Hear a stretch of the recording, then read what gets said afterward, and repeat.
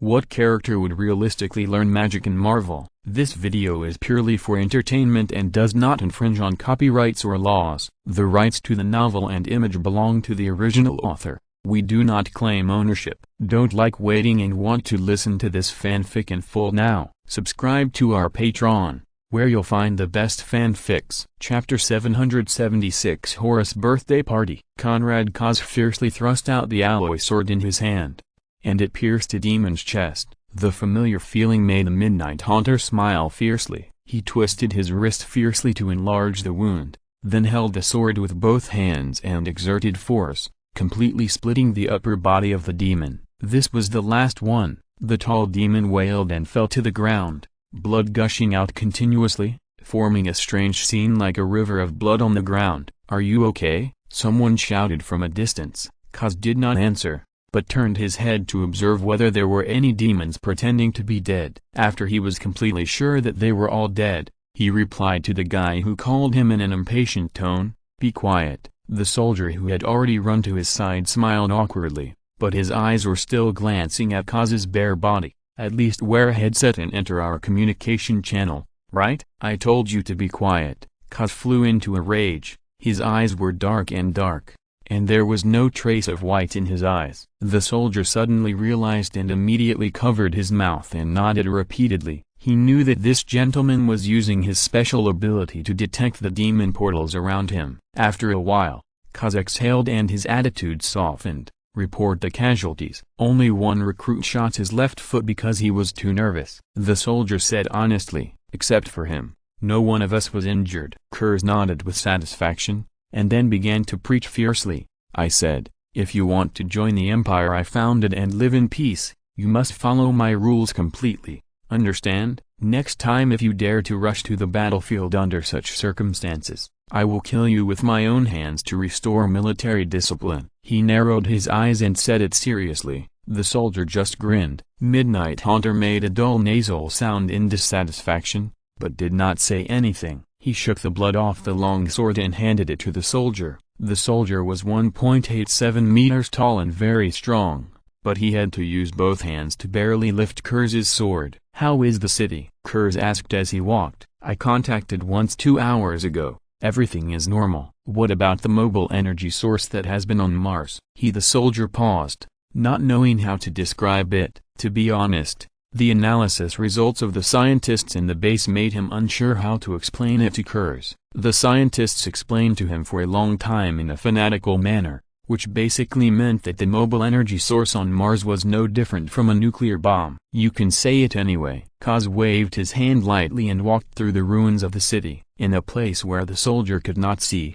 his eyes were somewhat sad. The burning city, the dead humans, the corpses everywhere, and the demons. All of this made him feel familiar, but Kaz knew very well that this was not the original world. Absolutely not. He had proved it many times with his own abilities. The scientists said it was a mobile nuclear warhead, the soldier said carefully, while struggling to hold Kaz's sword. All of this was seen by the Night Haunter. He snorted coldly and scolded, "Can't you even hold a sword properly?" "Sir, I didn't do any training in this area when I joined the army," the soldier said with difficulty. "Besides, no one uses cold weapons now." "How dare you refute my words?" Kaz turned his head suddenly, his black hair fluttering, and anger rose in his eyes. The handsome face was distorted beyond recognition, full of boiling murderous intent. He shouted, "No one in the Legion can disobey me." Okay, I get it." The soldier sighed, holding the sword and continued to move forward. "I will be punished when I return to the base." "Sir, please don't lose your temper. People are still waiting for you." Kaz's face twitched suddenly. Dash. Ha ha ha ha ha ha ha ha. A breathless laughter echoed in the dark space, and Russ almost slipped off the chair. He looked at the scene in the light screen and only hated that he didn't have 2 more pairs of eyes. "Is this really the Conrad Kaz I know?" He laughed wildly and slapped his thigh. To be offended by a mortal and only threatened verbally, a tiger turned into a cat. "Ha!" The Khan stroked his beard thoughtfully. "Well, it seems that our brother seems to have changed. He was not like this before." "Ah, it can be considered a good thing." Fulgrim did not comment, but the smile on his lips betrayed his mood. Only Angron's expression was the most special. It was a complex emotion mixed with sadness and joy. "He is not the Conrad Kurz you know," the wizard beside him whispered. "He is a completely different person, just with a similar face and the same power." "I know," Angron also replied softly. "I know." In his world, Conrad Kurz was a heroic sacrifice, and his legion protected countless innocent people in the Empire during the broken 10,000 years. They are the sharp blades in the darkness, the stars that ignite the prairie fire, and the flames that inherit their father's legacy. And here, Angron lowered his head and forced himself to focus on fishing. He rarely let certain emotions really affect him, especially at this moment. Tomorrow is the birthday of little Horace. No matter what the reason, Angron has the idea of giving him a good gift. And in another place, in the disorder and chaos of the warp, a lonely old man stood in the rolling storm, walking in silence. The wind cut across his old face like a knife, and his thin body was hunched. He seemed very tired, so he found a place to rest for a while. He opened the cloth bag in his arms, which was filled with tiny stars found from 1,000 worlds. The old man stretched out his fingers and gently stroked the stars, revealing a smile, and the wrinkles on his face were reduced a lot. "SHH, I know," he whispered softly. I know. Relax, Magnus. You don't have to suffer anymore." The old man raised his head and his eyes penetrated the warp. He saw an office and 5 people sitting together fishing. The 2 unrelated scenes made him smile sincerely. "I hope you can all be happy, after a long while," he said. "It's a bit late." "Sorry, there are many positive cases in Wuhan recently. I plan to close the store for a while. Updates from tomorrow onwards can be in the morning or afternoon." Chapter 777 Horace Birthday Party. Horace hadn't seen Guilliman for 2 days, and he was a little confused. In his impression, the image of Robert Guilliman was firmly tied to his metal desk. Guilliman could stay in his office all day, and if necessary, he could even hold meetings remotely using his personal terminal. And now, such a person, such a workaholic disappeared in his office inexplicably. "Do you know where he went, Lady Evelyn?" Horace asked politely. "I would like to know, Lord Horace," the Eldar replied lazily, leaning on Guilliman's chair. "But Robert didn't tell anyone where he went." Horace frowned when he got the answer. His mind was broken and his body was young. But he was not completely ignorant of the current political situation in the Empire. Everyone knew that the fragile balance was maintained by Guilliman alone. 3 years after the Battle of Terra, many officials did not know about this, and they did not even know that the Inquisition had been abolished. At present, there are still many inquisitors in the entire galaxy acting in its name. Maintaining a large political system requires many officials, many incompetent officials, and a small number of officials who can really do things. Unfortunately, the small number of the Empire is a real small number. But you don't have to worry too much, Lord Horace. Evelyn poked Guilliman's desk with her finger boredly. "Robert is a very rational person in most cases. It is unlikely that he will go to fight a dangerous enemy alone without equipment or manpower. This kind of thing is not in line with his style." At this point, the leader of the Death God army suddenly smiled ambiguously. Horace didn't understand, just touched his head inexplicably and replied, "You seem to be talking about something completely unrelated. Aren't we discussing where he went?" "Yes, but it's not impossible, isn't it?" Evelyn leaned back, her body completely wrapped by Guilliman's chair. She stretched comfortably. "He may suddenly feel that the office is too narrow. What do you think?" Horace glanced at the office and disagreed with Evelyn's statement. "Guilliman's office is very spacious, and you can see it through the 2 heavy doors. The first thing you see after entering the door is 4 rows of huge bookshelves, which are filled with precious books such as rare books that the Ultramarines have been searching for 10,000 years. The ceiling is a huge mural, with the Emperor's eyes closed in the middle, Guilliman with his eyes closed on the left, and the Ultramarines fighting on the right. I don't think Robert's office is that narrow, ma'am, and I have a question to ask." "Please ask. As long as I know, I will tell you everything I know." Evelyn smiled and answered. "When did you meet Robert?" This sudden question made Evelyn silent for a long time. She began to think quickly about what Horace meant, and of course, she couldn't come up with an answer. Horace, with a broken mind, is not as mature as he looks, and the occasional flash of inspiration does not mean that he is always so thoughtful. The real reason for asking this question is that it was just a casual remark. Of course, Evelyn would not know the truth. After a long silence, she began to consider whether Horace's question was actually his own. Horace saw the slow speed of answering clearly, and he laughed dumbly. "If you don't want to answer, you don't have to answer. I have seen your relationship with Robert. I have to say, Miss Evelyn, you are more or less." Before he could finish his words, Evelyn's face suddenly changed, and she disappeared abruptly from Gilliman's chair without even explaining the reason to him. She disappeared as a flickering black shadow, and the two heavy doors opened a gap. Evelyn ran away from the gap, as if she would never get away if she ran slower. "Huh?" Horace looked at this scene blankly, and he walked to the front of the door and pulled it open. The scene in the corridor did not change much. The two ever-victorious army soldiers on guard saw him and bowed their heads respectfully. One of them asked, "Do you need anything, sir?" "No, I just did you see Lady Evelyn passing by here just now?" "Indeed, sir," the ever-victorious army replied. "She seemed to be in a hurry." There was a subtle hint of gloating at the end of the sentence, but Horace still noticed it. He smiled helplessly, paused for a moment, and then continued, "Do you know where Robert went?" "The Primarch does not need to explain to us where he needs to go, sir. If you really need to know the answer, perhaps you can go to the chapter master and borrow his personal terminal, which should be able to contact the Primarch." Horace's eyes lit up.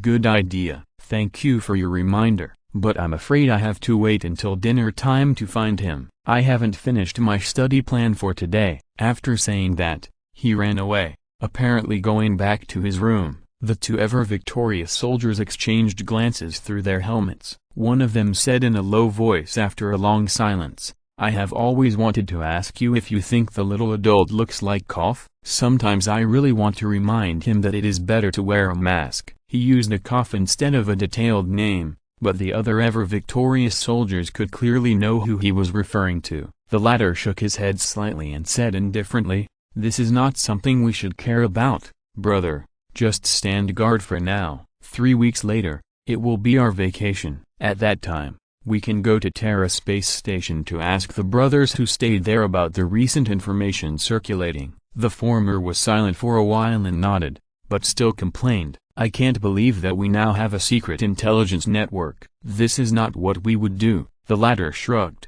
"Standard Ultramarines don't cooperate with the Eldar." The two laughed at the same time. The light of transmission flashed, and 7 people appeared in the lower hangar of Macrag's Glory. This is one of the 8 hangars. Dozens of Thunderhawk gunboats are sleeping quietly. Their surfaces are polished to a bright shine. It is obvious that they are often maintained and repaired. Despite this, there is no technical sergeant or maintenance servitor in the hangar. They were all evacuated in advance. To be precise, there are several roads on the Macrag's Glory today where no Ultramarines will appear. With a clean face, Gilliman coughed twice and said, "The plan is this. We will wait outside Horace's room first, and I will call him out. Then we will meet him one by one." "Russ, why are you crying?" The Wolf King and the Khan exchanged glances, and the latter showed a meaningful smile, but did not answer. He naturally would not tell Gilliman that there was a bet between him and Russ, although neither of them won.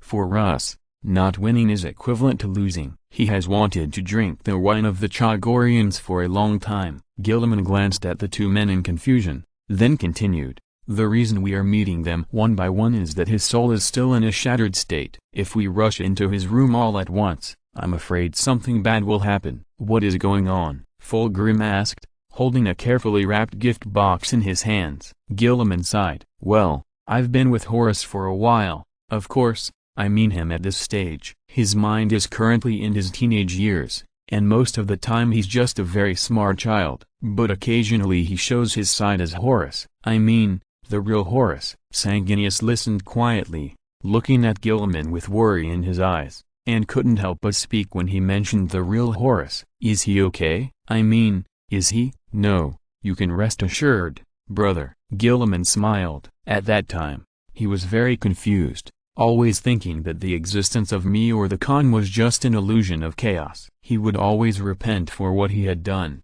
and then firmly say that he would never surrender. Of course, this was the better time. "So, what about the worst time?" Angren asked calmly with his hands behind his back. He pointed out the key point directly. Gilliman sighed. In the worst time, he would show strong suicidal tendencies. I had to use magic to restrict his actions. This is one of the reasons why he had to stay with me for about 12 hours every day. "Speaking of magic, my student," Shenyan said slowly, "how is your mastery of the power of the Titan?" "Not very good, teacher." "Not very good also has several different meanings. Did you learn it but couldn't release it a few times? Or didn't learn it at all?" "I didn't learn it at all, teacher." "Oh, so that's it." Shenyan nodded, and then stopped talking. However, his always pale face now showed a mysterious smile. Gilliman looked at this smile and suddenly felt a chill. He quickly changed the subject. "Well, that's all I have to say,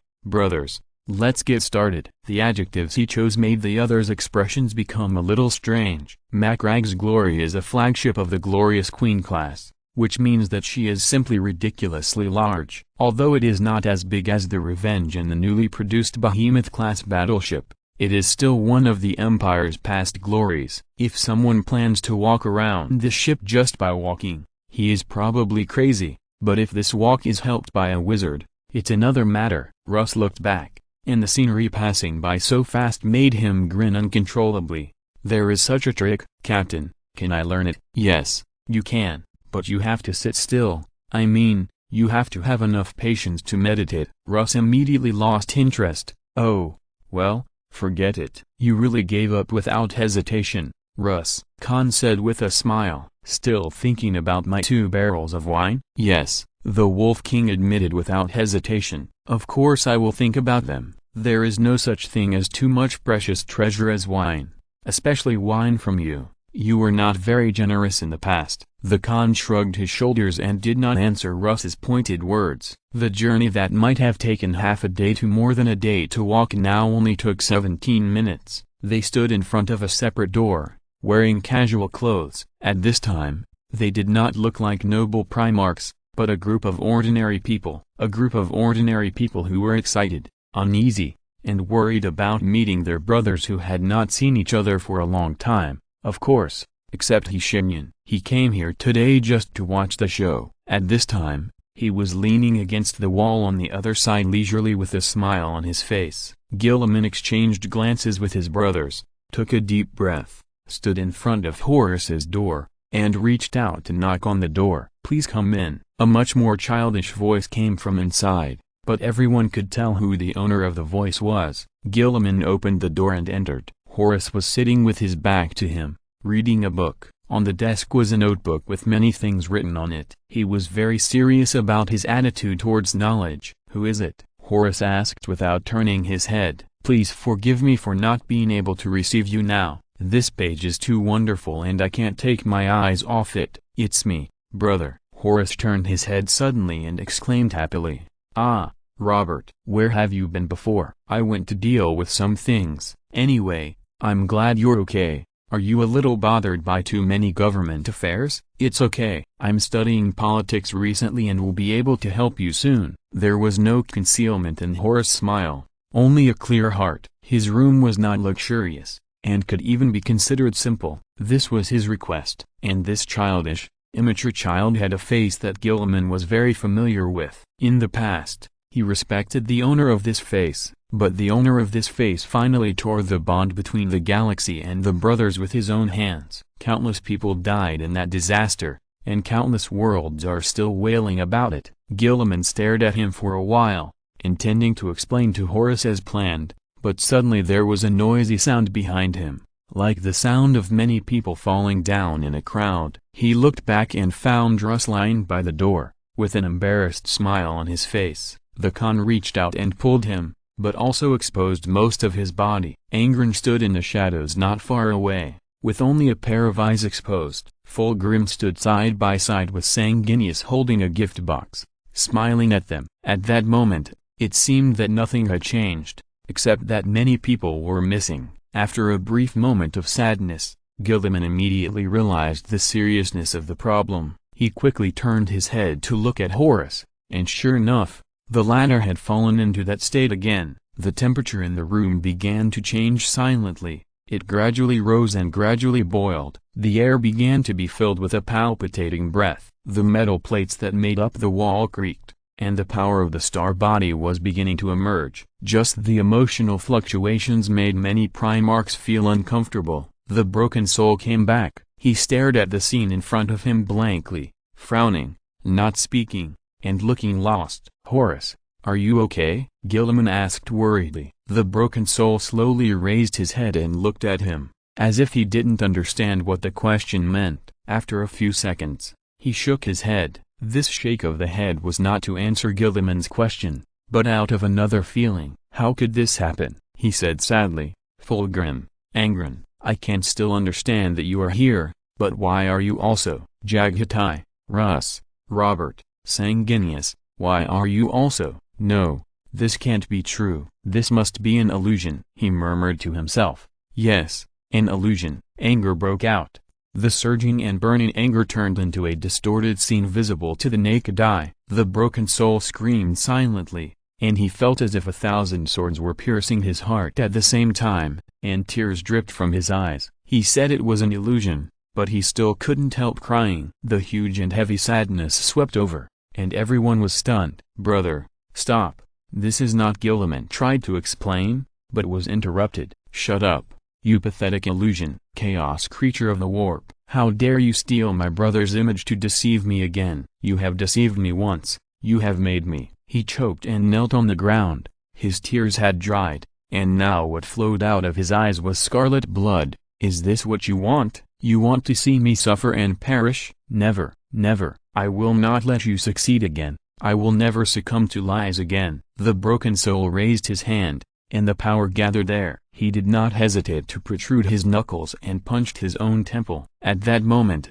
everyone's face changed drastically. They watched helplessly as their long-lost brother committed suicide without hesitation, but they were powerless to do anything. The tide of grief and anger made them unable to move. Until a voice sounded, "Stop." It was the voice of the mage, but he did not use words. It was a simple syllable, but it contained unimaginable power. It was more like an order than words. An order to reality. Reality succumbed, and Horus really stopped. He seemed to have lost all his strength, and his body collapsed limply to the ground. Gilliman hurriedly helped him up to the bed beside him. "Just now," Russ said hoarsely. "What was that?" No one answered him. "Horus, Horus, please, wake up." Gilliman anxiously checked his condition, almost at a loss. As the initiator of the banquet and the plan, he never expected that the situation would take such a sudden turn. Worry has eaten away his heart, and the Lord of Ultramar did not expect this to happen in his worst expectations. After all, he is not Horus, and he does not know what the latter has experienced in those 10,000 years. A soul toyed with by the four gods, he has experienced all kinds of cruel punishments in the world. Among them, Tzeentch is the worst. He once made Horus experience everything in the rebellion again on a whim. But this time, he was awake, but he could not control his body, and could only watch everything happen again, and then again and again. Shenyan glanced at the situation in the room, then turned his head to look at Angron, who had walked in at some point, and asked, "Why do you look like this?" "In my world, Horus is the person who replaced Sanguinius now," Angron explained simply, with a very complicated expression. He was deeply moved by what had just happened, even though he knew in his heart that this was not the Horus he knew. But was the emotion he showed fake? No one could say that. They were all witnesses of Horus's sadness and anger. Because they had seen it with their own eyes, they could not deny it. The facts were before their eyes. Shenyan shook his head and turned to leave. "Where are you going?" Angron asked behind him. "What happens next is not my business. He will slowly wake up in a few minutes, and his broken mind will get some help from the past. His memory will be integrated with some of the past. I don't like watching family-friendly plots." The wizard stopped and turned his head to smile.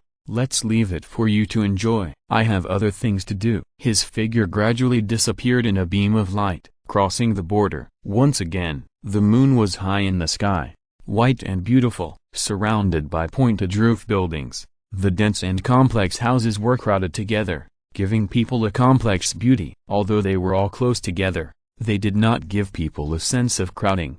The lights were bright, people were laughing and celebrating the coming of the new year. The streets were covered with thick snow, and more snow was falling from the sky. This is Valoran, Runitra, to be more precise. This is New Irithil. Shenyan looked up, and in his sight, there was a tall tower in the front and the highest place. There, someone was waiting for him. With a smile, he teleported up. "You are so slow," Gwendolyn said reproachfully, but smiled the next second. She stood up, opened her arms to the mage, winked playfully, and acted generously, but her white cheeks were already flushed. "I demand compensation.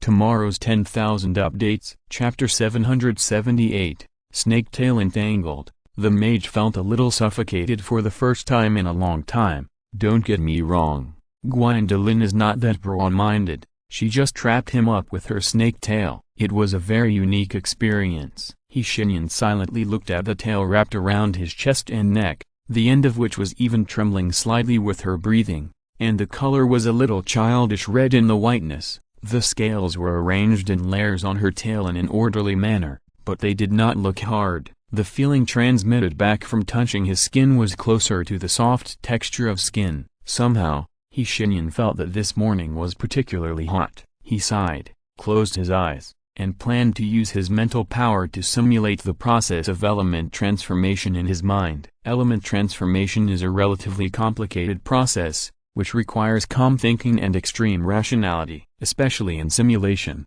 He used to use this kind of simulation as a pastime when he was an apprentice in Kamardage. Of course, it is a unique pastime. Only he can play like this. A certain horse-faced man had said behind his back more than once that he was just showing off by doing this. However, this tried-and-true method did not work this time. A warm breath hit his face, moist, and the air seemed to become ambiguous. For a few seconds, the wizard did not dare to open his eyes. But the person staring at him was obviously more patient than him. Snakes are always patient. They can stay motionless for hours or even half a day in all kinds of harsh environments in order to hunt. Finally, he compromised. The prey jumped into the snake's kiss by itself. The wizard opened his eyes and saw Gwendolyn's eyes without surprise. She covered her face with her black robe, revealing only a pair of eyes, which were full of shy smiles and something else. Some were like invitations, and some were like desperate little revenge. "Don't be like this, Gwendolyn," the wizard said helplessly. "It's morning now." "What's wrong with morning?" "Morning? Ah, you're asking even though you know the answer." Shenyan sighed again. "I hate mornings." He snapped his fingers, and the room fell into darkness. Then there was an exclamation and laughter. "You are really..." When he appeared on the streets of New Irithil again in his usual appearance, it was already afternoon. The people of Lordran are self-sufficient on this land. Unlike the deadness before, the pace of all the people he saw was relaxed and happy. This may also have something to do with the fact that they always stayed in one place and did not move. The mage could understand. After all, in the face of the end of the world, finding a good place to stay and wait for death is indeed a good choice. "It's been a long time since we last met, sir." Emma, the high priest who had met before, bowed her head in the church and greeted respectfully. "You still look so energetic." She bowed her head, so she didn't notice that the mage's face became a little strange after this sentence. "In high spirits?" "Not really, just barely alive." Shenyan smiled and asked, "Are the people of Lordran all right?" "The age of fire has clearly ended, but we have never felt better." The high priest, who was no longer wearing a priest robe,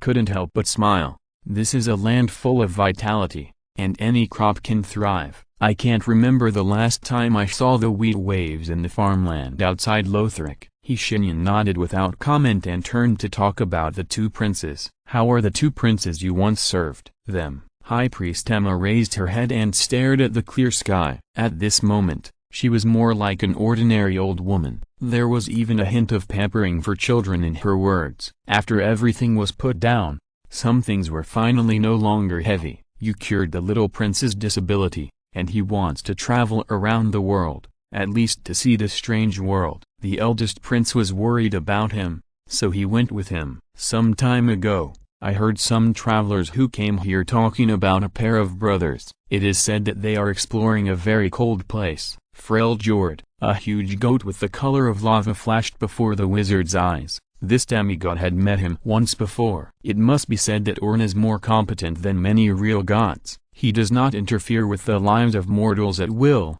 and will not let others slaughter his brothers and sisters for his own pleasure.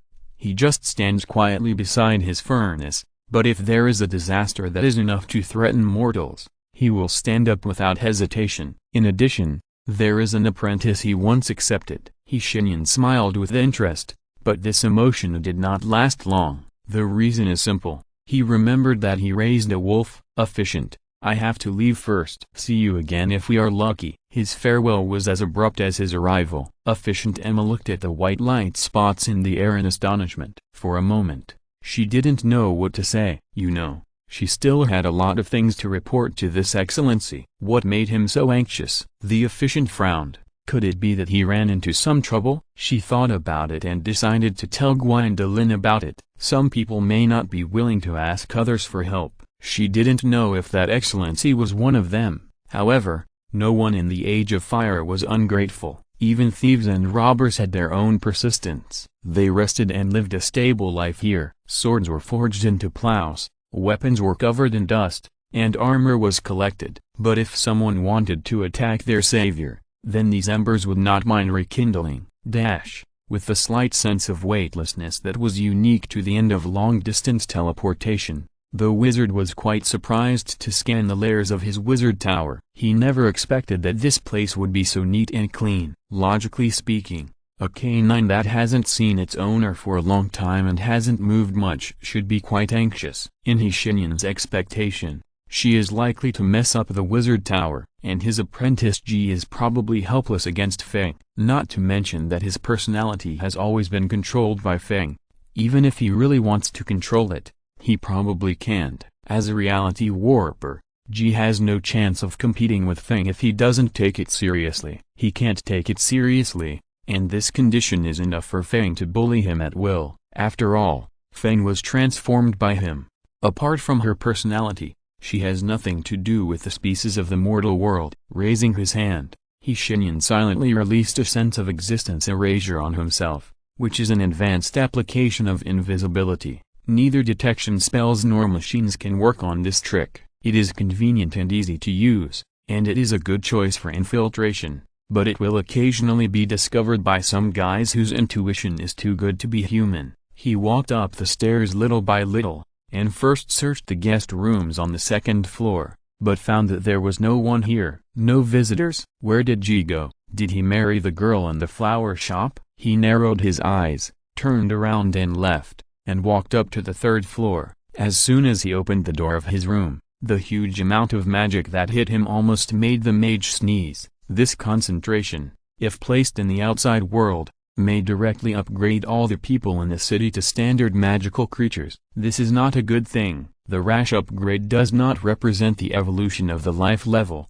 but the violent emotional conflict that follows. This is particularly fatal to magical creatures. Their confusion about the changes in their bodies may cause a violent collapse of the natural world, leading to a doomsday-like scene. For example, earthquakes that can cause the displacement of continental plates, tsunamis that turn land into seabeds, etc. Moreover, the constant coordinates of his mage tower in Valoran are Ionia. What's going on? Shenyan's first reaction was that there was something wrong with the energy gathering array inscribed in the mage tower. If it really led to irreversible consequences, he would be to blame. However, before he could check the energy gathering array, a huge white unidentified object in the room explained everything. Soft fur, huge size, high concentrations of magic power were constantly released from her body with her breathing. There was no doubt that this was Feng.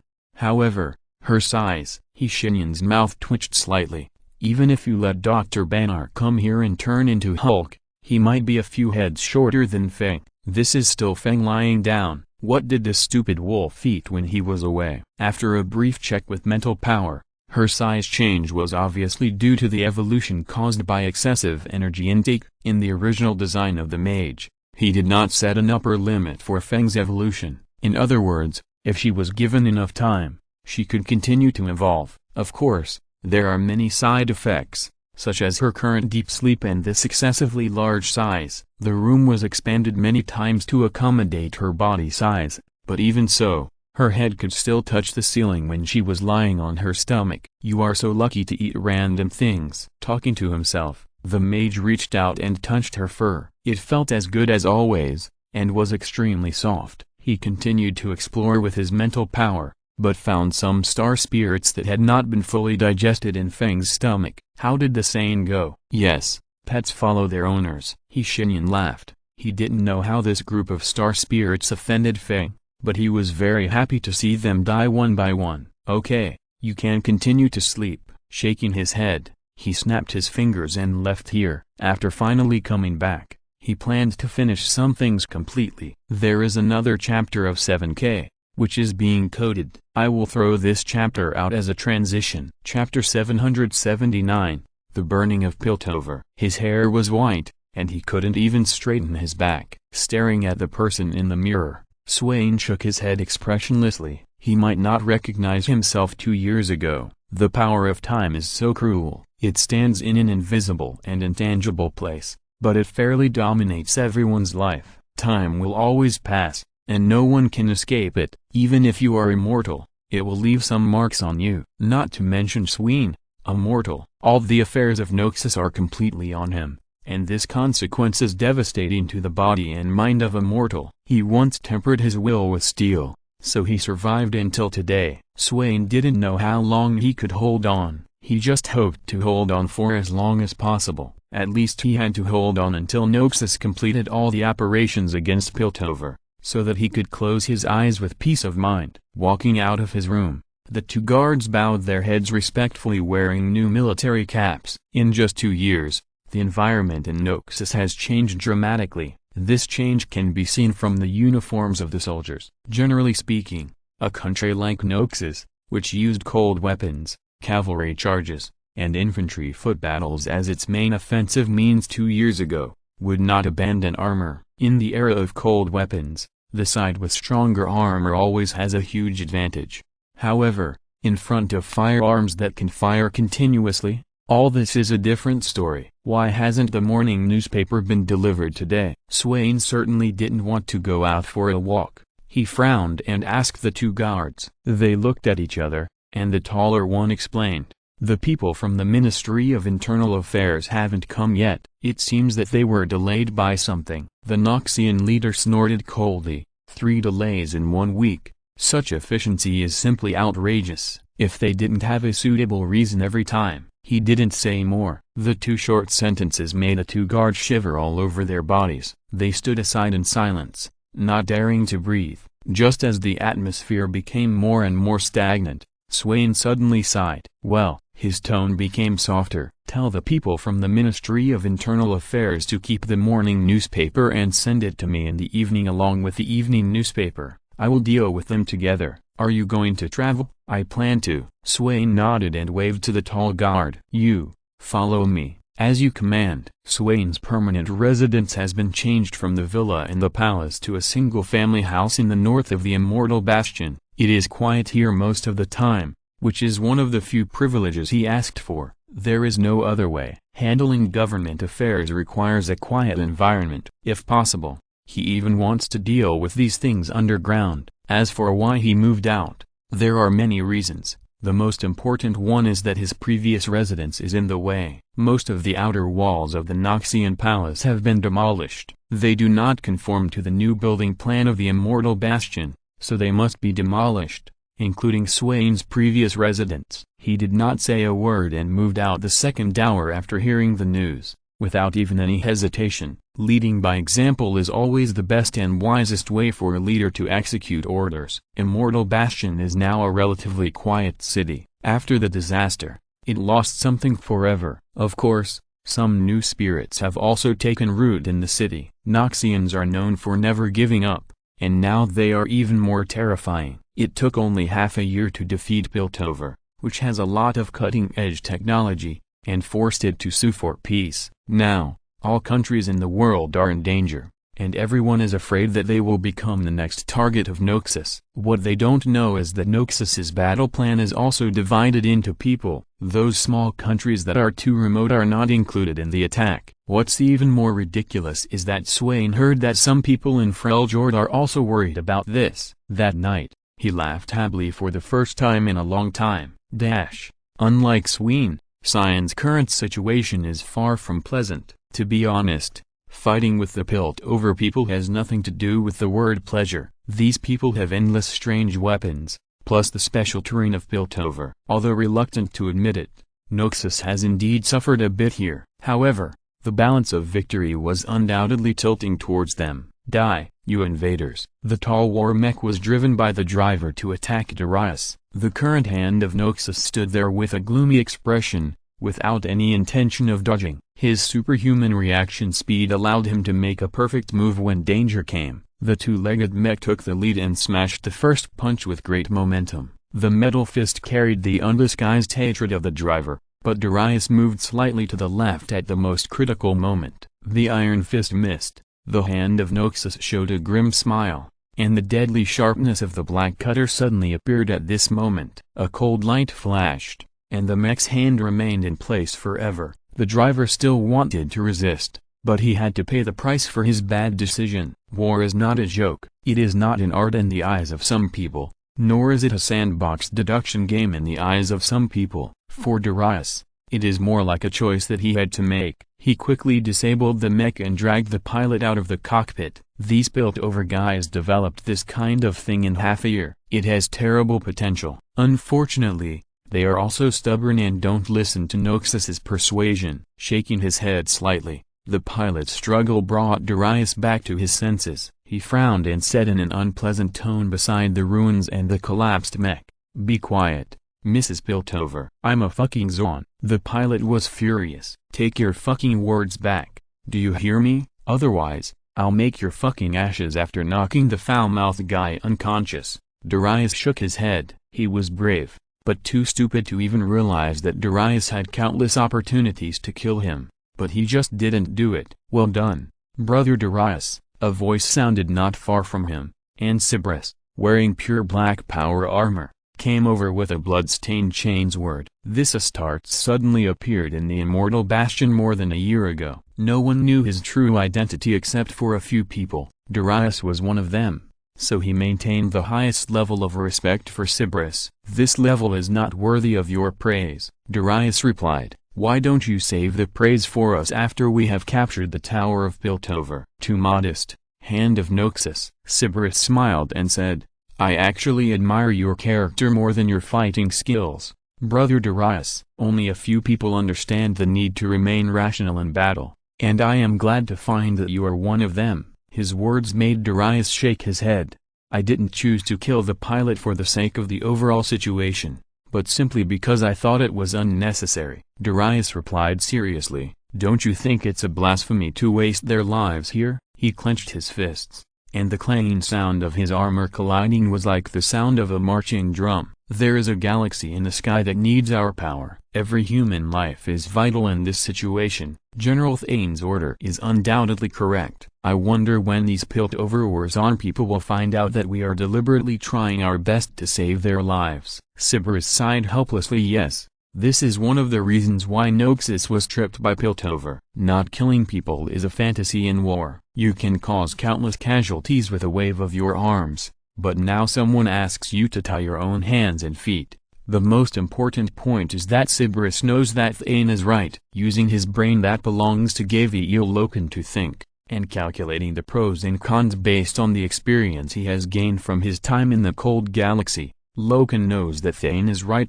And he must be right. If he doesn't do this, Loken will give similar advice. He didn't believe that the Emperor sent him here to help a prime march to slaughter the indigenous humans on his homeland. Besides, Piltover's technology also showed him something different. In half a year, they have already created things including war mechas. What if they are given another half a year? "Let's not talk about this, brother," Loken said in a tone that belonged to Cerberus. "Brother Kronos' battle seems to be not over yet." He raised his hand and pointed at a wisp of black smoke floating in the distant sky. His expression became much more serious. This power armor can help him feel many things that the naked eye cannot see. Just now, an indescribable palpitation rushed through his whole body. The power armor actually began to warn him. He has been here for a year and a half, and even when he faced the electromagnetic cannon bombardment of the Piltover people head-on, he never received a warning from the power armor. This discovery made Loken feel uneasy.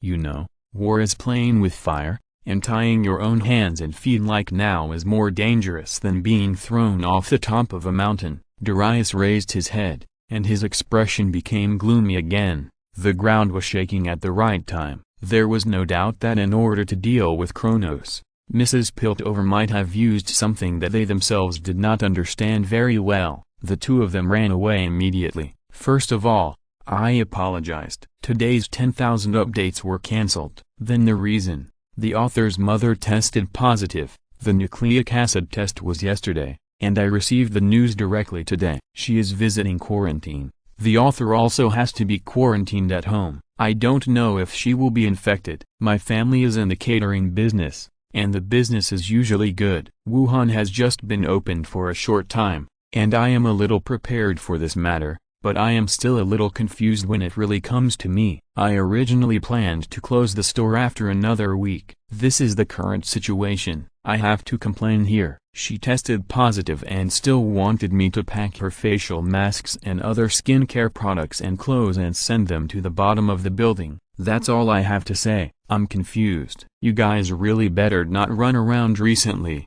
especially around Wuhan. Many of my friends have won the bid. A friend who went to Hanyang 2 days ago and his girlfriend are now staying in a hotel there. Chapter 780, The Burning of Piltover. Crown Guard. A hasty call came from behind. Lixana, with her messy blonde hair, turned her head and shouted, "Here, here!" The artillery fire was raging, and they were not far apart, but they could not see each other clearly because of the scattered smoke. After several twists and turns, the person who called her finally emerged from the smoke. He was a burly soldier wearing a black armor, obviously a member of the Silent Wolves. He should have abided by the rules of the Legion and remained absolutely silent before victory, but the current situation did not allow him to do so. His face was covered in blood, and there was an arrow wound on his forehead, where the blood was pouring out, but the soldier didn't pay any attention to it, but focused on protecting the civilian in his arms. She was about 40 years old, in a coma, and bleeding from her abdomen, staining her clothes red. "You accidentally injured a civilian again? Don't give me that." "Crown Guard," the soldier roared in response. "This woman ran out of her home and said she wanted to find her child. If we hadn't protected her, she would have run to the war zone and been blown to pieces." Lixana wanted to say something, but she heard a sharp whistle in her ears. A kind of intuition that belongs to magicians arose from her heart, sharp and piercing, making her scream uncontrollably, as if instinctively. "Lie down." This shrill voice was completely inconsistent with her identity as a Crown Guard, and what she did next had nothing to do with the former Crown Guard lady. She raised her right hand, and violent light burst out from between her fingers, forming a seemingly thin barrier. She half knelt on the ground, and the barrier was raised above her head. 2 seconds later, destruction came. An unbearable torrent of energy fell from the sky. Houses collapsed, the ground cracked, and buildings turned into ashes. The sharp whistle almost broke Lixana's eardrums. She gritted her teeth tightly and tried her best to release her talent. This secret that was once regarded as a curse is now the greatest guarantee for their survival. After an unknown amount of time, the whistles gradually subsided. Lixana opened her eyes with difficulty, and a feeling of almost exhaustion came with it. She removed the barrier, and the light dissipated. The soldier reached out and grabbed her, and at the same time looked around in shock. The street they were standing on had now completely disappeared, and the buildings within a radius of dozens of miles had all turned into powder. The place where they were now was a huge, deep pit. "Are the Piltover people crazy?" Detonating such a thing in their own city? There are still many civilians hiding in their homes here. After a few minutes, Lixana finally woke up slowly. She had joined the Noxian army as a military doctor and had long lost her original immaturity. Even a brief fainting did not make her lose her composure. Like the soldier, her first reaction after waking up was to curse the Piltover people for their madness. This is their own city, and there are civilians here. The rich and powerful have never treated us as human beings. A voice interrupted their conversation with an undisguised weakness. The injured woman covered her abdomen and pursed her lips. In their eyes, we are no different from the wild children in the slums of Zon. I am not interested in the economic and cultural disputes between you, the soldier said stiffly. This kind of thing would not happen in Noxus. Are you any better than them? The woman smiled palely in pain. Come on, Noxians. You are invaders. The soldier stared into her eyes without any guilt and said word by word, if you knew our ultimate goal, you would not call this invasion. Tell me, have you ever seen us kill any of your civilians since the war began? He smiled contemptuously. This is not invasion, you ignorant woman. This is to recover lost territory. Runitra will eventually be integrated into a whole in the hands of Noxus. When we win,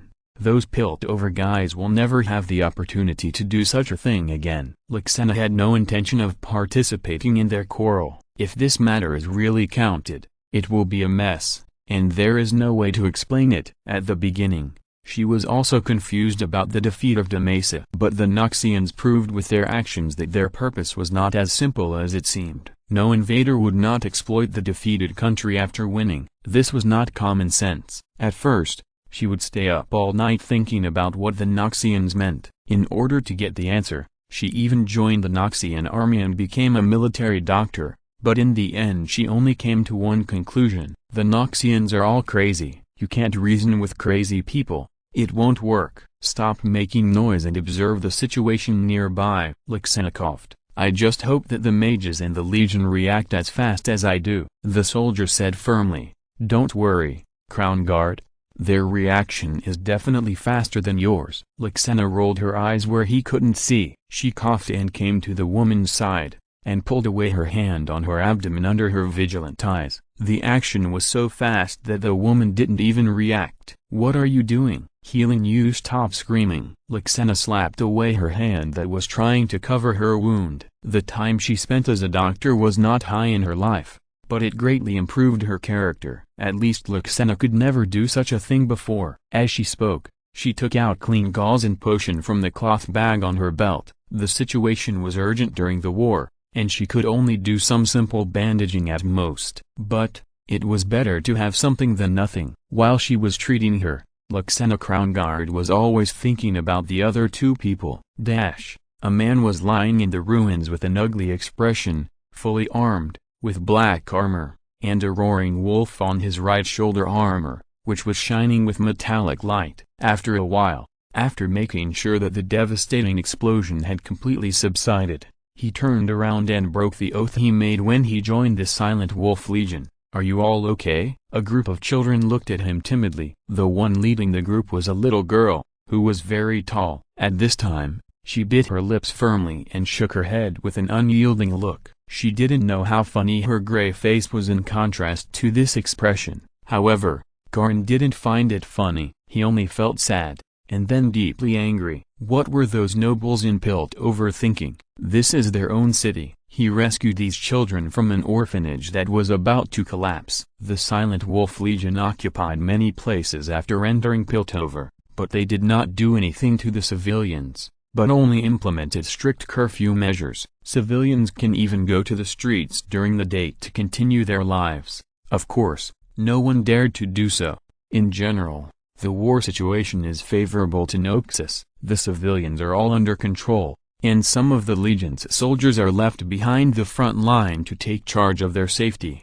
Garn is one of them. I will take you to a safe place, Garn said in a low voice. Come with me, okay? I know you don't like Noxians, but I'm not a Noxian, I'm a Demason. You're lying. The girl in the lead glared at him. Everyone knows that Demasons hate Noxians the most. How could they possibly be mixed up with the Noxian army? Garn smiled bitterly. That was in the past, kid. Demesa was defeated. Strictly speaking, Demesa is now a city of Noxus. The girl widened her eyes in surprise and looked at him in disbelief, looking as if she was about to cry. You are lying. I never lie, kid. Garn looked at her gently. then slowly stood up and swept away the gravel on his shoulders. "I don't believe it. How is it possible? Aren't Damascens all brave knights? How could you be defeated by a group of Noxian barbarians?" To be fair, every word of this child was poking Garin's wounds. He showed a self-deprecating smile.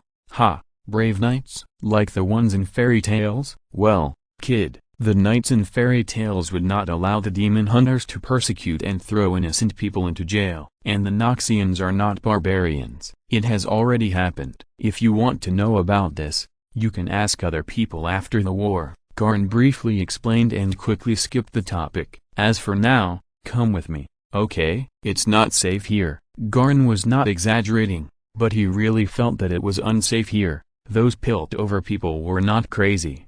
They were nobles and businessmen who pursued profits. They must have some ulterior motives to make a group of businessmen do such a thing as energy bombing in their own city. He frowned and had several guesses in his mind. The top priority at present was to send these children to a safe place and then meet up with his team. It would be best to find Instructor Kronos. If he was here, things would be much simpler. The children finally compromised. They were still young and had not yet shed their childishness and innocence. This kind of aura allowed them to feel the kindness and malice of people. This kind of intuition like a gift was only possessed by children. They followed Garin closely and walked nervously on the streets that had completely turned into ruins. The one walking behind pulled the corner of the clothes in front, and the girl took the lead. She followed Garin closely, her body trembling nervously and uncomfortably. Garin felt a stinging pain on his skin as the smoke and dust filled the air. He knew that this was a sign of excessive concentration of magic power.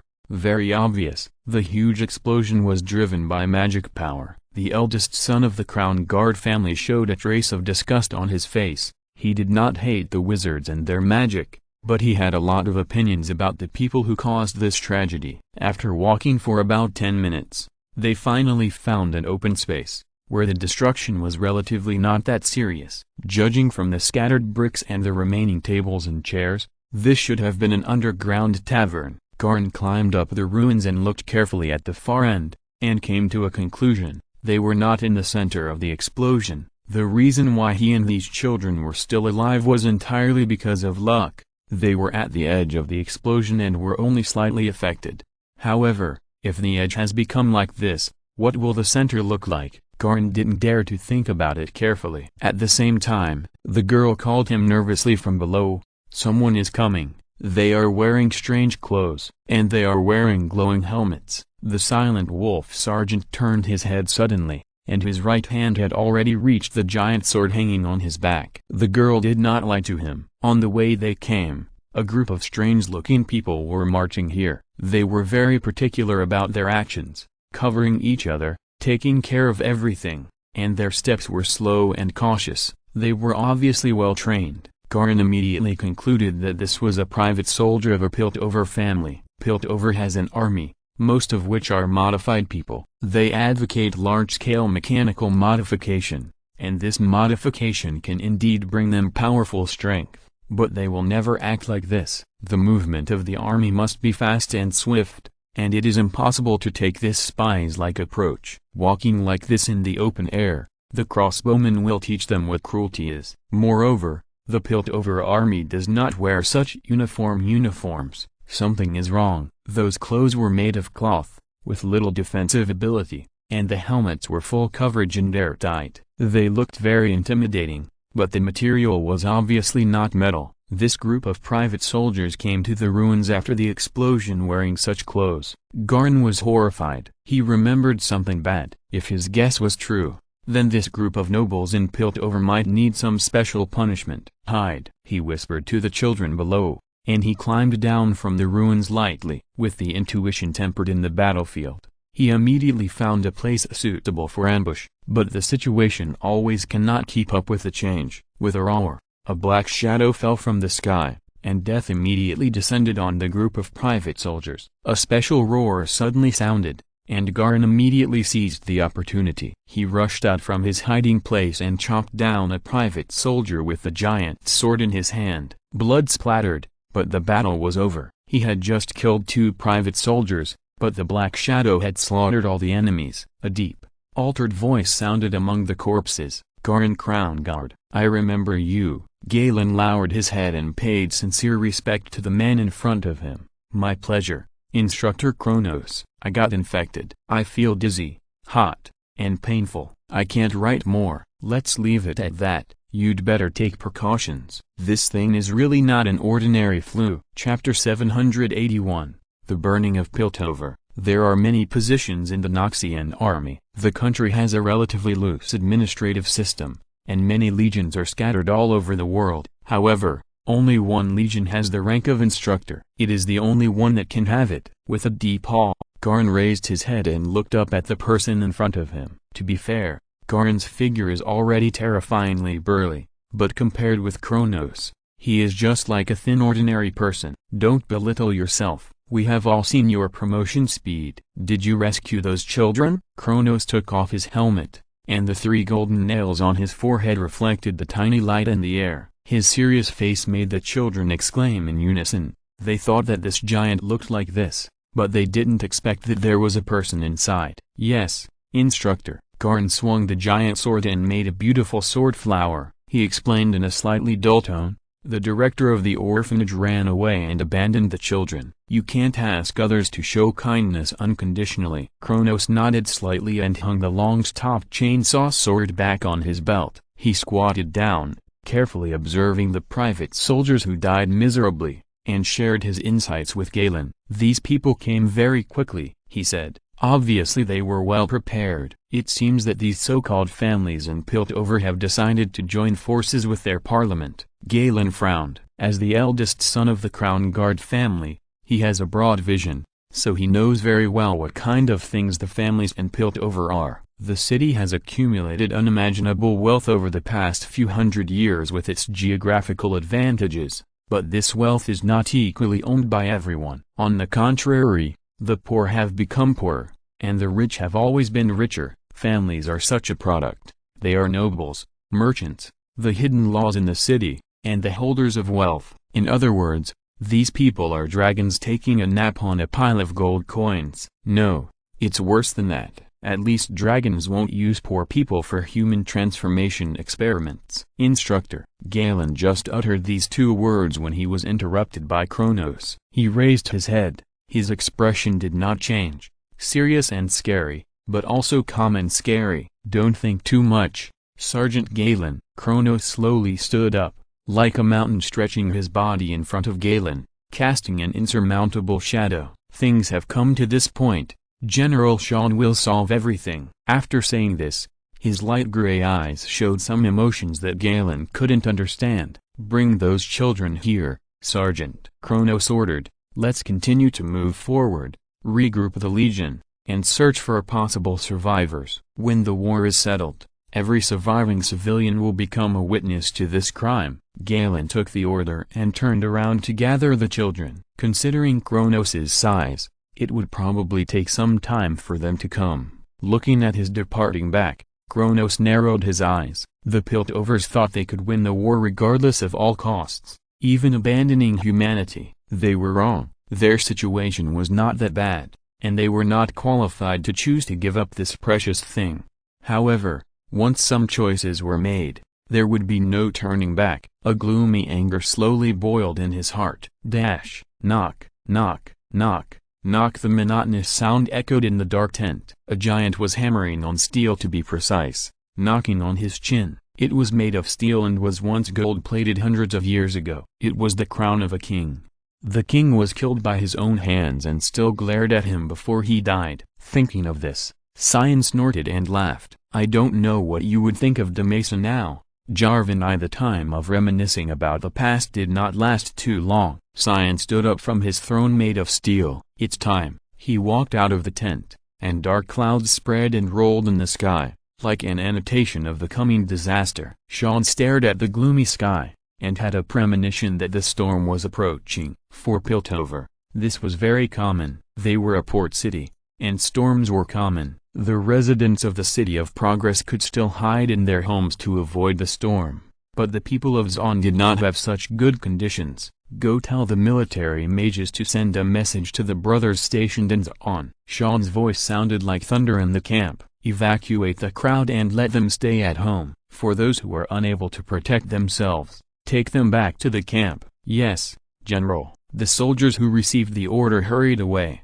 and a man with a sinister face came to Sean. He saluted respectfully first, and then slowly said, "General, the people of Piltover seem to have used some powerful weapons that cannot distinguish between friend and foe in their city." "I know," Sean replied. "You are not a person who speaks without purpose, Grady. What do you think?" "I just feel that the people of Piltover seem to have been forced into a desperate situation." The man named Grady lowered his head and answered. He was not wearing armor, but a robe that was easy to move in. There was a wolf head emblem on the collar, but he was not actually a member of the Legion. If you have to say it, he is actually just a non-staff member of the Silent Wolf. He is a strategist, and his ability has been recognized by Sween, so he was asked by Sean to serve as a member of the staff. Sean knows his own strength, but he also knows his own mind. He is not the kind of person who likes to take on too much, and if there is a good suggestion,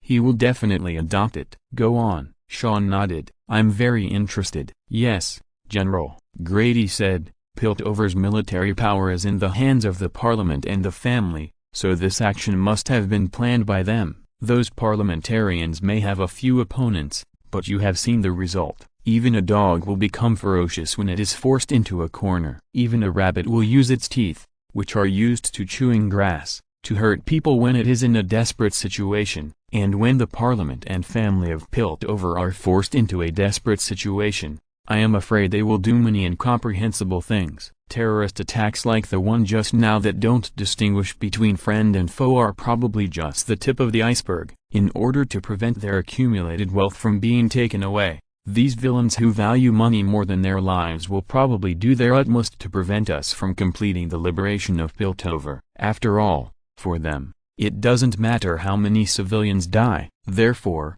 I think." He raised his head, and a sinister smile appeared on his sinister face, which was in line with his own temperament. "We should let Miss Katarina go. Sorry, I am in such a bad state, I can only write this much. Yesterday I thought I could write 6K today if I was in a better state. Sorry, COVID, I was kidding." So far, ibuprofen has helped a little, but not much. Lethargy, cough, fever, pain. If you're listening to this novel on a channel other than Fanfic World, it means they downloaded and uploaded it without effort. We cordially invite you to visit our channel, Mundo Fanfic Novelist. There you'll find the original version of this story and you can explore many other novels of various genres. We are waiting for you to immerse yourself in a world of incredible novels. Chapter 782, The Burning of Piltover. Humans seem to have lost their animal nature after putting on the cloak of civilization. We live together and use money and power to embellish our lives. However, in a sense, we are no different from our ancestors thousands of years ago. We also devour the corpses of other animals. From this perspective, humans may be some kind of ghouls in nature, but we are out of control. We devour the world tirelessly. We regard ourselves as the masters of the world, so we ignore the truly dangerous places. Thomas Telford, on Humanity. Putting down the book in his hand, a man touched the stubble on his chin. Since being imprisoned here, his concept of time has faded a lot. He can only judge how long he has been here by the length of his beard and hair. After all, it is dark here. He sat up from the simple bed and reached out to take the small mirror on the wooden table next to him. A hexed desk lamp emits a faint blue light on the wooden table. These are some small things he begged for after being imprisoned. The identity of a senator made those people willing to give him a little privilege. Staring into the eyes of the person in the mirror, Jace Tallis, the youngest member of the Piltover Council, smiled self-deprecatingly. Yes, this is the taste of privilege. Bitter. He threw the mirror to the ground, and with the sound of shattering, the guard outside the cell door opened the peephole on the iron door and peeked in with his intimidating iron-gray eyes. "Sir, what can I do for you?" "I have a lot of things." Jace didn't even look at him. "But one of them definitely doesn't include talking to a pig like you." The guard was not angry at his words, but replied calmly, "Your mirror is broken. Do you want us to send a new one to you at dinner time?" "What I need most now is not a mirror or dinner, but a punch in the face of those pigs in the council." Jace raised his fist and pounded it on the bed with such force that the iron bed creaked. I don't know who was involved in this, but they will definitely go to hell. The guard looked at him quietly, and waited until he calmed down before speaking again. Your mirror is broken. Do you want us to send a new one over at dinner time? He repeated his question. In addition, Senator, you'd better maintain the most basic respect for the parliament. They have emphasized this point. Respect? Jace laughed. You are talking to me about respect? Do you know what they did? They authorized the use of refraction prisms in Piltover. Do you know what it is? Do you know what consequences it will cause? Actually, I think I do, Senator. The guard replied softly. The vibration you felt half an hour ago was the aftermath of the refraction prism. After saying this, he closed the viewing window. Jace's face twitched violently. He stood up with a heavy breath, and could hardly stand up. The refraction prism is one of the highest masterpieces of Hexk technology. Don't think it's really a mirror just because it has a gentle name. In fact, it is the biggest support for the senators to maintain an optimistic view of the war. Jace thought so during the 2 years it was made. Even though the Noxian warships were approaching the port, even though their mages had begun entering the city in large numbers 2 months ago,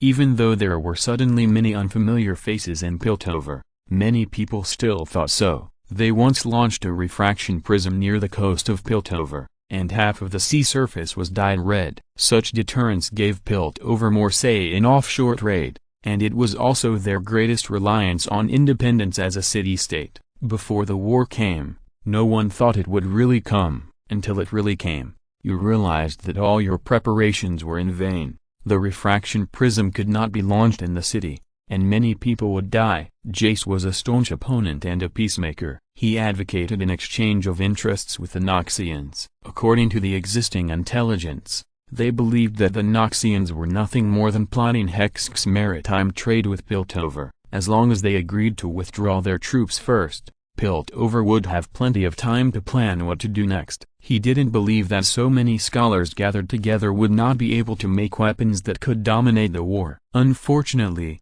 the council said nothing. They refused to give in, refused to give up some of the money, even if most of the outer city was taken by Noxus. The youngest counselor slumped on the ground, with almost no light in front of his eyes. He knew the power of the refraction prism and where it would fall.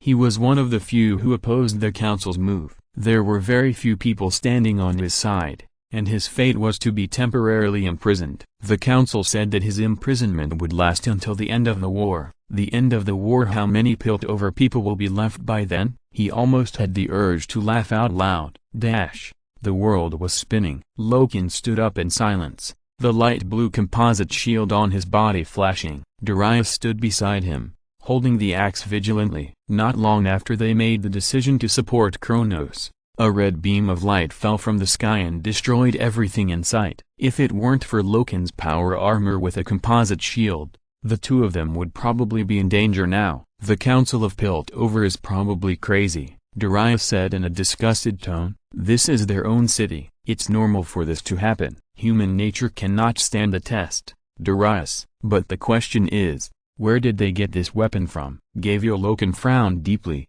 I have seen their reports on Hexk. The energy generated by the magic crystal is light blue. What we just saw is a red beam. Maybe it is a variant of Hexk. Darius made a guess. It's not that simple, brother Darius. If you want to ask me what I have learned from the past battles, I can only tell you that I have learned, and the only thing I have learned is this. He raised his head and stared at the sky that was about to get dark. Staring at the dark blue with a little pink color, Loken said in a serious tone, the more you don't want something to happen, the more it will happen. There is another chapter. Better, but not much. Still have fever and cough. Almost everyone in my family got infected, even Grandma tested positive. It's ridiculous, the speed of transmission. Chapter 783, The Burning of Piltover. Starlight is beautiful and romantic. For thousands of years since the birth of human civilization in Runitra, it has always deeply touched the hearts of people living on this land. This is especially true for the residents of Mount Targon. In other places, the Protoss may be just legends, but here, they are real gods. However, They don't know that these gods are now suffering from an unprecedented massacre. Black tentacles shot out and wrapped around a man's right ankle. He looked at this scene with horror, and his originally noble appearance and perfect body were also flawed by this expression. He screamed, almost crying. The sound was so sad that anyone who heard it would cry, and his appearance was even more tearful. But the tentacles did not waver at all. It just slowly dragged the man back into the shadows, and even deliberately slowed down so that the man could continue his struggle. A moment later, chewing sounds came from the shadows. Delicious. Shenyan made a comment, but his expression was obviously not very satisfied. He shook his head, put his hands behind his back and walked out of the shadows. He looked at the star spirits who were facing a great enemy and smiled politely. "Leave here." One of the women glared at him. "You are not a god from this world." "I am not a god." The mage grinned at her, and the woman screamed immediately. The golden flames began to burn on her body without any warning. In just half a second, she turned into a glass statue with a terrified face and silent screams. "As for whether I belong to this world or not, what does it have to do with you? A group of parasites without self-awareness." The descriptive words he used made many star spirits reveal angry eyes.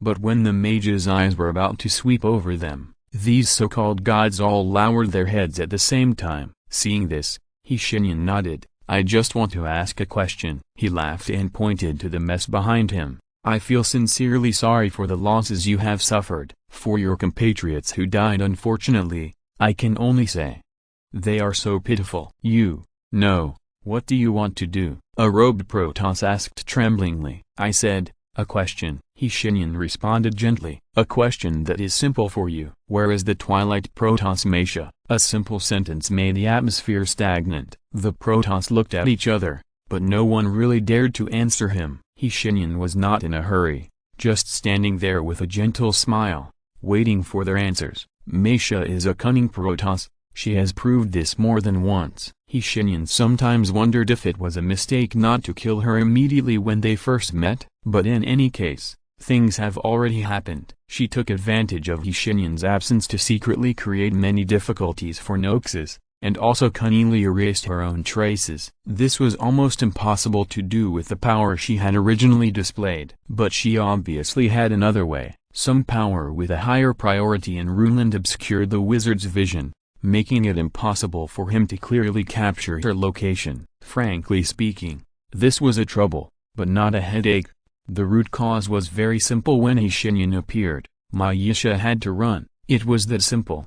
If she didn't run, she would die. The Protoss didn't let him wait too long. After a short silence, a Protoss said tremblingly, "We don't know where she is, sir." "As expected, she certainly won't tell you idiots where she went." The wizard nodded, and he tore off the polite coat himself. The huge shadow behind him began to stir again. "Although I have a different stance from the Twilight Star Spirit, I must admit that she does have a pretty good brain, which makes me curious about what she tastes like. However, you are different. You are just a bunch of insects, and she was right not to tell you her plan." But shadows surged and floated, blocking the light above and swallowing the clouds below. Thousands of tentacles shot out from it, and they coldly dragged the star spirits into it one by one and began to eat happily. Shenyan, whose half of his face was covered by the shadow, sighed at this moment. On the one hand, the uneven quality of the star spirits made him a little annoyed, just like half of the rice grains in a mouthful of fried rice are always undercooked. On the other hand, he found that he was getting more and more annoyed with this feeling. "You want to play hide-and-seek, right? Very good." He smiled, and his figure gradually dissipated on the spot. "Some people are natural chess players, good at calculations, happy to plan everything behind the scenes, and have good chess character. But others prefer simple entertainment. Ask them to play chess, and they will smash the chessboard immediately."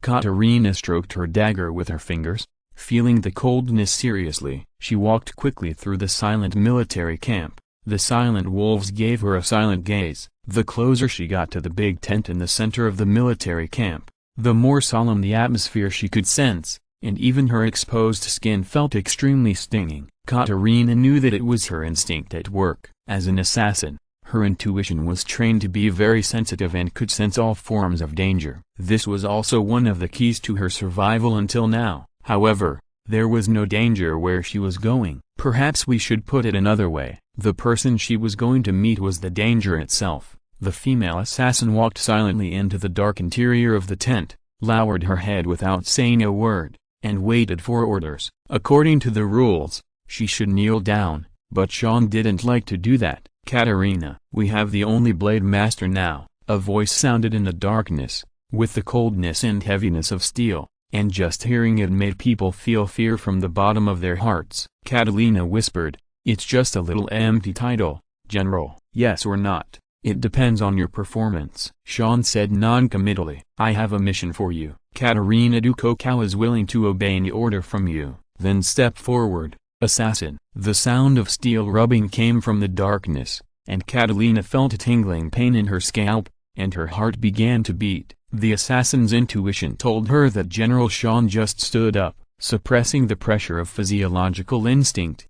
The female assassin stepped forward and received her mission. "If the situation gets better tomorrow, I will try to keep 4K. I hope I get better soon." Chapter 784, The Burning of Piltover. Katarina patiently lurked in the shadows, waiting for the patrol to pass. One thing must be made clear: even if she is the only blade master in Noxus now, it does not mean that she can face an entire team of Piltover guards alone and remain unscathed. Blade masters cannot do that. Those who get this title are deadly blades in the shadows, not warriors who attack head-on. Moreover, the location she is in now has the highest security level, and the hexed guns in the hands of those guards are not a joke. She counted her heartbeats, one after another, and time passed very slowly in such a situation. Fortunately, she has long been accustomed to it. 15 minutes later, the guards near the square gradually disappeared. Katarina poked her head out from the shadows under the statue and observed the surrounding scene warily. The people of Piltover,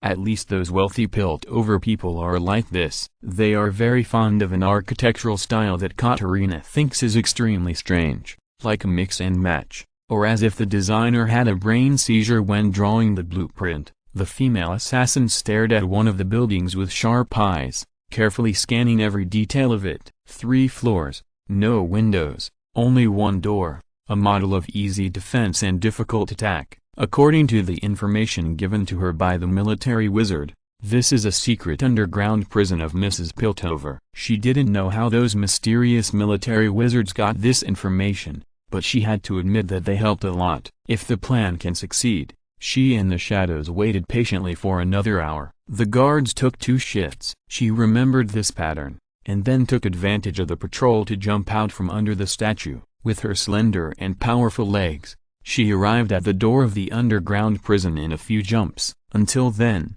her figure was still covered by the shadows, and the night seemed to love her especially. Even the snipers who were ambushed in the 2 houses next to her didn't notice that she was standing in front of the door so openly. And now, the problem before her is how to get in. Katarina is not worried about this. She reached out from her belt and took out a delicate brass key. She walked calmly and generously to the alley beside. If you don't look at the location and her dress, she would be as calm as a tourist on a picnic. Then, Katarina inserted the key into the wall of the house. This should not have happened. It is not in accordance with the laws of nature. The key must be inserted into the keyhole, just like a sword must have a scabbard. But it happened just like that, and the weird part is here. It is just weird. A faint dotted line appeared on the wall. After a few seconds, the dotted line formed a black door, and even a door handle, and the brass key was inserted on it. A satisfied smile appeared on the face of the female assassin. Although she might have difficulty communicating with the military mages, the help they provided was real. Of course, there are also those Vastaya spies who thoroughly understood the political situation in Piltover and the life and personality of the councillors before the war began. Only in Noxus can you see such a wonder. Vastaya people were reused for no reason, and mages who were persecuted in other places had a quiet environment. Equality for all has not been realized in Noxus today, but it is also true that everyone has a chance. She pushed the door open and approached. The room in front of her looked like a laundry room. The disguise was good, But Katerina saw through the poor disguise at a glance. No servant in charge of washing clothes would throw underwear and coats into the same basket, not to mention that they looked too plain. This was not in line with the identity of people who could afford to live here. Katerina squatted quietly in front of the laundry room door and peeked out through the keyhole. The corridor outside was empty, but she did not relax her vigilance, but stayed in the laundry room for another 17 minutes.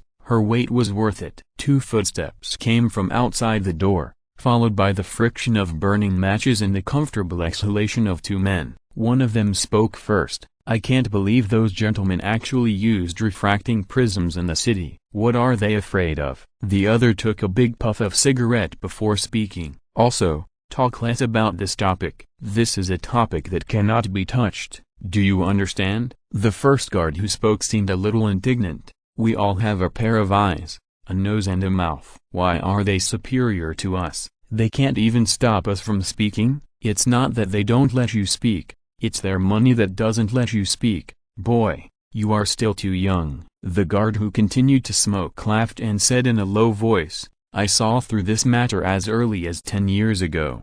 Didn't you notice? The newspapers are full of new discoveries in hex technology, and several new ships have been built at the dock. What's the problem with this?" "It's a big problem, you naive child." The smoker changed his stance, and his heavy boots made a sound of colliding with each other on the hardwood floor. He continued, "There are small shops bought by big families everywhere, and the streets are full of street kids and homeless bankrupts. It was like this 10 years ago. Did the newspapers report it?" They were silent for a long time, and the young guard spoke again. "The councilman below is Mr. Jace, right?" "Yes," the smoker replied. "Jace Talus," he sighed. "It's his bad luck. When the Noxians are defeated, he will die with them. The captain has already told me yesterday that the other gentlemen in the parliament are very dissatisfied with him. A bunch of bastards." The cigarette was finished, and they gradually walked away. Katerina pushed open the door and walked out. The lights in the corridor began to inexplicably fall into darkness. She raised her right hand, fumbled for a silver ring on her index finger, and turned it, so the lights came back on again. "Interesting." The female assassin couldn't help but smile. Even if she went back like this, the intelligence she had obtained was more than enough to get through. Refracting prism, a young counselor named Jace Talus, and the dire situation of the civilians in Piltover. Any piece of intelligence is enough to give Noxus a greater advantage in the war. However, Katerina was not satisfied. For her, a mission usually has 2 results. The first is to exceed the target, and the second is failure. The female assassin reached out and took out her 2 daggers. Her boots stepped on the thick hardwood floor without making any sound. Now, she is going to exceed the target. "I took medicine this afternoon and overslept. I woke up at around 7 o'clock, which was a little late. There is still a chapter being coded. In addition, I have to say a few more words. Now that I have let go, infection may be a very common thing. Everyone should prepare more medicine. I feel so uncomfortable taking medicine, I dare not imagine what it would be like without medicine." Chapter 785, The Burning of Piltover. "What do you mean Jace Talus is missing, you damn idiot? I pay you and your group of bastards who only know how to patronize the alleys to find women more than 30,000 gold coins a year, and this is how you treat my money?" A bald man sat in his office and cursed at the guard in front of him. He looked ugly. It can even be said that he was ugly in a special way, ugly with a kind of charm. If someone wants to hold a human exhibition hall in Valoran in the future, he is likely to be placed in the most conspicuous position. The reason is simple: he looks too regressive. He has a broad forehead. Generally speaking, a broad forehead on a man is considered a symbol of masculinity, and it enjoys the same status as a square chin. But his is different. If you look at him from the side, you will find that his forehead is protruding. Looking down, there is a pair of eyes that can only be seen as a small slit due to the fat, and now they are widened a little because of anger. Then there is his nose, crooked, as if he was beaten by a man named Lou. As for the mouth that was constantly spewing obscenities, the appearance of an angular fish might be more pleasing than his. At least you knew it was a fish, but you really couldn't confirm whether this person was a human or not. In sharp contrast to his ugly appearance was his luxuriously decorated office. The mahogany floor, 2 bookshelves, and 2 display cabinets were filled with valuable treasures collected from all over the world. The table was custom-made from Ionia at a high price. It was said to have a calming effect, but unfortunately, judging from his current appearance, it was obviously ineffective. The guard who had been insulted by him for more than 5 minutes had no intention of resisting. He just lowered his head without saying a word, and looked like he was just going to do whatever you said. This made the man even more angry. He picked up a heavy stone sculpture of a human head from the table and threw it directly at the guard, hitting the latter's forehead exactly. With a bang, the stone sculpture shattered, but the guard stood there as if nothing had happened. He wiped the white mark on his forehead and spoke calmly. "Calm down for a moment, Senator Bno. Senator Talus won't be far away. Our people are searching for him." "Searching? I want you to find him right away. Do you understand?" The humanoid anglerfish called Bno raised his voice by 8 points again. "Do you know what's in Talus's mind? The only ones who can rescue him at this time are definitely those Noxian barbarians. If the Noxians know what's in his mind, do you know what the consequences will be?" The guard nodded. "I think I know, Senator, but it's no use for you to nag at me here." Senator Talus's cheeks, which were full of flesh, twitched. He took a deep breath and calmed down. Even his tone became calm again. Considering his previous personality, this was a miracle. "Okay, I'll give you half a day to find Talus and the Noxian who rescued him, no matter if he lives or dies. If you are not sure you can bring Talus back, just kill him." Although he is a genius, Piltover has never lacked geniuses. "As you command, Senator." The guard nodded and turned to leave. When he left, whether intentionally or unintentionally, he kicked the statue debris on the ground to the side with his boots. Seeing this, Senator Anglerfish's face began to twitch again. "This idiot, who does he think he is talking to? I'm a Nabibno. Damn bastard. Bastard. Do you think you are great because you have transformation and the trust of the Grey Lady?" He pushed everything on the desk to the ground and vented for a long time before stopping. There was a knock on the door at the right time. "Sir, do you need your room cleaned?" an elegant voice asked. "No need." A Nabibno stood up and stood on his messy floor with his short and fat legs. He panted, came to the stove, stretched out his hand and pressed a few times on the wall, and then stretched out his hand and pulled open a painting hanging directly above the stove. There was a wooden box inside. Anabi solemnly took it out with both hands, carefully opened the wooden box, and took out a piece of gem fragment from it. It has a dark purple color, and when staring at it,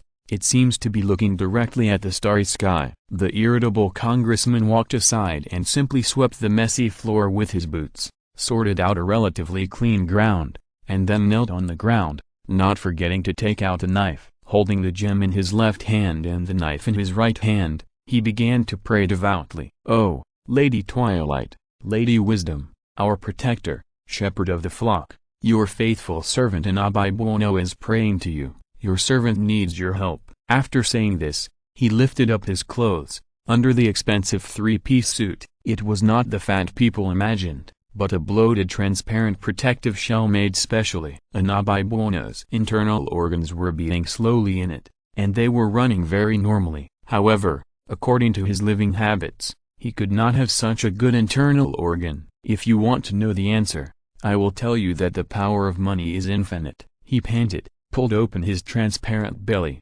stretched out his hand, slowly cut off one of his lungs with a knife, and threw it on the ground. Blood flowed out, but Anabi stabbed the gem into the lung he had just pulled out with a fierce look on his face. As the lung was punctured, the gem lit up and emitted a dazzling light. The purple light was shining, illuminating the whole room. A female voice sounded, but it was no longer the calmness and wisdom that Anabi had remembered. Instead, it was filled with undisguised fear. "You stupid mortal!" she screamed. "How dare you summon me at this time?" Before Anabi's stopped brain could resume operation, he heard an even more shrill scream from the other end. "No, no, how can you be so fast? Stop, please, stop, I'll give you whatever you want." Then there was another strange voice. "Is this your last words?" "It's too cliché, Mesha, it seems that you who claim to be a god are not much different from those humans you look down on. You are just as afraid of death. The man who spoke chuckled,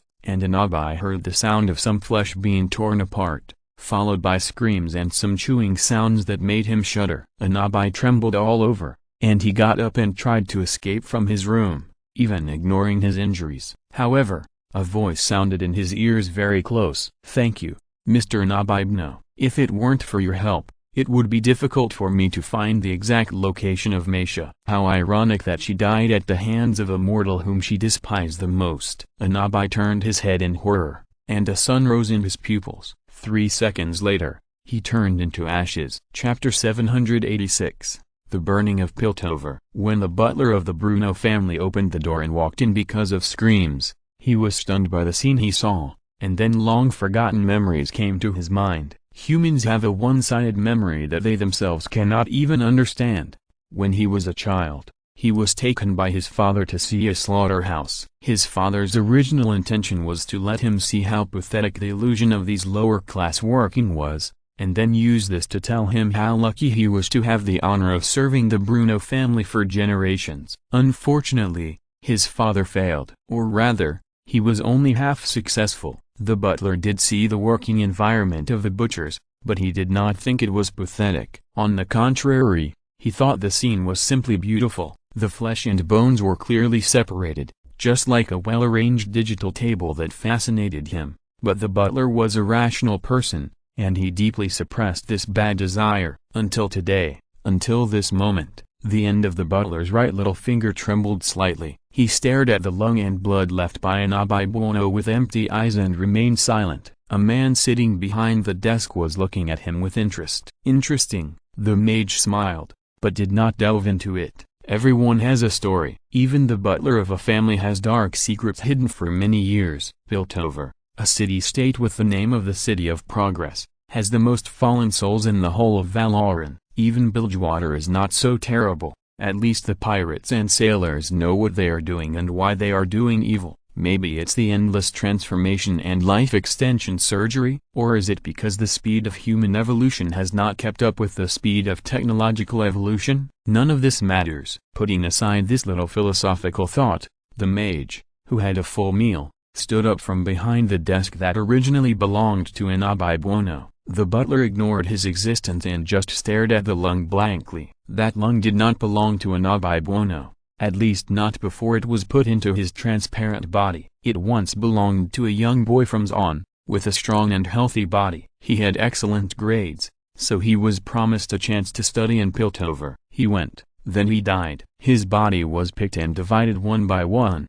but his brain, which represented himself, was thrown into the crusher by the council and the family as if it were dirt. This happened many times in the past hundreds of years, so many that it became an urban legend. The people of Zon warned their children that Piltover would eat people. It did. The mage sighed. Kronos once told him that Valoran was a planet with excellent quality for recruiting soldiers. Well, the captain of the Emperor's sword probably didn't know about the existence of Piltover when he said this. Otherwise he would probably add a sentence at the end. Valoran is a planet with excellent quality for recruiting soldiers, except for Piltover. This place is like a remote imperial planet, and one that has been ruled by an old governor for hundreds of years. Maybe it's a super large hive city with genestealers and hidden Slanesh cults at the bottom. It's understandable that the world under the rule of the Empire has become like that, but why has Piltover become like this? It doesn't matter. None of that is important. Shaking his head,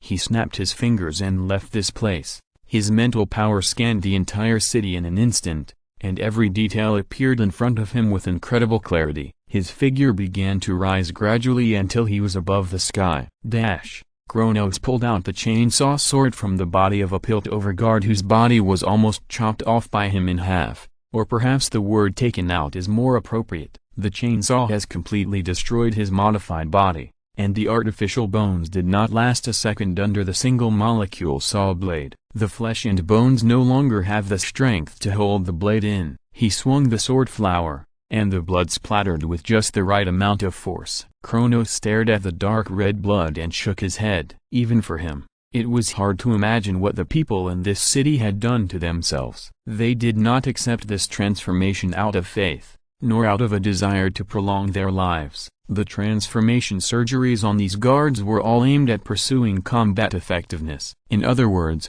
installing these artificial bones, muscles that enhance power output, and the weird-looking hex cores would only make them die faster. What motivated them to do this? Before he could start thinking, he heard another roar from behind. Galen Crown Guard shouted in his recognizable voice, "Die!" Kronos turned his head and saw Galen beheading a Piltover guard with his two-handed sword. The latter's head flew high, but when it fell to the ground, there was a sound of metal collision. This was the last one. Nodding to Galen, Kronos hung the chainsword back on his belt. At this time, a pale red-haired woman walked out of the ruins at the right time. She lowered her head and said with gratitude and self-blame, "Thank you for your help, instructor, and this Sergeant Galen, otherwise, my mission would have failed." It is reasonable for an assassin to be no match for these cyborgs. Kronos nodded. "I remember, your name is Katerina, right? From the Dukakal family?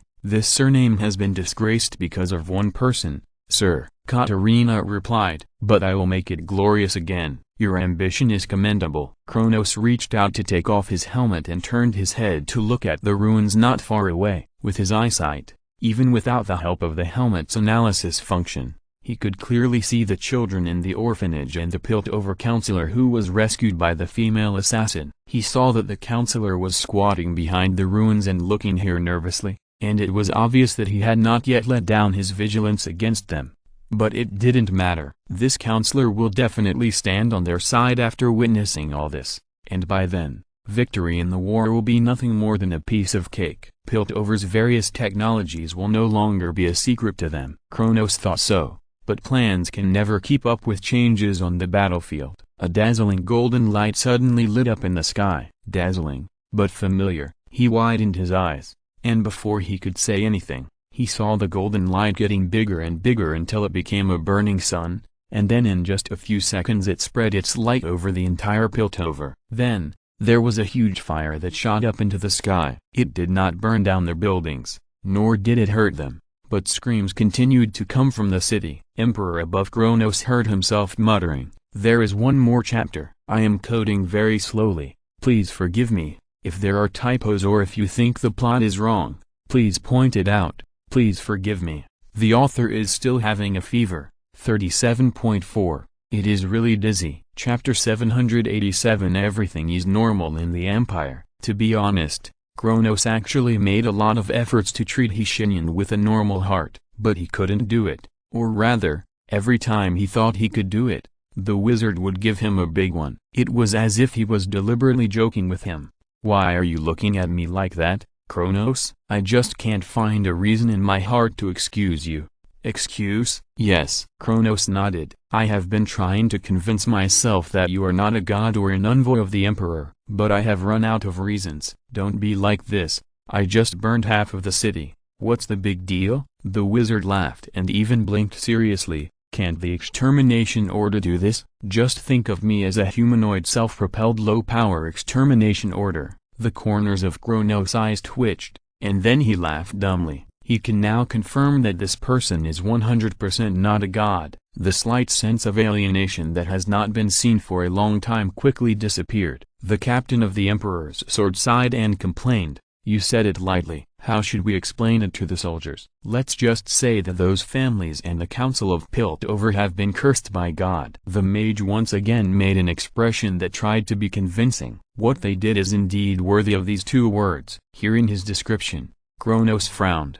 "What do you mean?" "There is no need to mention these things again, my friend. Their sins have disappeared, and those innocent souls who died unjustly can't come back. Let's talk about you. How is the situation?" "The situation in Valoran is far more complicated than we thought." When talking about this topic, Kronos' expression became a little heavy. Obviously, he was not satisfied with the slow progress. Under the leadership of a Primarch, it took 2 years to unify the planet, which was simply a naked mockery of his incompetence. Shenyan knew what he was thinking when he saw his expression. The mage shook his head. "Don't think you haven't done well enough. Kronos. Valoran is not an ordinary planet in the traditional sense. The quality of the human beings in Valoran is extremely high, and there are endless extraordinary people. Even the technology has made eye-catching developments, but these are not without cost. Humans have always been a race that can only progress under external pressure. In other words, if they don't do this and don't actively seek evolution, they may not be able to survive. Look at the environment they live in. Frail Jord is full of ice and snow. Even the iceborn with special blood can't survive without sticking together. The harsh climate and the huge beasts unique to there make people's survival very problematic. Shurima, although it is better now, but before Atrox returned and Nasus took on his responsibilities again, the people in this place lived an extremely difficult life. They have to face sandstorms, land that can't grow food, sand bandits, oppression from lords, and the void. Reincarnation here is simply hellish. Ordinary people in Demesa may live a little better, but if you want to go further, it is impossible. The class rigidity there is deeply rooted. Moreover, if you are unlucky, or lucky, to have some magical abilities, the demon hunters who come after hearing the news will immediately put you in jail. Bilgewater, let's not talk about this place. As for Piltover and Zon, which have just been burned clean, well, this can also be skipped. Then there are Ionia and Nopsis. As the only paradise, there is no need to discuss the former, and the latter has lost the possibility of discussion because of its uniqueness. In general, most humans on Valoran live in a very bad environment. What do you mean by this? On the surface, Kronos, the mage blinked at him. Valoran is not as simple as it seems on the surface. Kronos frowned. He knew that this man never spoke nonsense. The mood of the first captain of the Emperor's sword became a little heavy, and at the same time silently increased the conquest period of Valoran from 5 years to 7 years. I'm glad to see you're still fighting for the same goal, Kronos. The wizard stood up, smiled gently, and his figure began to gradually dissipate. Then, it's time for me to leave. Are you going back? Kronos stood up suddenly and asked nervously. Yes. Go back. Shenyan nodded calmly at him. Don't worry, everything is normal in the Empire. At this moment, if Fulgrim, who was far away in another universe, knew what he said, he would probably object immediately. Normal? What's normal? On the left side of the hall, Lehman Russ was waving his empty wine glass wildly, competing with Shagatai Khan in drinking capacity. Both of them had red cheeks. Obviously they had been drinking for a while. Sanguinius had been drunk more than 10 minutes ago. The Archangel was so drunk that he even forgot to fold a light on his wings. At this time, lying on the ground, he looked like a shining ball of light. Angren sat coldly opposite Fulgrim, staring blankly at the void. Don't think he was thinking. This man had already drunk a lot. The reason why he was still sitting stubbornly was probably because of his insistence. The prime arch-grade alcoholic beverage from the Vengeance was really powerful. Fulgrim sighed and turned his head to look at Gilliman, who was instructing 2 victorious soldiers to send little Horace back to his room. The latter was burping without any image while talking. It was not his fault. Robert Gilliman was almost the one who drank the most. The fact that he could still stand was enough to surprise Fulgrim. Moses Phoenix took a sip of the wine silently, and the stimulating feeling immediately exploded in the front of his taste buds. The explosive impact made him squint his eyes immediately, and he began to sigh in his heart for the 1000th time. Is this thing really for people to drink? Not to mention ordinary people, even the Astartes would probably get drunk immediately after drinking a sip. He wanted to entertain himself and drink for a while, enjoying the hard-earned quiet time between the banquets. A gust of bad wind came from behind at the right time, and Lehman's voice rang wildly in his ears. Hey, Fulgrim, drinking alone? Then it was Shagatai's voice. Yeah, why are you drinking alone? Fulgrim closed his eyes and prayed silently to Shenyan, hoping that he would come back soon. Then he opened his eyes. I can drink both of you down. He smiled eagerly.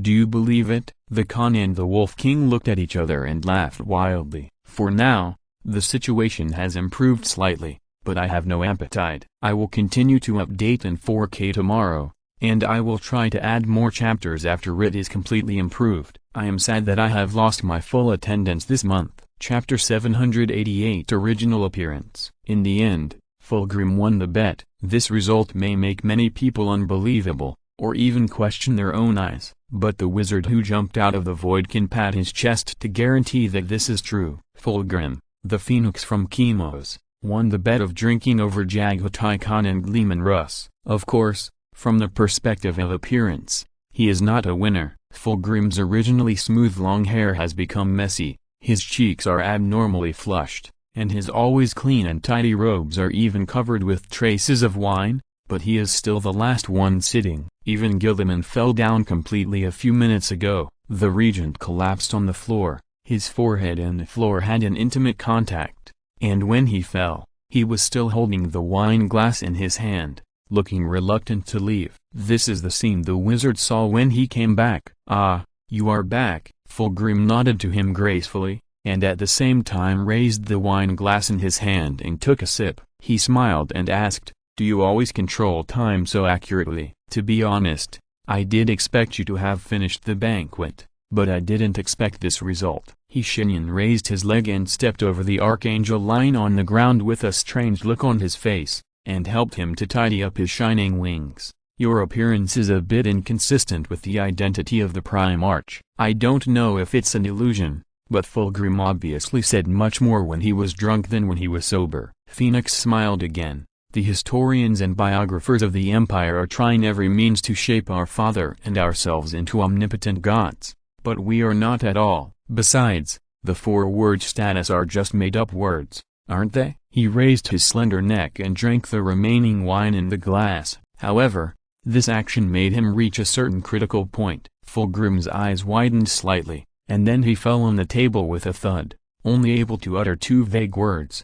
"This wine." "What's wrong with this wine? Why don't you finish your words?" "Fulgrim, I hate people who only say half of their words. It's hard for me to do this." Shenyan muttered to himself, snapped his fingers, and communicated with magic through mental power. Several simple automatic cleaning spells were thrown out. The broom transformed by magic swept the ground back and forth, and the bucket and rag each performed their duties. The empty wine glasses were quickly taken away by them. The banquet hall, which had no windows, was also opened by 2 white gloves that looked like they would appear in cartoons. But the scene outside was not a dark vacuum, but a beautiful pastoral scene. Fresh air poured in from there, sweeping away the smell of alcohol inside. Then, an old man walked in straight from the window. The view outside the window was beautiful, a spring scene, but his face was covered with frost. Even his beard and eyebrows were covered with white frost. Seeing this face, the wizard immediately whistled in surprise. "Oh, my God, isn't this the emperor I respect the most? How did you get yourself into this state?" "If you don't intend to talk to me in Gothic, at least don't deliberately use this strange translation tone to tease me." The old man came to sit opposite Shenyan tiredly, and did not forget to push Fulgrim twice so that he could roll to the ground and fall asleep. Shenyan laughed. "I'm glad to see that your sense of humor has not faded, old friend. So, how did you get yourself into this state?" "Don't all travelers who have traveled a long distance look like this?" The old man took a wine glass that someone had placed on the table with his wrinkled hands, shook it, and the heavy feedback made him sigh uncontrollably, and then drank it all. He let out a long sigh of satisfaction, and his face turned red. "Good wine," the old man commented, "but don't let them drink it often." "You can't control that," the wizard shrugged. "At least Russ will definitely drink it once every 3 days, and that's based on the premise that he suppresses himself." Hearing this, the old man also looked back at the sleeping Wolf King, who was unaware of this case, and his snoring even became louder, obviously sleeping deeper and deeper. "I will try to make him restrain himself." "Humphrey, just wait and see." The wizard smiled. "As for the long journey you mentioned, come on, don't give me the shit. Can a long journey make you look like this?" "Whose trap did you fall into in the warp?" Before the old man could answer, the wizard raised a finger first through Loudcorn. "You can indeed rule him out. He is now busy trying to convert the group of orcs you sent over." The old man coughed. "But it's not a trap. It's the warp itself that is rejecting me. It instinctively rejects anything that is beneficial to me." "Ah, this again." The mage spread his hands, indicating that he was powerless. "I said it last time. Yes, You said the consequences and risks of my doing this, including why the warp has always rejected me. But I have to do it." The old man sighed, and his weather-beaten face faded. His figure gradually grew taller, replaced by a Eurasian barbarian with a laurel crown on his head and a sad face. "Those things in the webway try to rush out every day. Various threats are imminent. I can't even let the Imperial Guards disperse to assist in the reconstruction of Terra. So far, the progress of 4 agricultural bases has stagnated. The restoration of the land is too difficult." The Emperor pursed his lips and said, "And you, although you will not be rejected by the warp,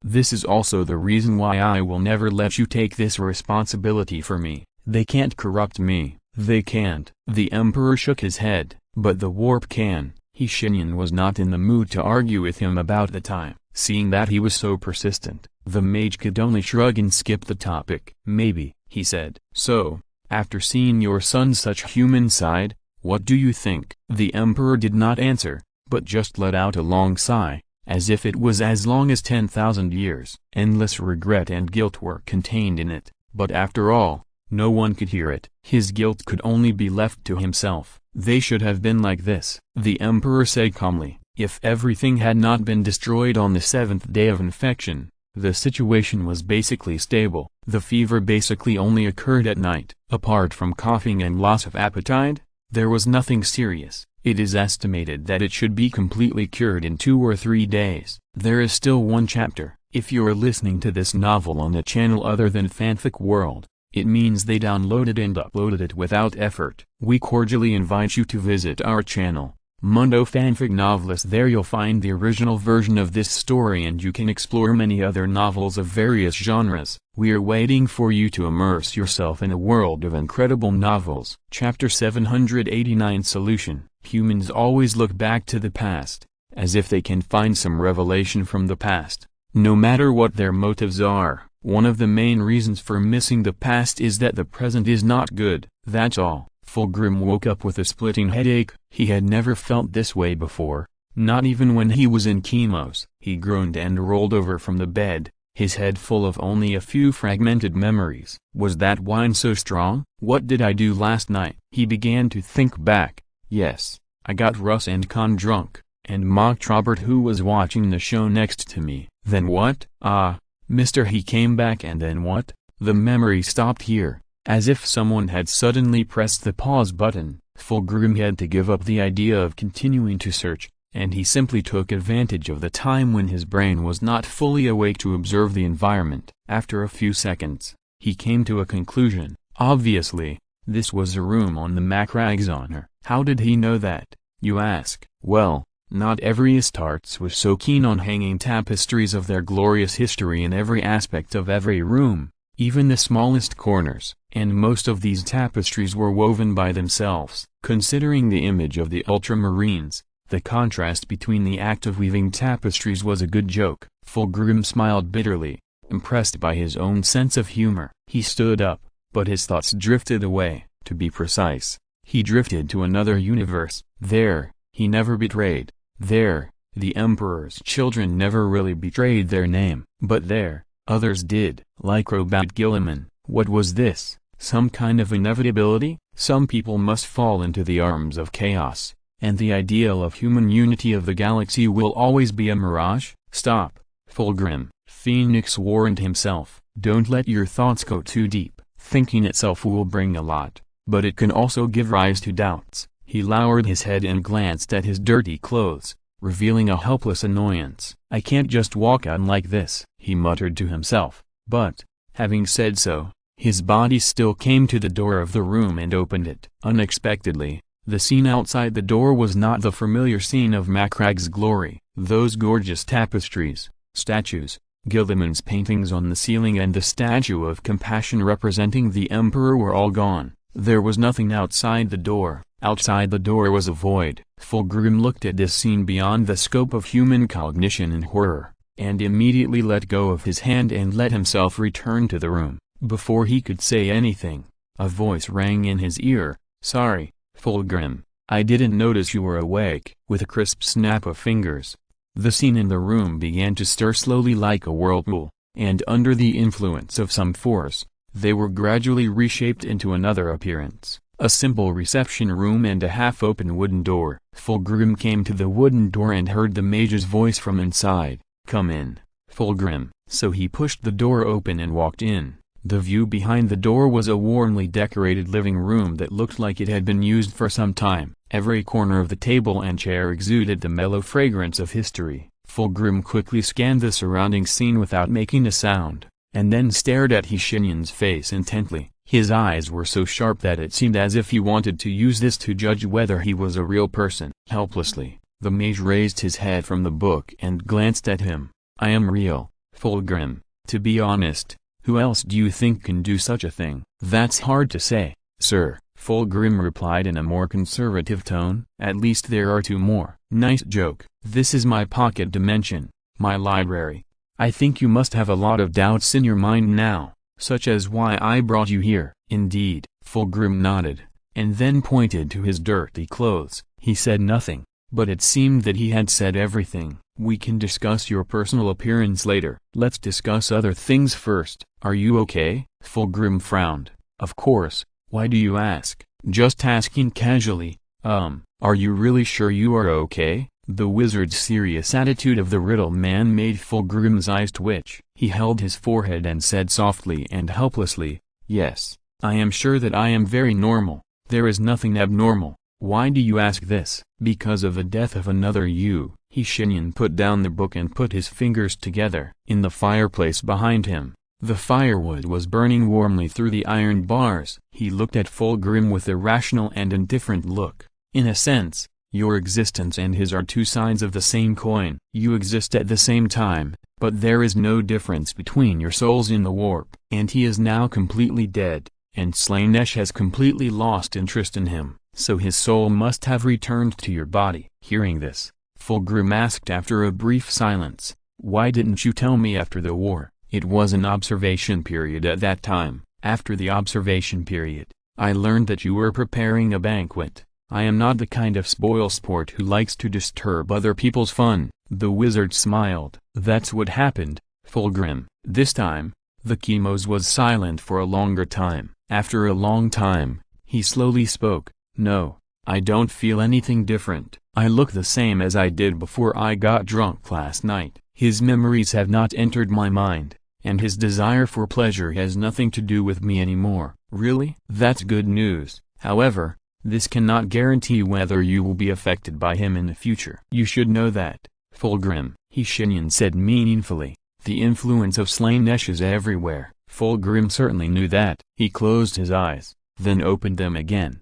Different from his other lavender eyes, they were calm and elegant. "Yes, you are right, but I believe in another thing more. Since you brought me here, then you must have a solution, right? To be honest, if my throat doesn't get any worse, I will go to my father." Chapter 790. Each has scars. However, the wizard did not provide him with a solution in the end. Fulgrim sat on the chair and began to ponder. Since the birth of philosophy, there has been a question that has constantly troubled the emotional and intelligent brains in human history. Where does the I come from? Is the I me? How can the I be sure of this? No one knows the answer, and Fulgrim does not know, so he is also troubled by this question. How to define the boundaries of the self? He pondered. Yes, he thought he was not affected by that side, but is what he thinks really his own thoughts? His thoughts began to continue to slide towards a dangerous place. "Don't go on, Fulgrim." He heard a serious voice. Looking up,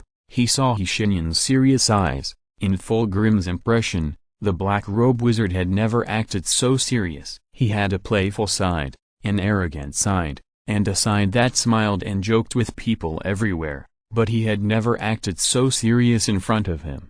"Don't try to test yourself," he heard the wizard say so. "It's not worth it, and it won't produce any results. In other words, you will create problems even if you have no problems. But you are you. Don't think too much, Fulgrim," the wizard said softly. "You should learn from Lehman Russ. He never worries about these things." Fulgrim laughed dumbly. "Russ?"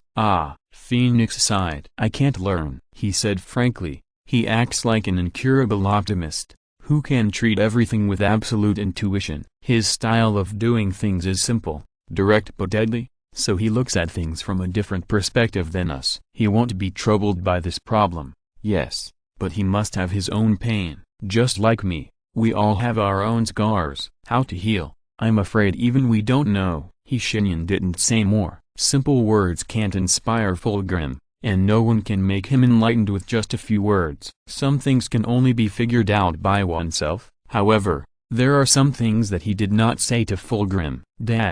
Unlike most of his brothers, the Imperial Regent Robert Guilliman had to get up the next morning after a hangover to handle government affairs, for fear that he would be late for the afternoon meeting. From this point of view, he was no different from some office workers in another time and space, working non-stop. He had 4 meetings to attend today, one of which was particularly important, involving many fearless veterans who had been reborn on the Terra space station. Have you contacted Supreme Marshal Helbrecht and others? Guilliman asked his personal terminal in the interval of handling government affairs. This advanced instrument quickly gave him an answer. At 2:23 last night on Terra time, a message was received with the code frequency as NK87, confirming that it was from the ship of Supreme Marshal Helbrecht. The content of the message is rather lengthy. Do you need it to be condensed for you? Guilliman knew what the lengthy parts were without having to think about it. It was nothing more than a long list of his titles. Sighing, the regent waved his quill pen and signed a government document concerning the state religion, and replied, "Brief it and read it to me." 400 words of greetings and polite expressions have been omitted to extract useful information. Supreme Marshal Helbrecht reported that everything is normal so far. Together with Lord Steve and Lord Frank, they have successfully captured the Forge world Sigma Ustari and are moving deeper into the star sector. Didn't he say anything else? Anything else? If the personal terminal was not using a synthesized sound, Guilliman would have heard a hint of doubt in the tone. About my second captain, didn't he report a few days ago that the Eldar stayed in his room all day and refused to come out? Guilliman continued to review the documents without looking up. Reading, confirming and listening were 3 things he could do in parallel. Having a super brain is a good thing in most cases. Supreme Marshal Helbrecht did not mention anything about this. Guilliman made a non-committal nasal sound. On the surface, it seemed that he just asked casually, but in fact, he was thinking much more complicated. He had been thinking about the relationship between himself and Evelyn. Putting aside those obvious rumors, he knew that the reason for his alliance with Evelyn was just for the Empire. But what about after that? The Eldar were not humans after all. If the Death God army was willing to belong to the Empire, it would be easy to say. It would only take the state church to change its propaganda. With the current pope having been replaced, this matter should not be too simple to do. But what if Evelyn did not agree? The result would probably be very tragic, and he had no idea whether Evelyn was willing or not. He could not see through her, and it had always been like this. The speed of signing the documents slowed down unconsciously. Guilliman frowned, stared at the tiny characters, and fell into deep thought without saying a word, until a voice sounded in front of him without warning. "Robert, you seem to be idle?" Guilliman almost broke the quill in his hand. He raised his head suddenly and found that the black-robed wizard was looking at him with a smile, and his eyes were full of ill intentions. "What are you talking about?" Guilliman immediately lowered his head as if nothing had happened and continued to correct the documents. "I'm very busy, very busy." "Really? You just pondered for more than 17 minutes, and I've been standing here for a while." Guilliman's eyes twitched. "And you know nothing about it? I'm really curious about what you are thinking about." "What are you thinking about, Robert? Let me guess. Could it be about that Eve? Just tell me what you have to say," Guilliman said loudly. Shenyan shrugged and conjured a chair for himself to sit down. "He has been getting lazier recently. He would rather sit than stand, showing a completely lazy temperament. I just came to inspect my apprentice and see his progress in magic." Guilliman hesitated for a moment, and soon thought of a suitable reason. "I have 4 meetings this afternoon, teacher, one of which is very important. It is related to the reborn fearless. I am afraid I can't show you my learning results." What he didn't expect was that when he said this, he didn't get the disappointed look of the mage, but an intriguing smile. Shenyan smiled playfully. "Oh, this is easy, Robert. I just have a way to solve this problem. There is still one chapter, It has obviously improved today. The symptoms will probably be much lighter tomorrow, and the update volume will begin to resume. Chapter 791 Clone. If Guilliman were given another chance, he thought he would use all of his precious free time every week to learn magic. That way he wouldn't have to suffer the current predicament. Calm down. What did I tell you, huh? Can't the noble regent of the empire do such a small thing? The wizard scolded Guilliman harshly, without disguising his voice, but the victorious soldiers outside just ignored him and even stood further away without making a sound. Guilliman wanted to refute him, saying that meditation and calming down were not the same thing at all, and it was not a small matter. But he knew that he could not beat the wizard in a simple verbal confrontation, so he didn't say anything after all. He just honestly began to continue trying. Meditation was as difficult as ever. People with a lively mind like him were not very suitable for meditation. In the magic system that Shenyan had gradually sorted out, people like him should have other ways to absorb magic power, but Shenyan didn't want Guilliman to do so. There are many reasons. The most straightforward one is that the quality of magic power obtained through meditation is always the highest. Shenyan also has certain requirements for his apprentice. Moreover, he believes that Guilliman will definitely be able to meditate freely one day. Although politicians always have to keep in mind the treacherous and complex political situation, he is also a Primarch and it is impossible that he does not have this talent. After an unknown period of time, Guilliman finally entered a state of meditation. He heard the voice of the mage coming from a place that seemed to be beside his ear and at the horizon. Very good. Hold on, Robert. What do you see? It was pitch black. In his own consciousness, Robert Guilliman answered like this. Darkness is right. Next, you will see light. As he said, the light appeared. A soft, sincere, warm light emerged in an instant. However, hidden behind this light was a severe pain that almost made Guilliman cry out in pain. What is this? He asked with difficulty. This is a spell. Shenyan's voice was very calm, but it was a little farther away. Farther and farther away, as if it came from the other side of the world. Guilliman almost felt that he was dead.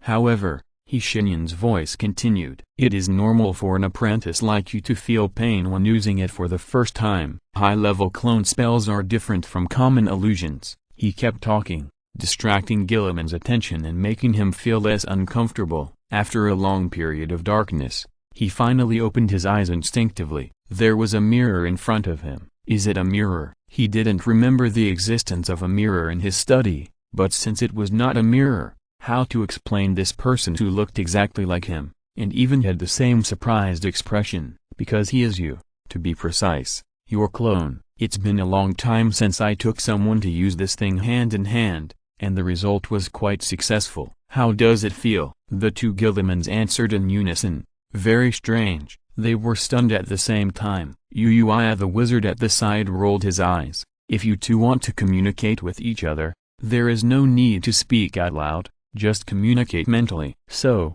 have you heard of rock paper scissors? The two Guillimans looked at each other, and the one standing behind the desk replied, I know this ancient game, but why are you asking this? It's just a small test to see the synchronization rate between you. Shenyan smiled. Come on.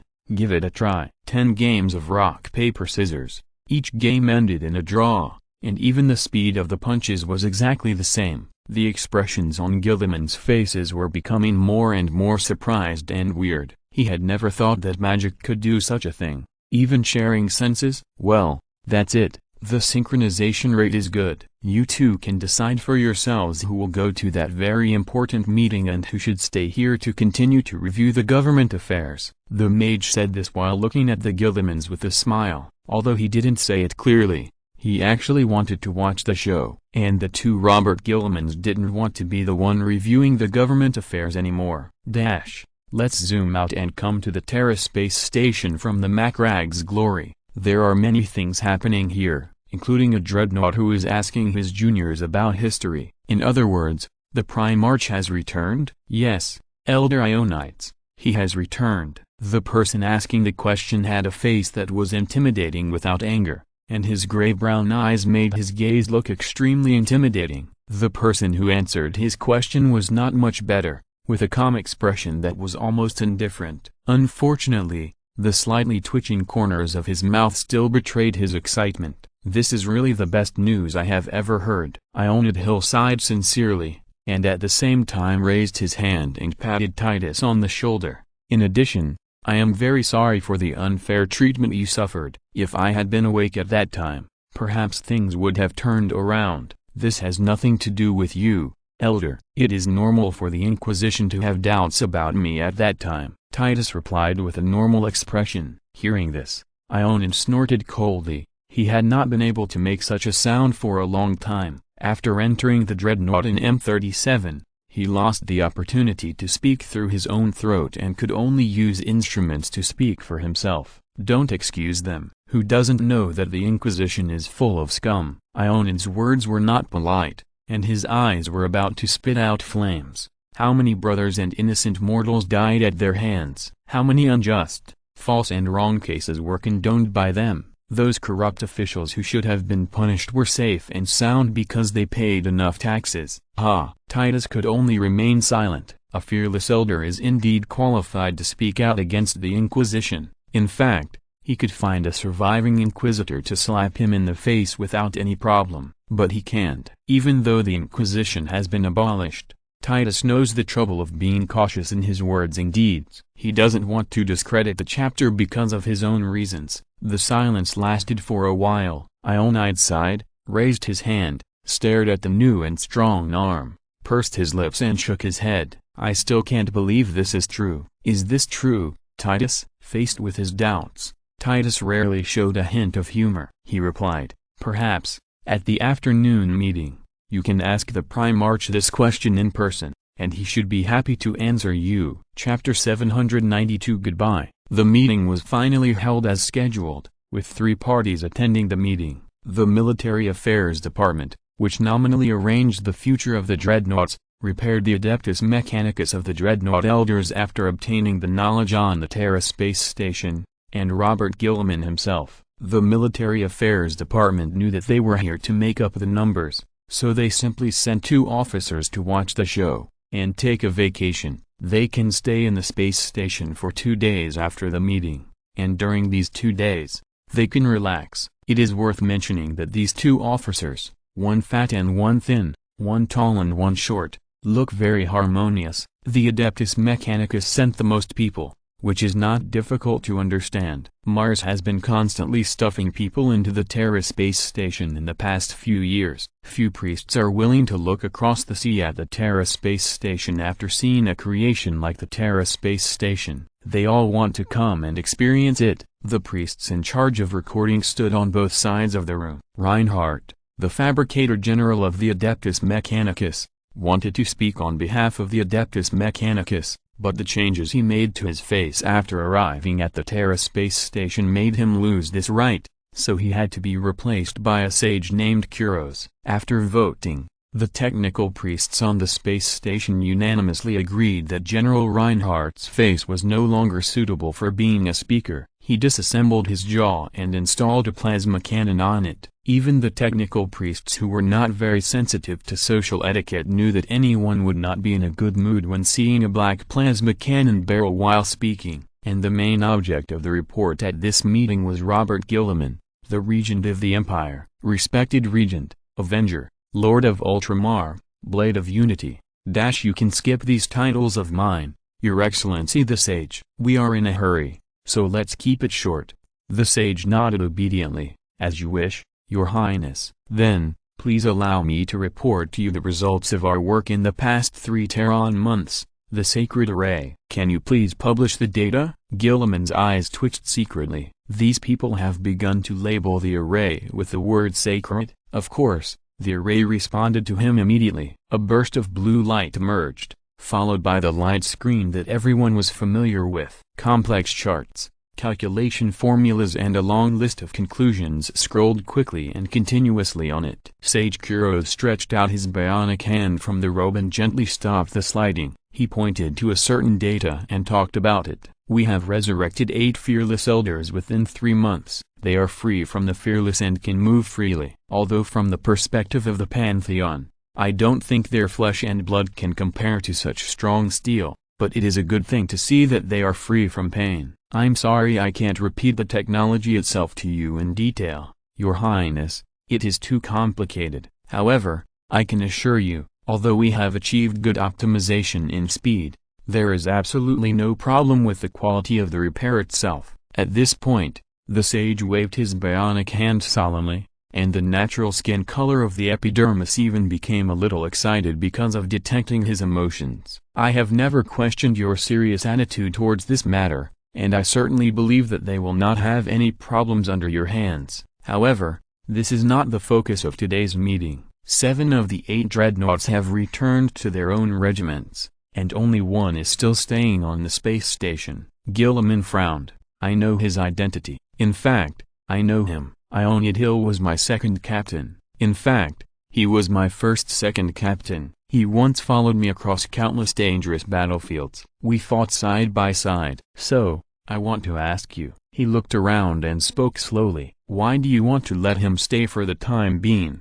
and even let a warrior who should have returned to the glory of Macragge stay with him? Is it to distract his attention? Absolutely not, Your Highness. The sage hurriedly explained. This is what I want to explain to you next. Can you bear with me for a moment? I will explain everything clearly. Gilliman stared at him in silence for 2 minutes. He didn't say anything, just looked at the sage. His eyes were not very eager, but full of doubt. Even the mechanical bodies trembled slightly under such a gaze. Few people can bear the anger of a Primarch.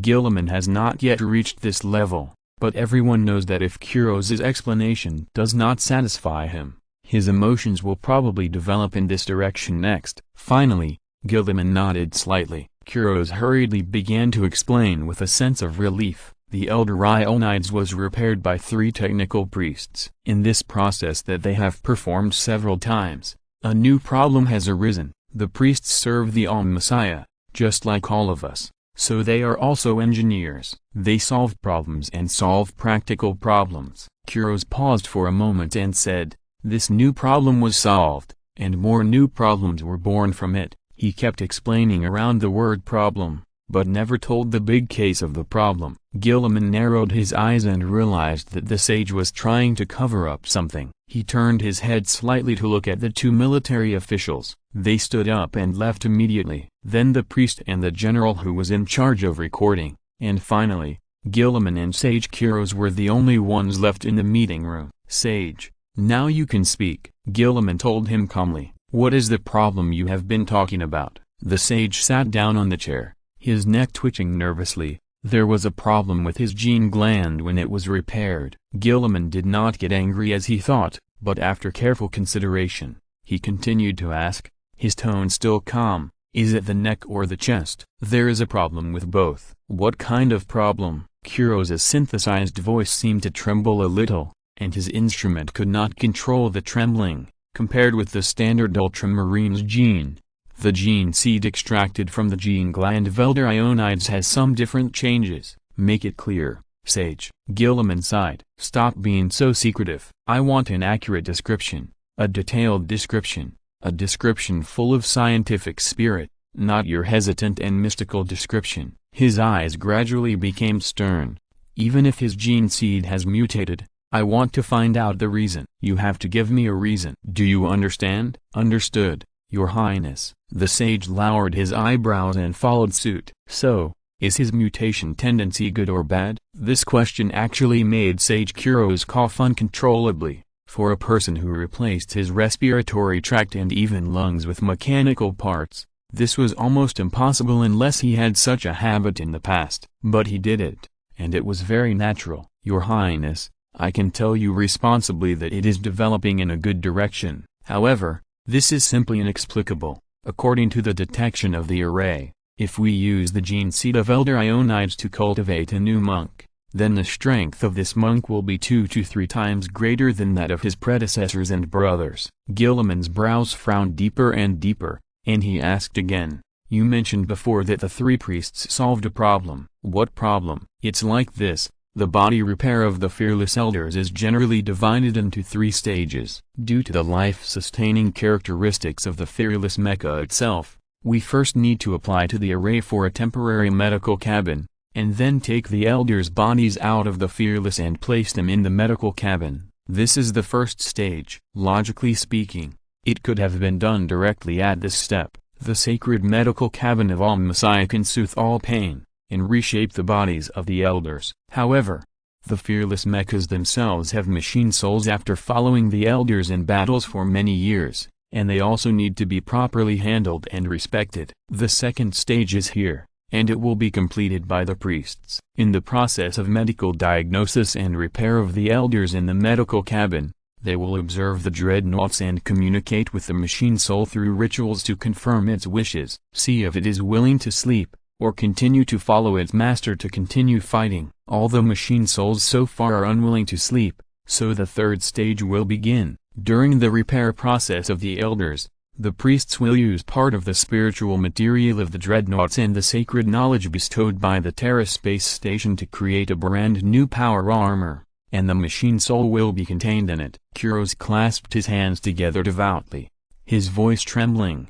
This power armor will fit perfectly with the bodies of the elders, and the machine soul will be in tune with their souls. Praise the God of all machines. Gilliman listened to him going off topic expressionlessly, but did not interrupt. The problem encountered by Elder Ionides was in the second stage. The machine soul in his dreadnought fell silent for some reason. It was still there, but it didn't communicate with anyone. Even though our three priests were extremely pious, they couldn't get a response from it. In desperation, they turned to the sacred array for help. The answer given by the array was to make Elder Ionides healthy first, and then let him touch the mecha to see if he could communicate with the machine soul. The priests did so, but who knew that, right after that, Elder Ionides would suddenly faint. The priests hurriedly sent him back to the medical cabin. According to the test results, his gene seed had mutated after that one touch, and the machine soul had completely disappeared. Not only that, Elder Ionides' physical fitness had also evolved to some extent. The sage hesitated for a rare moment. In short, that's it. We can't explain the reason yet. Please forgive me, Your Highness. Gilliman hummed lightly and did not answer him for the time being. After a while, he raised his head and asked, Winzen, what do you think? After all, you are also a kind of machine soul. Got it. It is being calculated according to my underlying built-in thinking logic. Please wait for a moment. The conclusion has been reached. Wenzen's voice sounded, with something indescribable. The machine soul born from the dreadnought owned by Elder Ionides must have produced some strange phenomenon over the long years. It advances and retreats with the elder, so that it believes that Elder Ionides' life is the meaning of its own existence. After the machine soul learned that the elder could survive without it, it believed that it no longer needed to exist. Therefore, it refused to communicate with the priests, but gave its last gift to Elder Ionides during the last meeting with him. Gilliman nodded without comment, stood up, and said to Sage Kuros, who was looking up and dumbfounded, You heard it all, Sage. This is the answer to the question. Even if it is not, it is probably the closest one. Then, what should we do? I mean, should this matter be recorded? The sage asked, somewhat at a loss. I have no intention of interfering with your beliefs, Gilliman replied, and looked deeply at the sage. I personally don't like religion, but the existence of the machine soul is unquestionable, so, of course, you can record this matter. Of course, you should know what to write and what not to write. After saying this, he nodded to the sage and left. Calm down. Ioniad kept taking deep breaths. He had to do this to calm himself down. In the current situation, he had to remain calm, otherwise it would be too rude. The Primarch could come to his room at any time. According to the message from the array, he would come immediately after the meeting. After a reunion of 10,000 years, Ioniad never thought that there would be such a day. He once followed Gilliman to the Emperor's glory to jump into the battle, and he also witnessed the fallen Phoenix killing his brothers, just waving his hand. The Ultramarines kept dying, and the Primarch they regarded as their father lay among them with a pale face, carried by several brothers, bleeding and trembling lips. Ioniad will always remember that scene, and he will always be angry about it, but he can do nothing about it. He thought the Primarch would never come back. But Elder, are you okay? Titus asked with concern, interrupting his thoughts. What? No, I'm fine. I just remembered some old things. Ionides exhaled a long breath, his chest heaving. Titus looked at him worriedly. He wanted to say something else, but there was a knock on the door. He immediately turned around and was about to open the door, but someone was faster than him. There is still a chapter of 2K. I am typing so slowly now, I feel like I have no thoughts at all. It will take a long time to find the state. Chapter 793. I am proud of it. Gilliman had imagined this scene, but when it really happened, he found that words were always pale. Ionid Hill, his second captain, the warrior who followed him through hell without regrets, was now standing in front of him alive. After a long while, Gilliman spoke first. I thought you would be taller, Ionid. It seems that my memory has beautified you a little. Ionid's tense face forced a smile. Everyone could see his nervousness, but the smile was definitely from the heart. Primarch, maybe you are a little taller. I am already past the age of growth and development. It's great to see you again, my friend. Gilliman raised his hand and placed it on Ionid's shoulder. It is difficult for mortals to imagine how long 10,000 years is. In fact, it is also difficult for him to imagine how long 10,000 years is. Ionid entered the dreadnought in M37, which means that he has been fighting for more than 7,000 years after Gilliman entered the stasis state. In Gilliman's senses, he just floated in a dark realm full of pain for a short while. He didn't know that the world had changed so drastically, but even if he knew, what could he do? The cruelest point is here. Even if he knew, it would only increase the sadness. He could only watch those people he knew step by step towards death, and he was powerless. The empire collapsed step by step, and corrupted step by step, and he could do nothing. Ionid was one of those people who knew but could not do anything. He witnessed the Great Crusade. He boarded Holy Terra. He knew the Emperor's ideals and the Imperial truth. He knew the true face of this world, and what humans should look like. But he could only watch them slide into the abyss step by step, powerless. Ionid was still fighting, but apart from that, he could do nothing. Gilliman's eyes gradually turned red. This was not an easy scene to see. Under the torrent of time, Gilliman had already become as hard as iron, which was one of the necessary talents for a politician. But, please allow me to say this, if he could, he really wanted to cry. How many more people are there? Gilliman asked in a hoarse voice. How many do you remember, Ionid? Ionid immediately understood what the Primarch meant. Standing behind them, Titus, who stood straight with his chest straight, found that the elder Ionid's body was shaking. I can't remember, Primarch, Ionid whispered. We suffered heavy losses, but we never gave up. We are numerous, so we must take the greatest responsibility. We must become a shield in front of humans and even our brothers. We must protect everyone. I think we did it, Primarch. Yes, my friend. Gilliman bowed his noble head deeply. You did it. I am proud of it.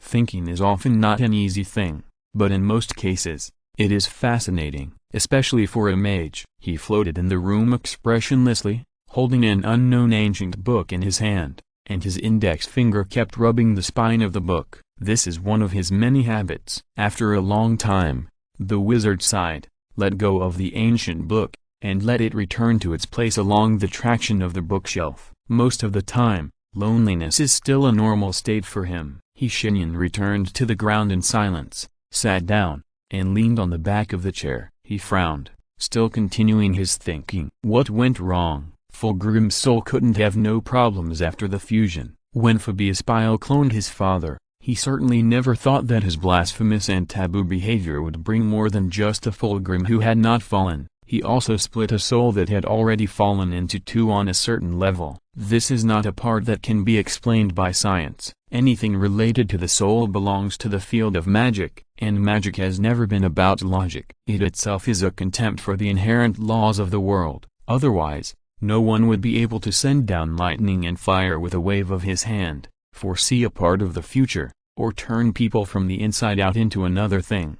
This is the field of anti-logic. In this field, any phenomenon is illogical, and you can only rely on intuition. So, what did the mage's intuition tell him? Shenyan could only say that he firmly believed that there must be something wrong. The fusion of souls was inevitable. The fallen Fulgrim was dead, and Slaanesh had completely abandoned him. At the moment when he repented, the god turned his eyes away indifferently and removed all the blessings he had given to the fallen phoenix. Clean and neat, without a trace of mercy. The god who was crowned with love was the most truthless thing in the world. What a irony! He couldn't have been unaware of the consequences of his actions. If he insisted on having this side of the soul, it would have been a good thing, but he didn't want it, so that half of the soul would naturally go to the body it belonged to. The soul and the body are both indispensable. Shenyan put his fingers together and leaned against his forehead. He began to recall the guesses he had made. The first guess was that Fulgrim was lying and he had been influenced. This guess could be ruled out after Shenyan used mind reading on him. The second guess is that Fulgrim was indeed not affected. His humanity finally won the battle against desire and gained the upper hand. From an emotional point of view,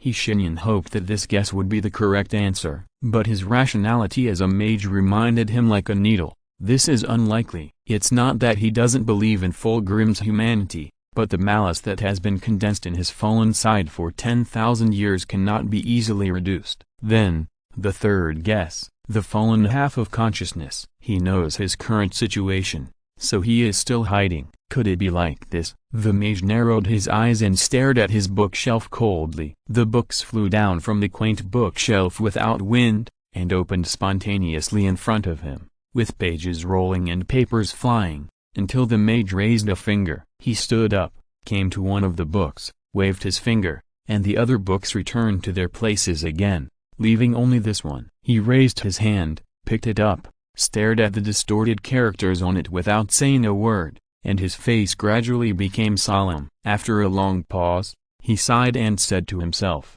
"Fulgrim, I'm afraid we'll have to perform surgery on you." Chapter 794, Flame of Prometheus. The galaxy is not all about war. Yes, you might say that, with a hint of compassion. Well, those who say that are either pampered scholars or high-ranking officials of the Ministry of Military Affairs who pretend to be deaf and dumb. The former really think so, and the latter have to say it. The reality is that the galaxy is not all about war. But war is everywhere. It happens in the remote Octarius sector, and naturally it also happens in some blessed place in the Empire, some garden world, some world that has not seen war for 1,000 years. In short, it has come, and humans are bleeding and becoming sick. The swarms of rotten bees are waving their rotten wings and hovering in the air. With just one command, they will rush to the enemy, but the creature that can command them did not do so. "You are very interesting, human soldier," it said in surprise. "The plague is raging in your body, but you grit your teeth and pretend that nothing is wrong. Logically, the pain it brings to you should exceed the limit of your willpower. What force supports you?" There was no answer, because the soldier was dead. He was just an ordinary Astra Militarum, and this resistance was all he could do. Mortals are too insignificant in front of an Nurgle demon. Maggot butterfly Nerugos knew this, but it did not intend to show it. The Astra Militarum won its respect. Unlike most of its kind, Nerugos' appearance is not so scary. Yes, it is also fat, but its skin is not rotten. There are no pustules on its face that keep rising and bursting, and there is no scary big mouth in its abdomen. Its skin is as white as jade, and it has a charm beyond the mundane world. This is rare among the children of Nurgle. They never care about their appearance. From this point of view, Nerugos is an outlier among them. "Humans really fascinate me." It said so, shook its head, and walked away from this city of corpses. The swarm of bees followed it, crowding the sky tightly, and the blue color disappeared without a trace under their cover. It noticed, or maybe not. Anyway, there was a pair of terrified eyes hiding in the corpses, staring at it as it went away. After confirming that it had completely left, the owner of the eyes finally pushed the corpses away and stood up suddenly. She stood trembling, and her originally smooth ear-length hair was now sticky with blood. She cried, and tears rolled down her eyes, but it didn't last long. The girl's remaining little reason made her know that crying would not help the current situation at all. Gritting her teeth, she took the rifle from the dead soldier. The latter's diseased fingers rested on the receiver, pale and swollen, and a lot of skin was even stuck to it. Resisting the nausea, the girl wiped the marks on the rifle with her sleeve. She squatted on the ground, imitating the soldier's shooting posture and posing in a way that looked quite realistic. Her finger was on the trigger, but she quickly moved it away. How could she survive? This question lingered in her mind, Before today, she didn't need to consider this question at all. Tia Dell, the precious only daughter of the Dell family, grew up on this garden world called Finilos, and was called the Crown of Finilos for her amazing beauty. Her living conditions were just as you could imagine, and all the residents of the garden world didn't need to worry about this problem. They lived in happiness,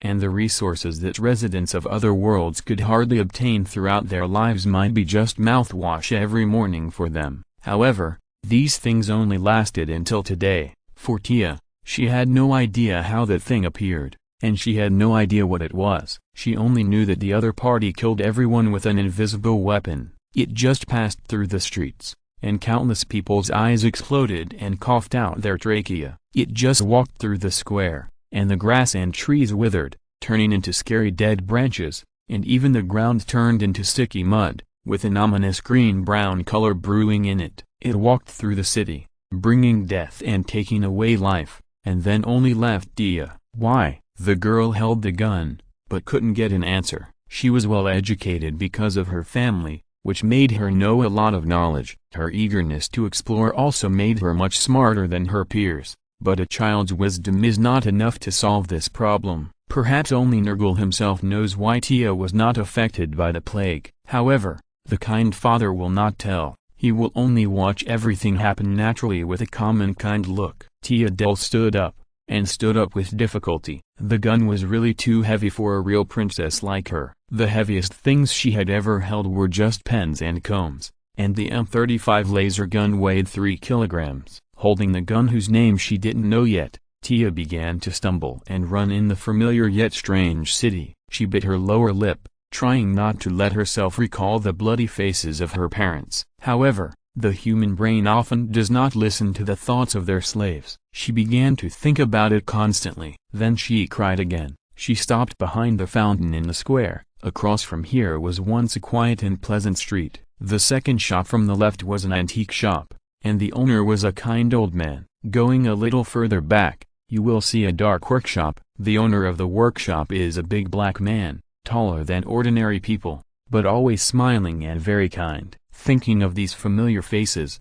her emotions could not help but start to develop towards dangerous places again. This child cannot understand the great changes in the world around him. Children's malice towards the world often only takes one way. They cry and hope to get help from their mother and help from their father. Only by getting rid of this matter can they truly become adults. However, Tia Dell's adulthood day is not today. A voice sounded above her head, with obvious concern. Tia, are you okay? The crying girl opened her tearful eyes and saw a dark big hand. She looked up and saw a giant looking at her worriedly. Uncle Prometheus. She finally saw a familiar face, so she could no longer hold back her complicated emotions. She threw down the gun and hugged the giant's calf and cried. It was a bit weird to say, but her current height was indeed only enough to reach the giant's legs. Oh, don't cry anymore, child. I just took a nap. How come the city has become like this when I woke up? The giant called. Prometheus picked up the gun and held it in his hand like a stick,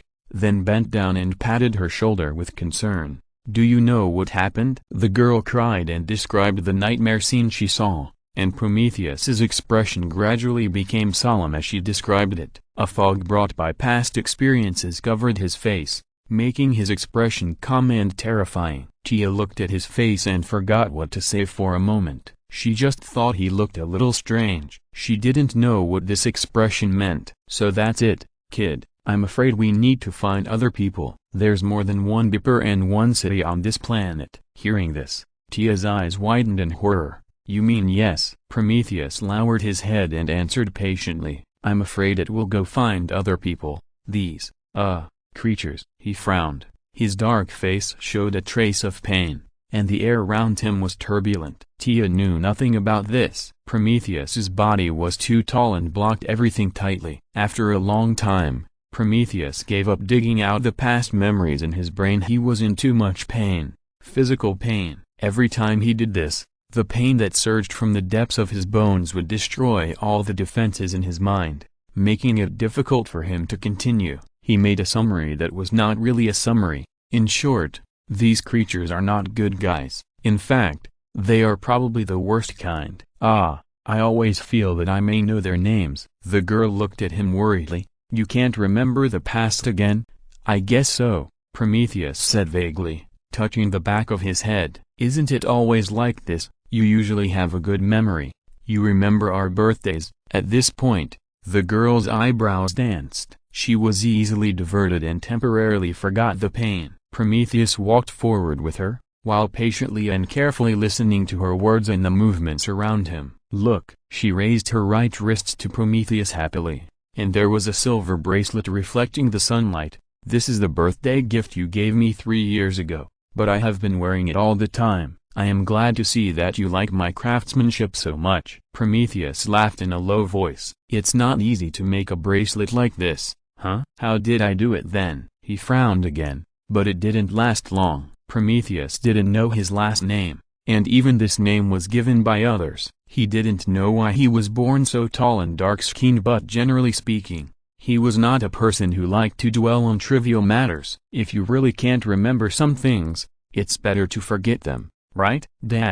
In the dark galaxy, a cruiser was moving forward slowly and powerfully. In a training ground on the ship, 2 sturdy giants were fighting each other. The one with 2 deep red tear marks on his face attacked fiercely, and his fists made the air whistle sharply. The one fighting with him had a pair of golden eyes and was panting at this time. A few minutes later, their boxing match ended. Captain Ezekiel, your boxing skills are really terrible. Kordos showed a bitter smile on his face. Especially the uppercut that hit me in the abdomen. Please forgive me, Sergeant Kordos. I learned my boxing skills from a space wolf. Ezekiel took off his boxing gloves and smiled faintly. His skills are indeed mainly based on winning. Do you feel okay? Strange as always, Kordos said with a wry smile. I have always felt strange since I came back to life. Ezekiel knew what he meant. The sergeant of the Emperor's sword had suffered a fatal injury during the traitor's boarding. He should have died,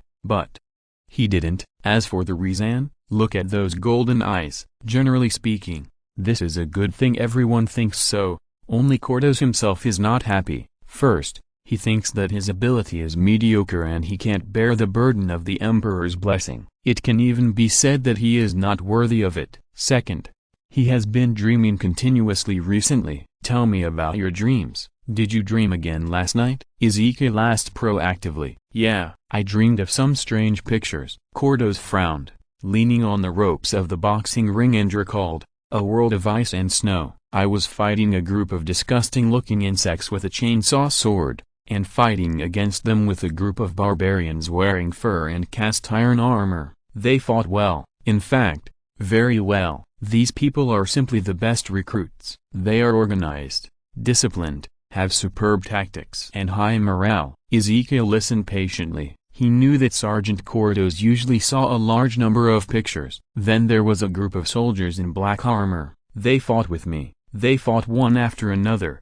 and died in my hands one by one without fear of life and death. But none of them ran away or surrendered. Kordos's narration gradually turned into a muttering. But I never felt that those things really happened. There must be someone who has experienced these battles. Yes, it must be like this. His description made Ezekiel feel a little familiar. Of course, this familiarity certainly did not come from the good side, but from a curse that had been away from their blood angels for a long time. This ability to see something that has already happened. Maybe we should ask Lord Crane, Ezekiel said. His proposal startled Kordos and he quickly refused. How can we trouble him for such a thing? No, no, Lord Crane would not think that this kind of thing is a trouble. If you continue to let it develop, I'm afraid it will become a real trouble. Don't refuse again, Kordos. This is related to your fate. Fate? Kordos smiled bitterly and lowered his head. He had never felt so powerless before. In the past, he never believed in fate. But now, okay. In the end, he compromised. No prize. Guess. Who is Prometheus? Chapter 795, Flame of Prometheus. Walking with a child in a city full of corpses is definitely not a pleasant experience. Prometheus kept frowning, but not just because of this. There are other reasons. He thought he would be full of fear and disgust for corpses like normal people, especially such swollen and rotten corpses. But he didn't. On the contrary, He even felt that his mood was very calm and normal. It was as if the corpses were just ordinary scenes like the red-hot steel in the workshop that were not worth paying much attention to. No matter how miserable their deaths were or how horrifying their faces became, they were just one of many ordinary scenes. This strange calmness made him frown. Blacksmith Prometheus was an ordinary person living on Phaneros. As a blacksmith, he would certainly be familiar with things like red-hot steel and forges. But corpses? He shouldn't be familiar with corpses. This was not the attitude that blacksmith Prometheus should have. If I'm not a blacksmith, who would I be? He had no answer to this. Tia's voice sounded at the right time, interrupting his thoughts. Uncle, are they moving? There are not many things in this city that can be called them now, but there should be no one that can move. With this thought in mind, Prometheus turned back and stared at the place where the girl pointed, where there was a group of corpses piled up on the corner of the street. His pupils shrank slightly. To be honest, the girl was right. They were indeed moving, their bodies trembling, crawling on the ground, and then a corpse stood up. The arms that turned blue-gray in just a few hours supported his swollen body and climbed up from the ground. The eyeballs rolled out of the eye sockets and fell to the ground and broke into two disgusting pools of sticky jelly. The teeth could no longer be seen in his open mouth. They had all disappeared. The exposed gums showed an abnormal brown-yellow color, and the tongue was swollen and full of mold. Prometheus pulled the girl behind him calmly. He took the M35 laser gun in his hand and watched the thing walk towards them step by step, carefully and vigilantly observing its every move. In his mind, this corpse had become it. The corpse moved very slowly in general. It should have been a healthy person with a well-proportioned body when it was alive, but it became fat and swollen after death. Its exposed skin turned blue-gray, and the blood vessels on its neck were twisted and bulging, trembling as it moved. Out of some intuition, Prometheus felt that the blood flowing in it should not be blood. I heard footsteps. Uncle Prometheus, is there anyone else like us? No, child, Prometheus said. You'd better cover your ears. As soon as he finished speaking, he swung the laser gun violently, using this masterpiece of engineering as a blunt weapon to hit the corpse's head fiercely. The butt of the laser gun hit its head. The skin was damaged, the skull was squeezed, and then shattered. And all of this was seen clearly by Prometheus. He let go of his hand with a gloomy face, and let the deformed laser gun fall to the ground. The corpse staggered for the last half step, and finally fell to the ground with a puff. Its head had completely disappeared, and some kind of yellow-brown mucus was pouring out of it continuously. Is this the end? Of course not. In nightmares, monsters often move in groups. Prometheus turned around without saying a word, hugged Tia in his arms, and then ran away. He did not answer the girl's anxious questions, nor did he tell her what was happening now or where they were going. He just moved swiftly and quickly through the group of zombies that stood up and returned to his workshop. What happened, Uncle Prometheus? The girl asked timidly, standing on the ground of his workshop. During this time, she kept stroking the bracelet on her right wrist with her left hand, as if she wanted to dispel the fear in her heart. Something that shouldn't happen, Prometheus replied with a gloomy face. He came to the forging table and picked up the forging hammer on it. This one-handed hammer was his own work, thick and solid. Of course, the concept of one-handed is relative, and considering his stature, this is of course a one-handed hammer. But to others, it is a giant hammer. Holding it in his hand, Prometheus immediately felt that his heavy heart was relieved in some way. Just like a blind person finding his walking stick, a thirsty person getting a glass of clean water. However, this emotion appeared without any reason. Why do I feel at ease? He stared at the one-handed hammer, and could still remember every detail of forging it by the furnace. Memories cannot be faked or deceived, at least he thought so. This hammer is undoubtedly his work on Phaneros. However, at the same time, a sense of familiarity began to surge up from the deeper part of his mind. Not familiar with this one-handed hammer, but familiar with the process of forging a hammer. It was as if he had done this a long time ago, and he had done it more than once. Uncle Prometheus, once again, the girl's voice woke him up from his thoughts. She said in a trembling voice, "There are a lot of footsteps outside. Can you hear them? What's going on? Come behind me, kid." Without hesitation, Prometheus said so. and raised his one-handed hammer. The strange sense of familiarity was gradually getting stronger. He knew that he was probably very familiar with fighting. As for the reason, Prometheus took a deep breath. I can leave it for later. Have you been dreaming about continuous images? Crane raised his head from the documents on the table and asked lightly. You can't tell his emotions from his tone alone. This is probably a skill that all people who have been Batman have. They will never let people explore their true emotional reactions from the conversation. Yes, sir, Cordos said hesitantly. It started since I came back from the dead. This is an interesting phenomenon. Why didn't you tell me earlier? Another seemingly casual question made fine beads of sweat appear on Cordo's forehead. He learned about this lord's identity and position only after he came into contact with the Astartes of the Crimson Blades. Although the abolition of the Inquisition was unrealistic, this was the Empire after all, and anything unrealistic, absurd, and ridiculous was often true. In other words, according to the Crimson Blades, this lord is now the leader of the Empire's new Inquisition. Although Cordos didn't know what his personality was like, he was very familiar with the Inquisition. To be honest,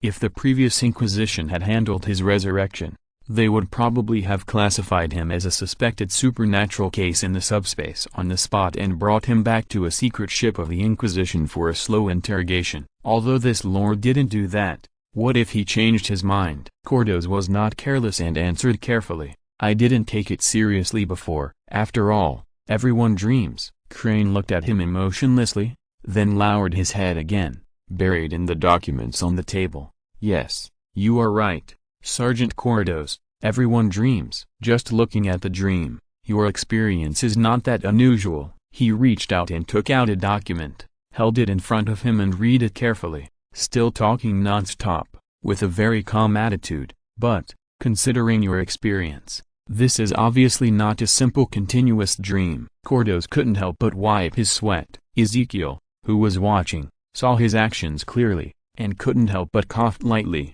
indicating that he didn't need to be so excited. There's no need to be so nervous, Sergeant. I'm not a judge who is keen on labeling loyalists as traitors or betrayers. Yes, I have made many private judgments, and I have the ability to make judgments. But I personally prefer to draw conclusions after thorough investigations and careful and meticulous reasoning. I don't know if it was an illusion, but Cordos always felt that when Crane mentioned the word reasoning, a faint smile appeared at the corner of his mouth. Well, Crane finally turned around and put the document back on the table behind him. He asked calmly, what are these dreams you have about? Most of them are about fighting, sir. Fighting with what? With many things, sir. There are humans, insects with purple light on their bodies, and corpses controlled by some kind of witchcraft. By the way, I seem to have fought a giant with gray skin, and his chin is a black crown. Interesting. Crane nodded. Have you ever had a similar experience in the past? I'm sure I never have, sir. I have fought corpses controlled by cultists and tyrannids, but the enemies in the picture are not similar to them, and we can even say that they have nothing in common. Cordo's words were very firm, which led Crane to the next question. Why are you so sure that they are not? Because. Cordos was stunned. Yes, why? Why am I so sure that they are not? Now that I think about it, the bugs with kindness shells look not much different from tyrannids, and can even be said to be very similar, and the corpses controlled by witchcraft are extremely similar to the corpses awakened by the cultists through blasphemous methods. He widened his eyes, and the huge sense of absurdity began to shake his reason. The Astartes are a group of solid fortresses, and fortresses are often breached from the inside. Their reason is their strongest weapon, but it can also become the weakest thing on them at certain times. Return to your senses, Sergeant Cordos, Crane said. My questioning is not over yet. Yes,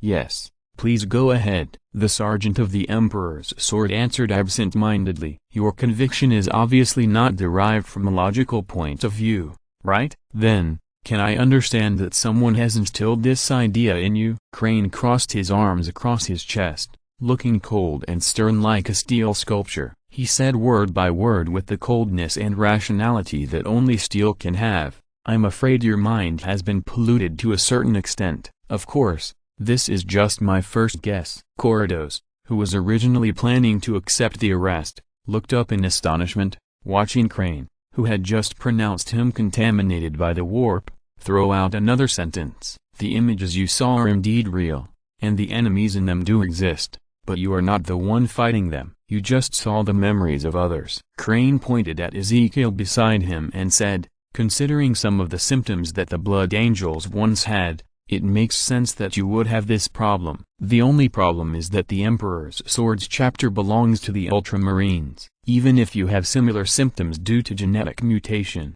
what you saw should be some of Robert Gilman's experiences on the Emperor's Glory. He threw these secrets that should not be known to others in the faces of the two people present one after another, without caring about their feelings at all. Cordos was still thinking hard, but Ezekiel couldn't hold it anymore. He was just an observer, but he kept being mentioned about seeing other people's memories. My lord, since the return of the Gene Father, we have been freed from the curse of the Black Rage, Ezekiel said with difficulty. And, could you please not bring this up again? But the bloodthirst hasn't happened yet, has it? And I haven't mentioned anything about the bloodthirst either. Crane nodded at him. For now, we are still discussing the continuous dream events of Sergeant Cordos. He changed the subject without leaving a trace. Then, let's continue to reason from this angle. What you saw was the memory of someone else, someone who was related to the Emperor's Swords. If we dig a little deeper, Sergeant Cordos,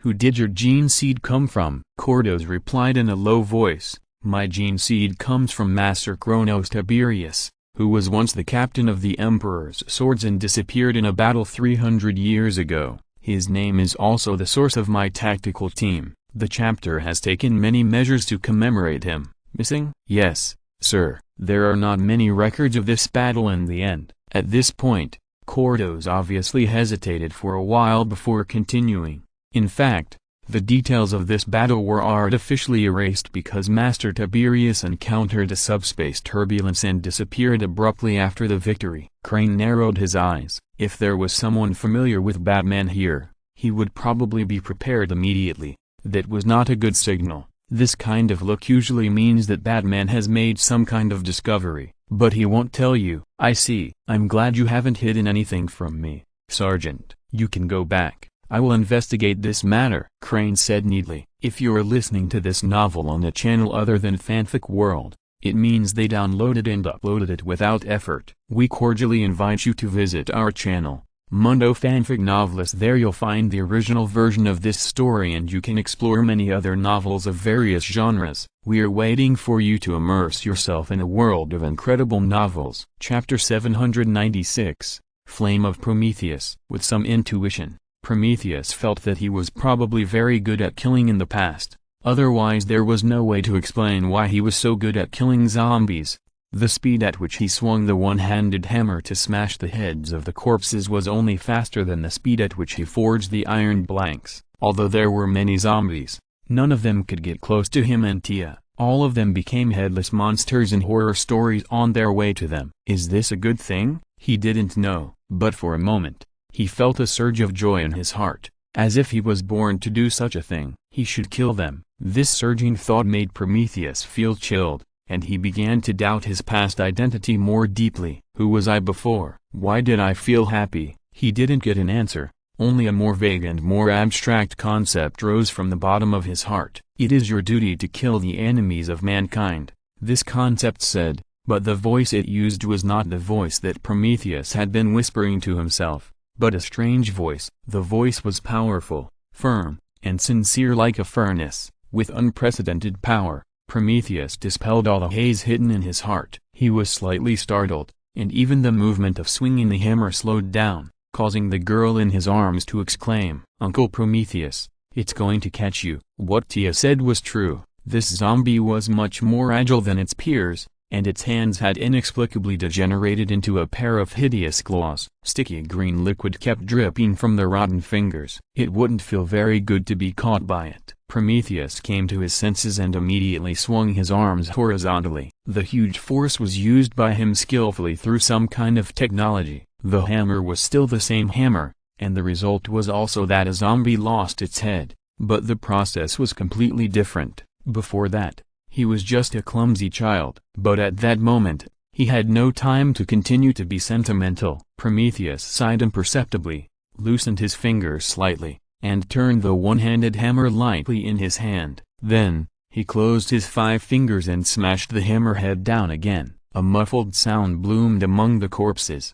and there was another voice that sounded with it, a voice other than Prometheus and Tia. Frankly speaking, if it didn't sound so blasphemous and evil, Prometheus felt that he should be happy. "You killed a group of toddlers, you ignorant creature," the thing said in the darkness. "They were just born not long ago, and the plague in their intestines didn't have time to mature, and you killed them cruelly." Tia screamed, "Who is talking?" "Don't be afraid, child," Prometheus comforted, and then raised his head. At a glance, he couldn't help but feel a heartfelt hatred. What kind of creature is this? It had green skin, and its hands and feet were slender and not in proportion to its body. Its body was too fat. It was now lying on the building above their heads, and its body looked like some kind of giant toad. Its skin was full of wrinkles, and was covered with rotten wounds and countless pustules. This creature had only one eye, an orange-yellow single eye. Below that eye was a narrow mouth,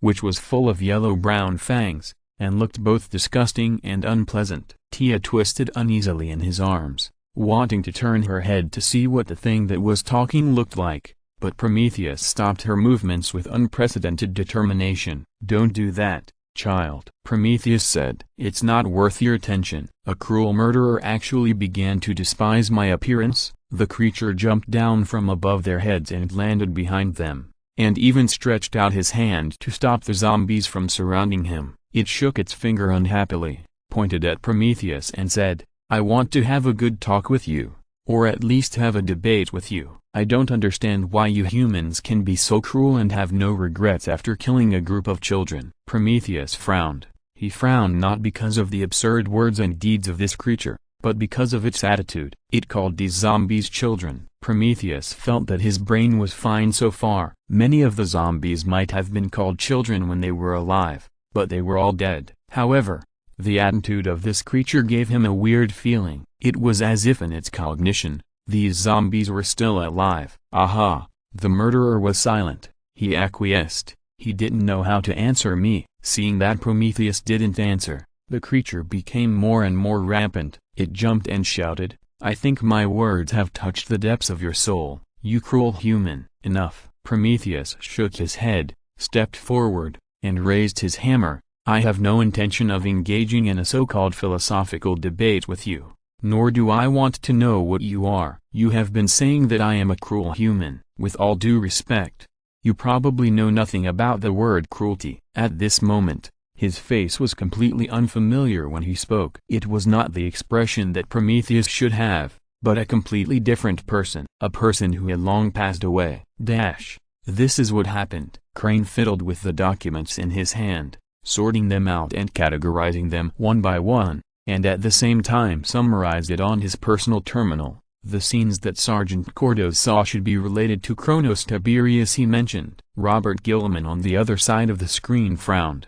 "How do you know this?" "Because Kronos Tiberius is still alive." Crane told him quite calmly. "He has indeed been missing for a while, but according to the data, he is indeed still alive." It would have been better if he hadn't said it. As soon as the word data was mentioned, Gilliman's expression began to develop towards a toothache. The Imperial Regent said with a rather helpless expression, "You mean those data that only you are qualified to read?" "Yes." "Then how can I believe you that Kronos is still alive?" "I hope you understand, Crane. He is not just in Ultramarines, he is also a combat hero with 3 golden spikes. His service period makes him worthy of your and my attention. I hope you take this matter seriously." Crane didn't even look at Gilliman, but just continued to sort out the paper documents. Such retro behavior should not appear in the head of a secret organization in the interstellar age, but it happened. After a while, he said, "I take everything very seriously. This is the first point. Second, Kronos Tiberius is indeed still alive. This information comes from a top-secret document provided by Shenyan. If you don't believe it, I suggest you ask him yourself. Third, I am not here to discuss these with you. I am just here to tell you that there is such a thing." His attitude was so matter-of-fact that even Gilliman was surprised. What on earth had this man experienced to behave so unkindly? Gilliman couldn't help but feel that in terms of being annoying, perhaps only Rogaldorn could compete with him. I will check this with the teacher. Besides, according to the scheduled time, you are already 1.5 months late. When can I meet my offspring? Are you planning to let them work for free? Crane raised his head and glanced at the personal terminal. Of course not. Why do you think so? Gilliman said expressionlessly. Because you have been investigating the corruption of 3 planetary governors and a gene-stealer cult hidden in the bottom of a hive city on the road for 1.5 months. Frankly speaking, I am surprised by your efficiency, Crane, but you can't just drag them in to help when you meet a war group. And you never mentioned the proper procedures from beginning to end. The procedures are too complicated. It takes me 3 hours to fill in the information from the Military Affairs Department. Although there is the convenience of the terminal network, I still think it is unnecessary. His words made Gilliman's eyes twitch involuntarily. For the sake of the teacher, he said with gritted teeth, you are not the only one in the galaxy who has to fill out documents every day. I am the one who fills out the most documents and handles the most documents every day. If you plan to call a group of Astartes to deal with these endless anti-corruption and internal purges, then at least follow the procedures. Crane glanced at him again with a disapproving look. What's that look? I'm just thinking about one thing, Gilliman. As the regent of the Empire, can't you optimize this bloated system? I don't believe you don't know how cumbersome the procedures for recruiting an Astartes regiment are. Forget about going to the Military Affairs Department. Why do I have to go to the State Church to ask them to bless this expedition? At this point, he showed his emotions as never before. Gilliman could see that it was obvious disgust. You ask Gilliman how he can see it from that expressionless face. Oh, it's very simple. Batman's eyes often tell a lot of things. If you can't see it, it means you have never been stared at by Batman. I don't like the blessing of the state religion any more than you do, but it is necessary. Most of the warriors of the Holy Codex have fanatical beliefs. Considering this, if they don't get the blessing of the state religion, the consequences will probably be ugly. Gilliman rubbed his brow and began to explain to Clan bit by bit. The political system of the Empire is different from any you have ever seen. Frankly speaking, Clan, it is a patient with cancer. If we want it to continue to live, we have to introduce more cancer. From the current point of view, this situation will continue for a long time. Only time can solve this matter, but what we lack most now is time. I hate religion, Clan Samples said expressionlessly, especially the person who invented the state religion. He should be nailed to the cross and hung upside down. Did you just tell a joke? No, not really. I'm going to hang up. Our ship is about to land on the garden world of Finilos. Why are you going to the garden world? Cran glanced at the puzzled Gilliman in the picture with a look as if he were an idiot. Fuel, food, supplies. It's painful for me to talk to you sometimes, Gilliman. His words almost made the latter throw his personal terminal to the ground. Chapter 797, Flame of Prometheus. Ezekiel originally thought that the scheduled replenishment would be quite easy this time. After all, according to the knowledge he had obtained from the book, any garden world is a good place with beautiful weather, green mountains and clear water. 3 minutes after landing, he walked out of the hatch and overturned this part of the knowledge he had obtained with his own hands. Captain, I remember you said that garden worlds are all good places. A combat brother in the company winked at him mischievously. Well, this place does look pretty good, except that it stinks. Ezekiel looked at him expressionlessly and put on his helmet. The breathing grill was activated, finally isolating the damn stench. His changed voice sounded on the tarmac. Technical Sergeant, notify the mothership in orbit that the situation here is not right. We will conduct a reconnaissance first. Received. Second Tactical Team, come with me, and the others will be on guard on the spot. Yes, sir. There is no need for too much communication and orders. Their combat literacy is enough to solve these trivial matters. Ezekiel led 10 battle brothers to the other end of the apron. The surroundings were terribly quiet. This was a port in a garden world, and it should have been the busiest place. The dignitaries from all over the galaxy would take off and land here every day. Some had already enjoyed themselves here and planned to go to the next garden world to continue enjoying themselves. Others were busy landing from their spaceships to enjoy their extravagant lives. It was true that there were many planes on the aprons around, but there was no one in sight. The entire port was terribly quiet. "Captain, your crow's mouth doesn't seem to have improved." The guy who had joked with him before came again and smiled in the communication channel. "Do you have anything to say about this, Ramsden Gabriel?" Ezekiel replied in a gloomy tone, "If you don't want to be sent to count the ammunition reserves again, you'd better keep your mouth shut." Oh, okay."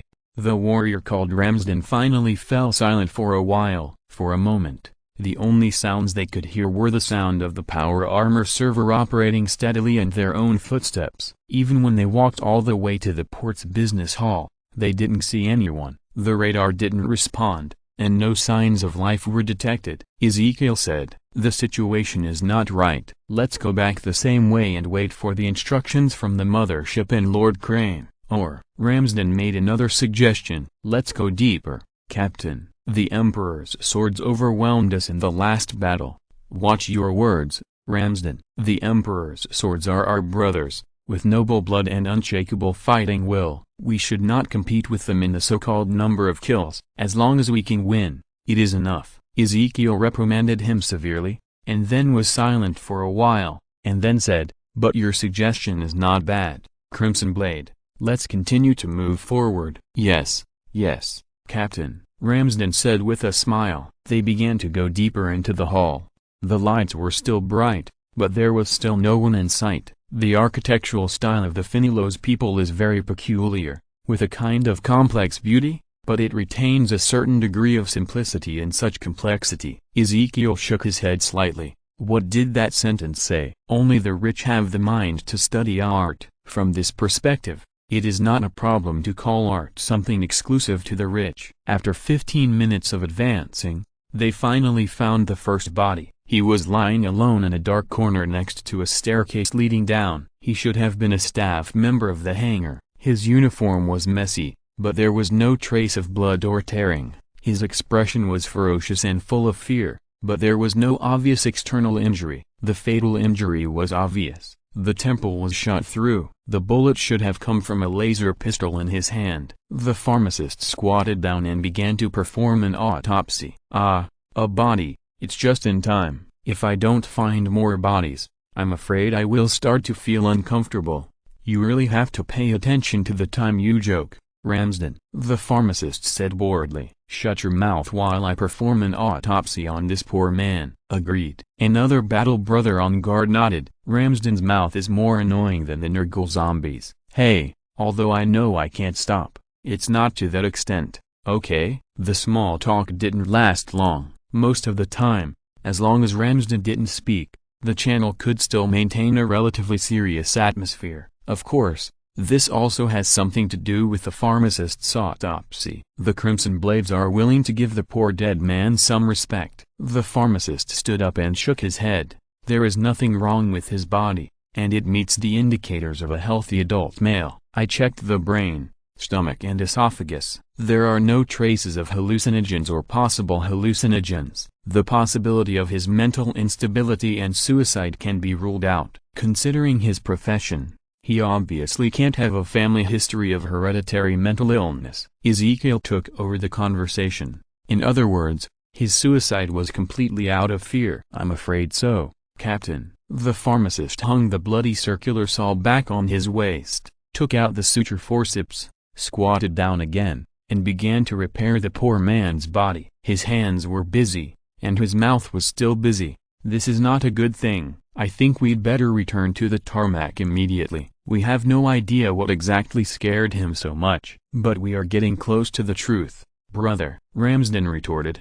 "Don't look at me like that, as if I am the only one here who wants to defeat the Emperor's sword. Besides, do I need to remind you again about the importance of intelligence? What do you think, Captain? Whether you are too competitive with our brothers is debatable, but intelligence information is indeed very important." Ezekiel turned his head and looked at the stairs leading to the underground. "Let's keep going." 5 minutes later, they arrived at the lower level of the stairs. Compared with the upper level, it was completely dark here. The electricity seemed to be completely cut off, and the emergency lights that should have been on did not work. Fortunately, the eyepiece itself has night vision function, which did not hinder them. Based on observation, Ezekiel came to the conclusion this should be a building like an underground transportation station, which means that the Fenilos people may have already had a complete underground transportation network. It was obvious that they lived a wealthy life on weekdays. However,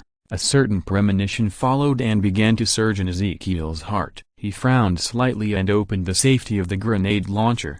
Be prepared, I have a bad feeling. This time, even Ramsden, who was the most talkative, did not respond. They all knew Ezekiel's ability, and had seen his intuition that was almost foreknowledge more than once. In fact, there was already a consensus in the Third Company of the Crimson Blade that Captain Ezekiel's premonition could often represent the future to a certain extent. In the dark, people's senses will be magnified, especially for the Astartes. The atmosphere became tense silently. They were not afraid, but they all silently tensed their nerves. 2 minutes later, Ezekiel raised his hand and made a stop gesture. The second tactical team stopped immediately. 2 combat brothers came to Ezekiel's side, one on the left and one on the right, and formed a trident formation with him. The bolt guns in their hands pointed forward, ready to go, while the others began to be alert behind them. The reading is abnormal, Ezekiel said softly. As a transportation hub,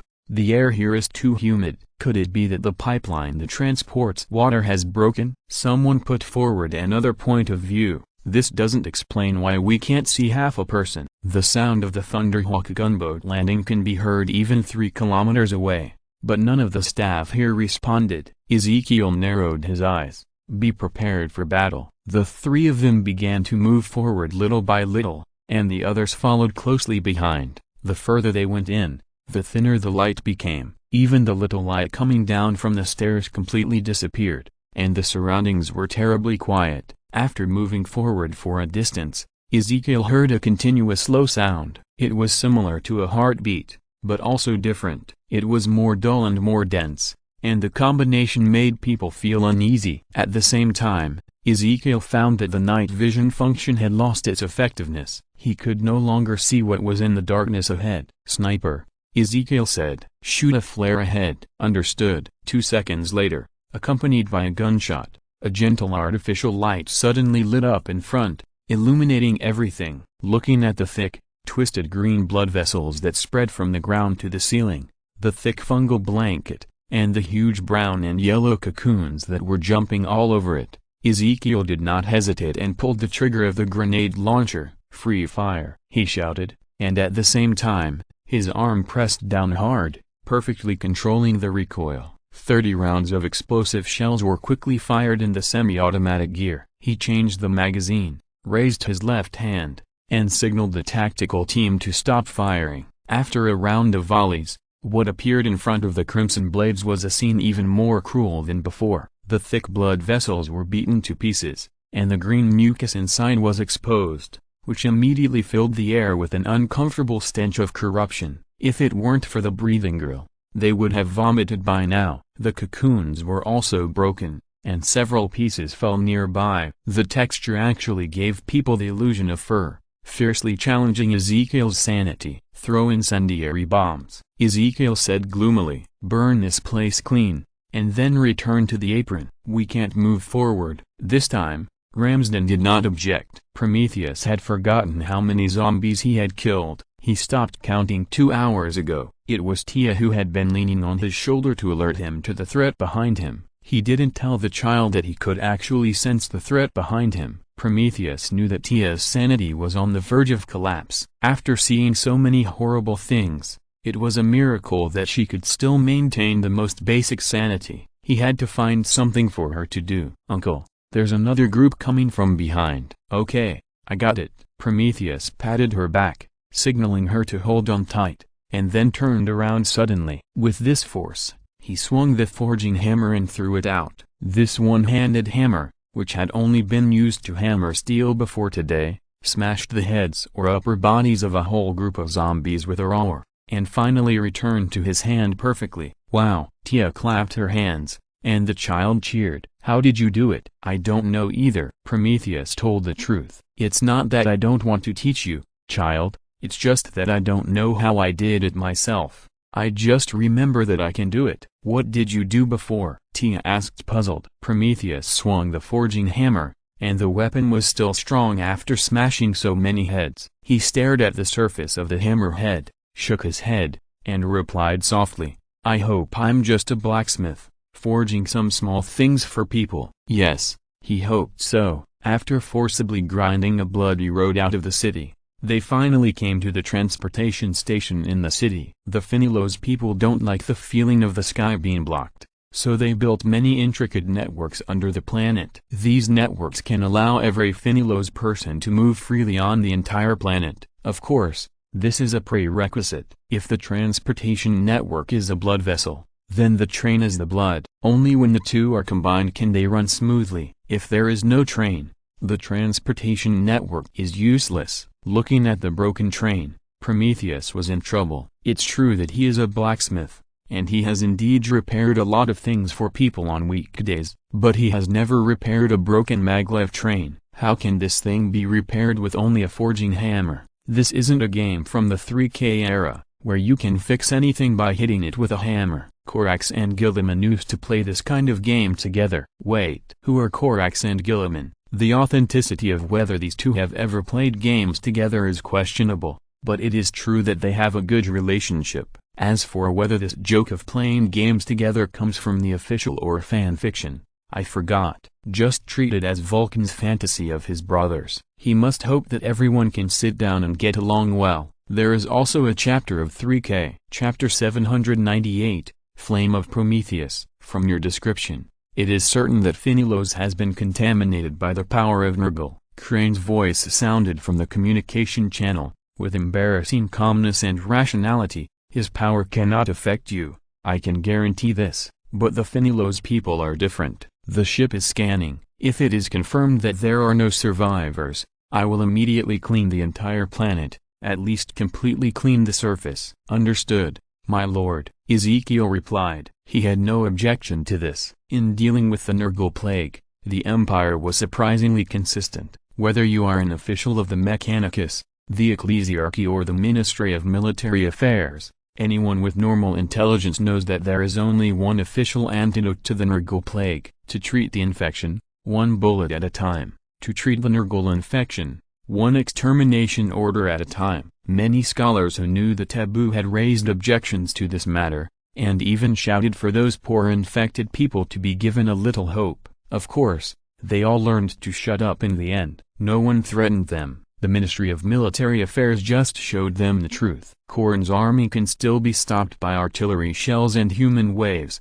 Sinju's conspiracy used to target only the wise, and Slaanesha's followers pursue pleasure, so they are particularly conspicuous. They can all be stopped to a certain extent, and to a certain extent, they can be eliminated. However, Nergal's plague is not. The virus is carried by humans. If you want to eliminate the virus, you can only eliminate the humans on that planet together. There is no other way. If you don't do this, you will just watch the virus spread. It has been recorded that the plague will spread to many planets in a short period of time, and eventually it will even form a plague that affects the entire galaxy. Everyone will die wailing in pain, and all this can be prevented, as long as someone presses the button to launch the extermination order. Someone must do it. But before doing this, I need a truth. Crane continued. For example, how did the Phinelos people provoke Nergal? This is a remote garden world. Even the surrounding star regions have not experienced war for 700 years. There is no soil for the development of cults here. Nergal's power cannot come suddenly.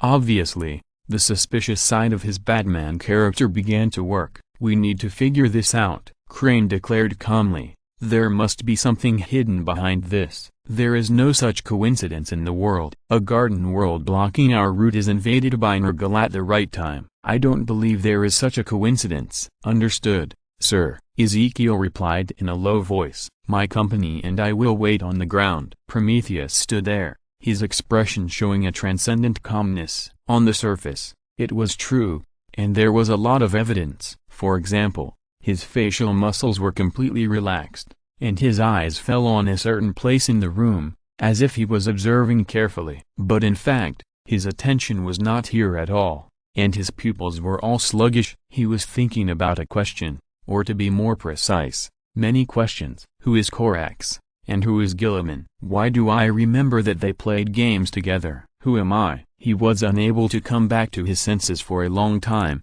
until Tia called him, and he realized what kind of danger he was in. Uncle, what should we do next? Tia asked. Didn't you say that you would warn people in other cities? But the train is broken. What should we do? Prometheus sighed, squatted down and touched her head, and simply sat on the ground. Yes, the train is broken, but we will find a way. Have you heard of games, Tia? Games? What kind are you talking about? Tia immediately became excited. I used to play tabletop games with my friends on the second floor of the library. Do you know tabletop games? It requires 6 to 8 people. We can play many roles, and we also need a 16-sided dice. As she spoke, her voice became smaller. I used to play with them all the time. She lowered her head and said, on weekends off, I can play all day and go home in the evening. The family will prepare meals in advance, and Mom and Dad will be waiting for me at the dining table, and I won't let them wait too long. Her voice gradually became inaudible,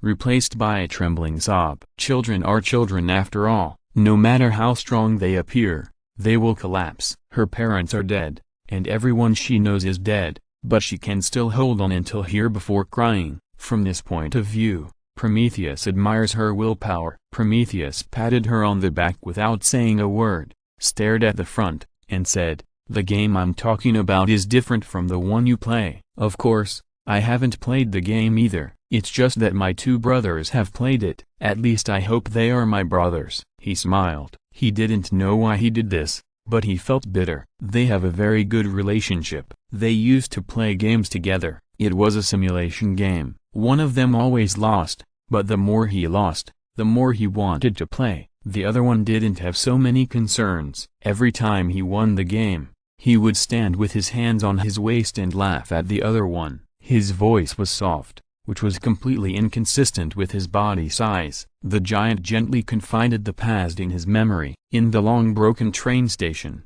in the dark, he confided to a child without reservation, talking about the past, talking about history, and talking about some things that had long been forgotten. Time has made their faces blurred, and has divided everything into a simple opposition between good and evil, but has ignored the essence and key of the problem. No one is born to choose to be a bad person. Ah, I remember. Yes, there are others. I have many, and one of them is a more irritable brother. He is always angry, and he doesn't like everything. He has always been like this. Have you seen such a person, Tia?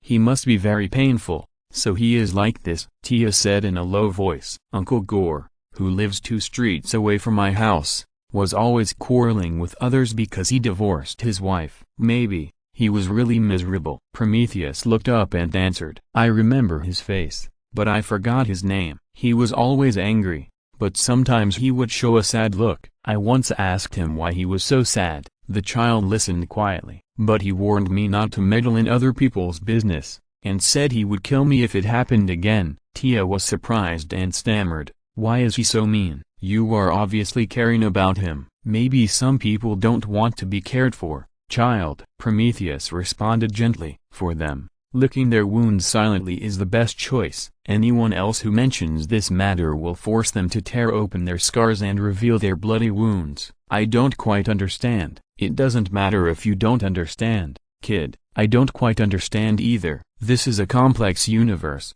but I only know how to forge iron. If I knew more, maybe the situation would be different. What do you think? Maybe I would know how to repair this car. Prometheus laughed softly. I also have a brother. He says something incomprehensible every day. We don't understand what he is saying, even the most knowledgeable among us. Yes, if you have to use a word to describe it, it is weird. But I know that if he has a choice, he doesn't want to be like this. Then why is he like this? Tia asked, puzzled. If you look at it from your point of view, wouldn't such a weird person be annoying? I just don't want everyone to hate me. He can't decide this, child. He is born like this, He always sees something bad, so he is always in pain. He must speak out, otherwise he will really go crazy. Prometheus whispered. My brothers are all in pain. They are all like this. We have a common father, who doesn't talk to us often, and doesn't tell us what to do. So we children, we began to learn from him, clumsily imitate him. Maybe so, or maybe it's because each of us has some of his characteristics. Many faces gradually appeared in front of Prometheus, some laughing, some in pain, and some bleeding. But this is not a good thing, he said. Imitating him will only make us exhausted physically and mentally, so I went to ask him why he didn't make everything clear. What did your father say? He told me that there are some things he can't do anything about,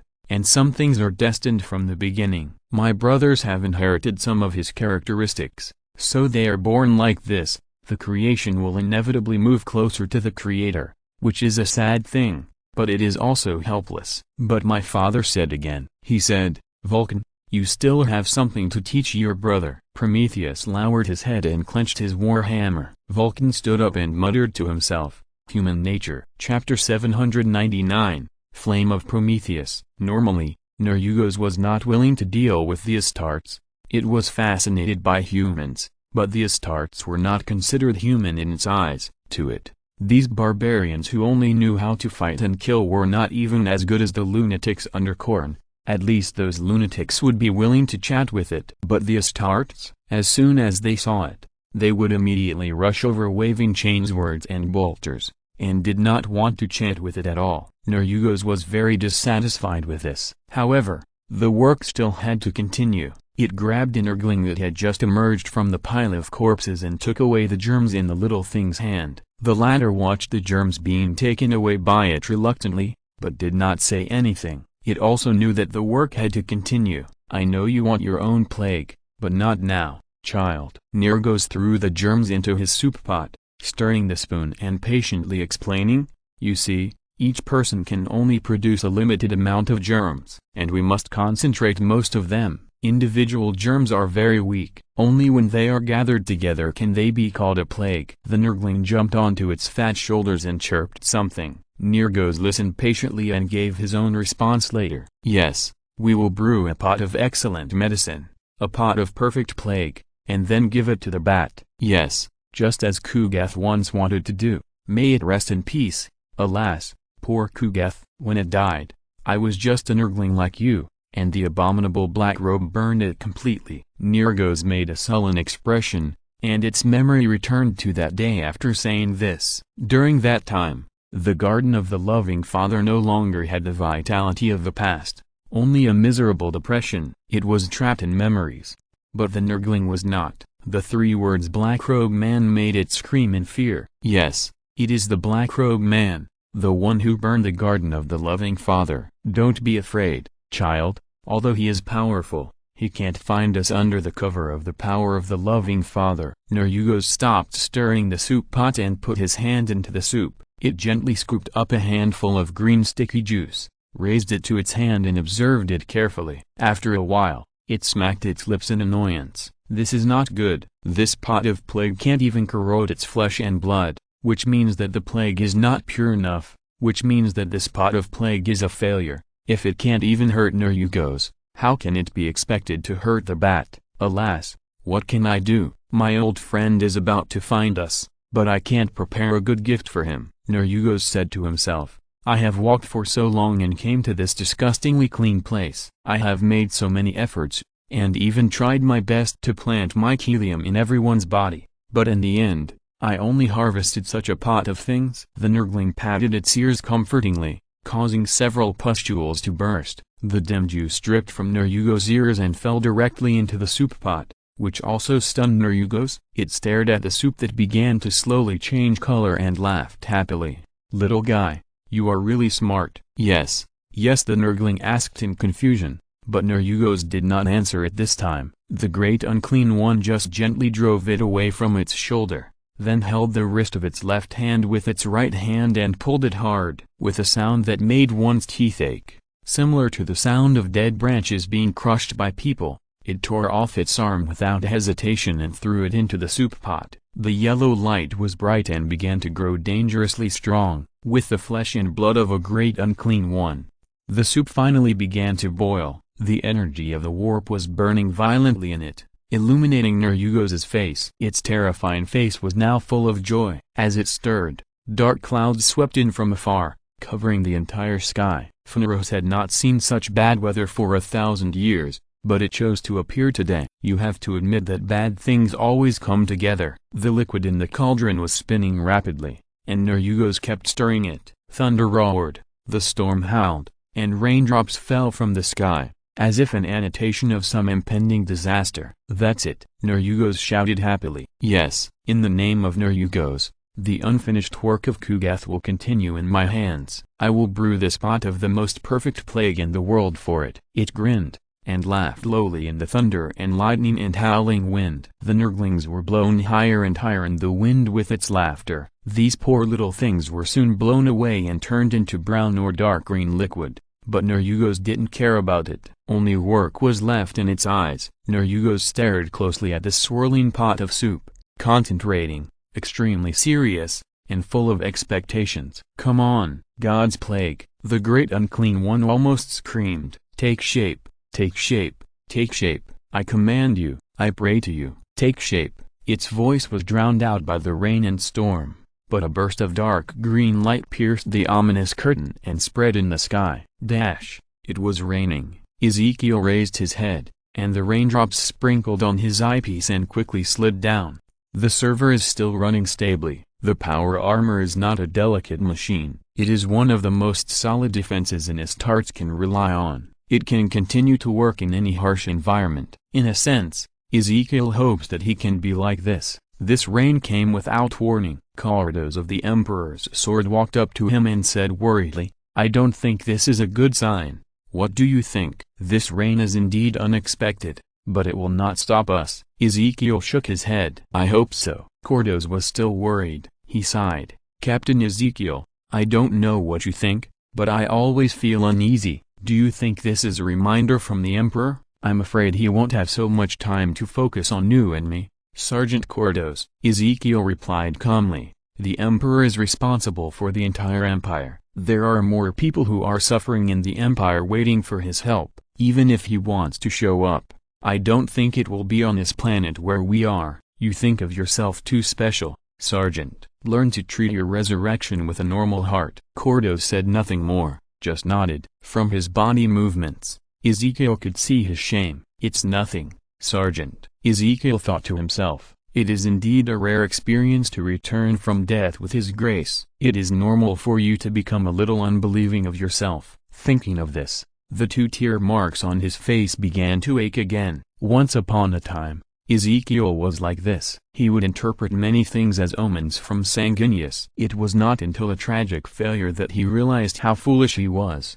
Even if he really followed what those theologians and preachers said, and regarded the Emperor as a god and Sanguinius as the Son of God, Ezekiel did not think that they would always be by his side to give him guidance. If gods really exist, they must be very busy. After all, there are so many people in the galaxy who need to be saved. "Ezekiel," a voice sounded behind him, with an icy coldness, "take your company and follow me on the plane. Sergeant Kardos, you can return to the team. Your mission is to guard the airport." "Yes, sir." Kardos saluted and hurried away immediately. The Emperor's swords have landed on the ground in another Thunderhawk gunship. They are not many in number, and some people must be left in orbit to monitor the overall situation. However, no one thinks that these Emperor's children who have landed on the ground will not be able to perform their duties. The Crimson Blades followed Crane and boarded the plane in a hurry. The Thunderhawk gunship roared into the air. After a violent turbulence,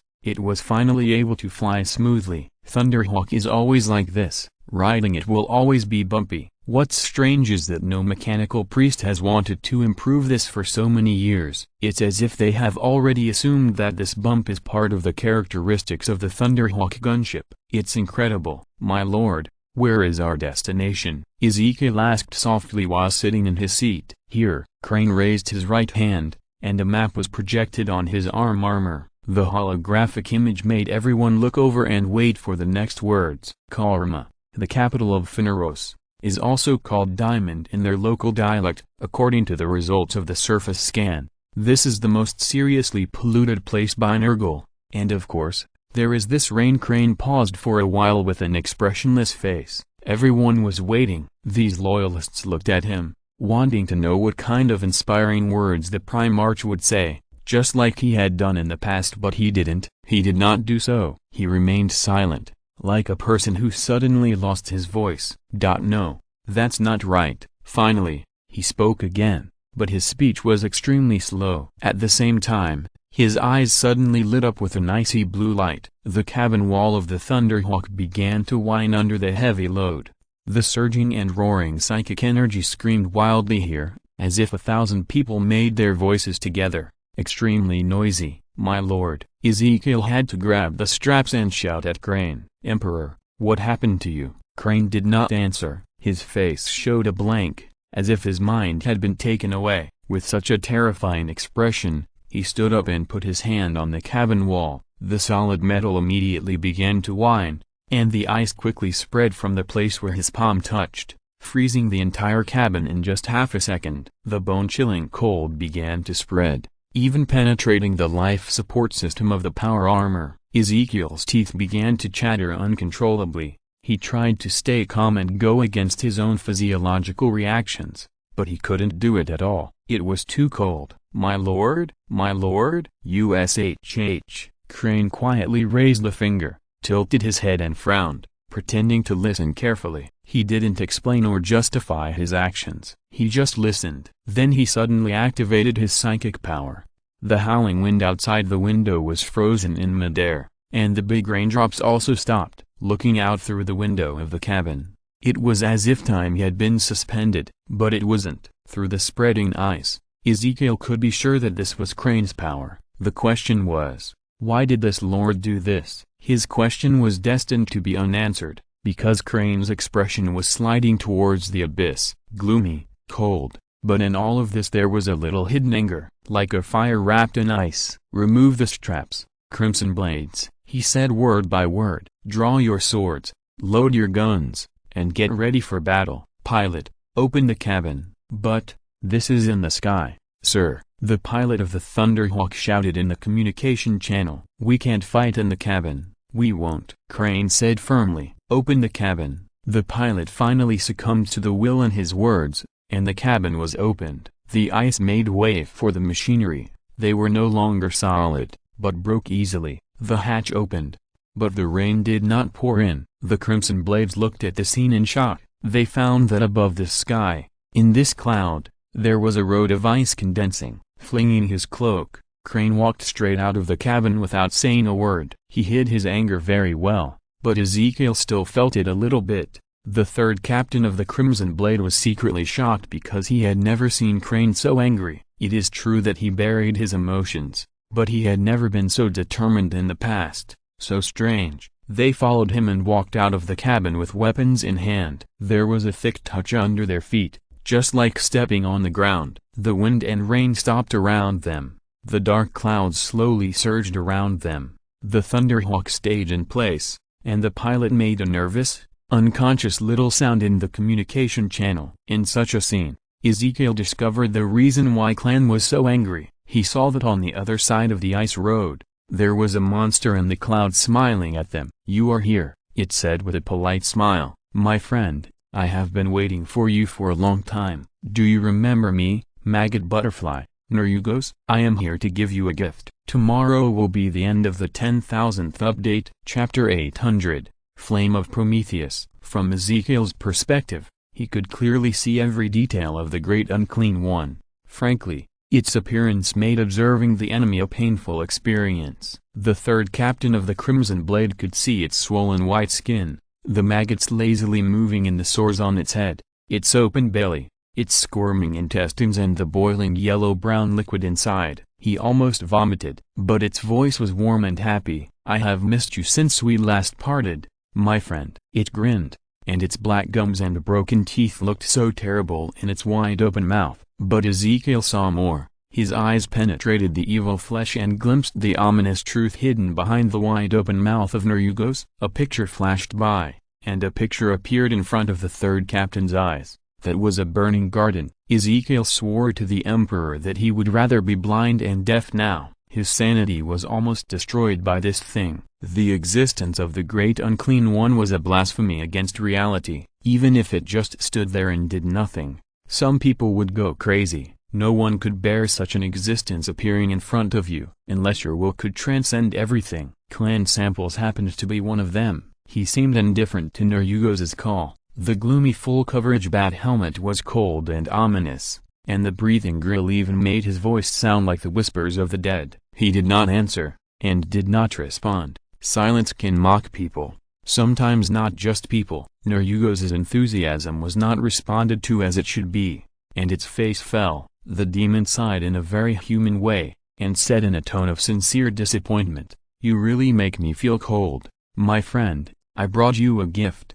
Do you know how precious this gift is?" However, this mood did not last long. The optimistic nature of Nurgle demon soon made it recover, and it began to chatter. "It originated from a pioneer, from one of my brothers. After its death, this precious work was shelved. No one felt capable of continuing its work. They did not dare, so I took it over. I respect my brother, so I must complete its work. In front of the human beings of an entire planet, I finally completed it." A smile emerged from its fat face, and maggots flowed out of its shapeless nostrils and soft eye sockets, falling into its wide-open chest and abdomen. Nerugos used its only remaining right hand to forcefully pull open its stomach, exposing a little of the intestinal fluid to the air. "Look," it said happily and softly, "how beautiful it is." At this moment, Cran Samps finally spoke, but not to Nerugos, but to the Crimson Blades. "Go back to the cabin," he said,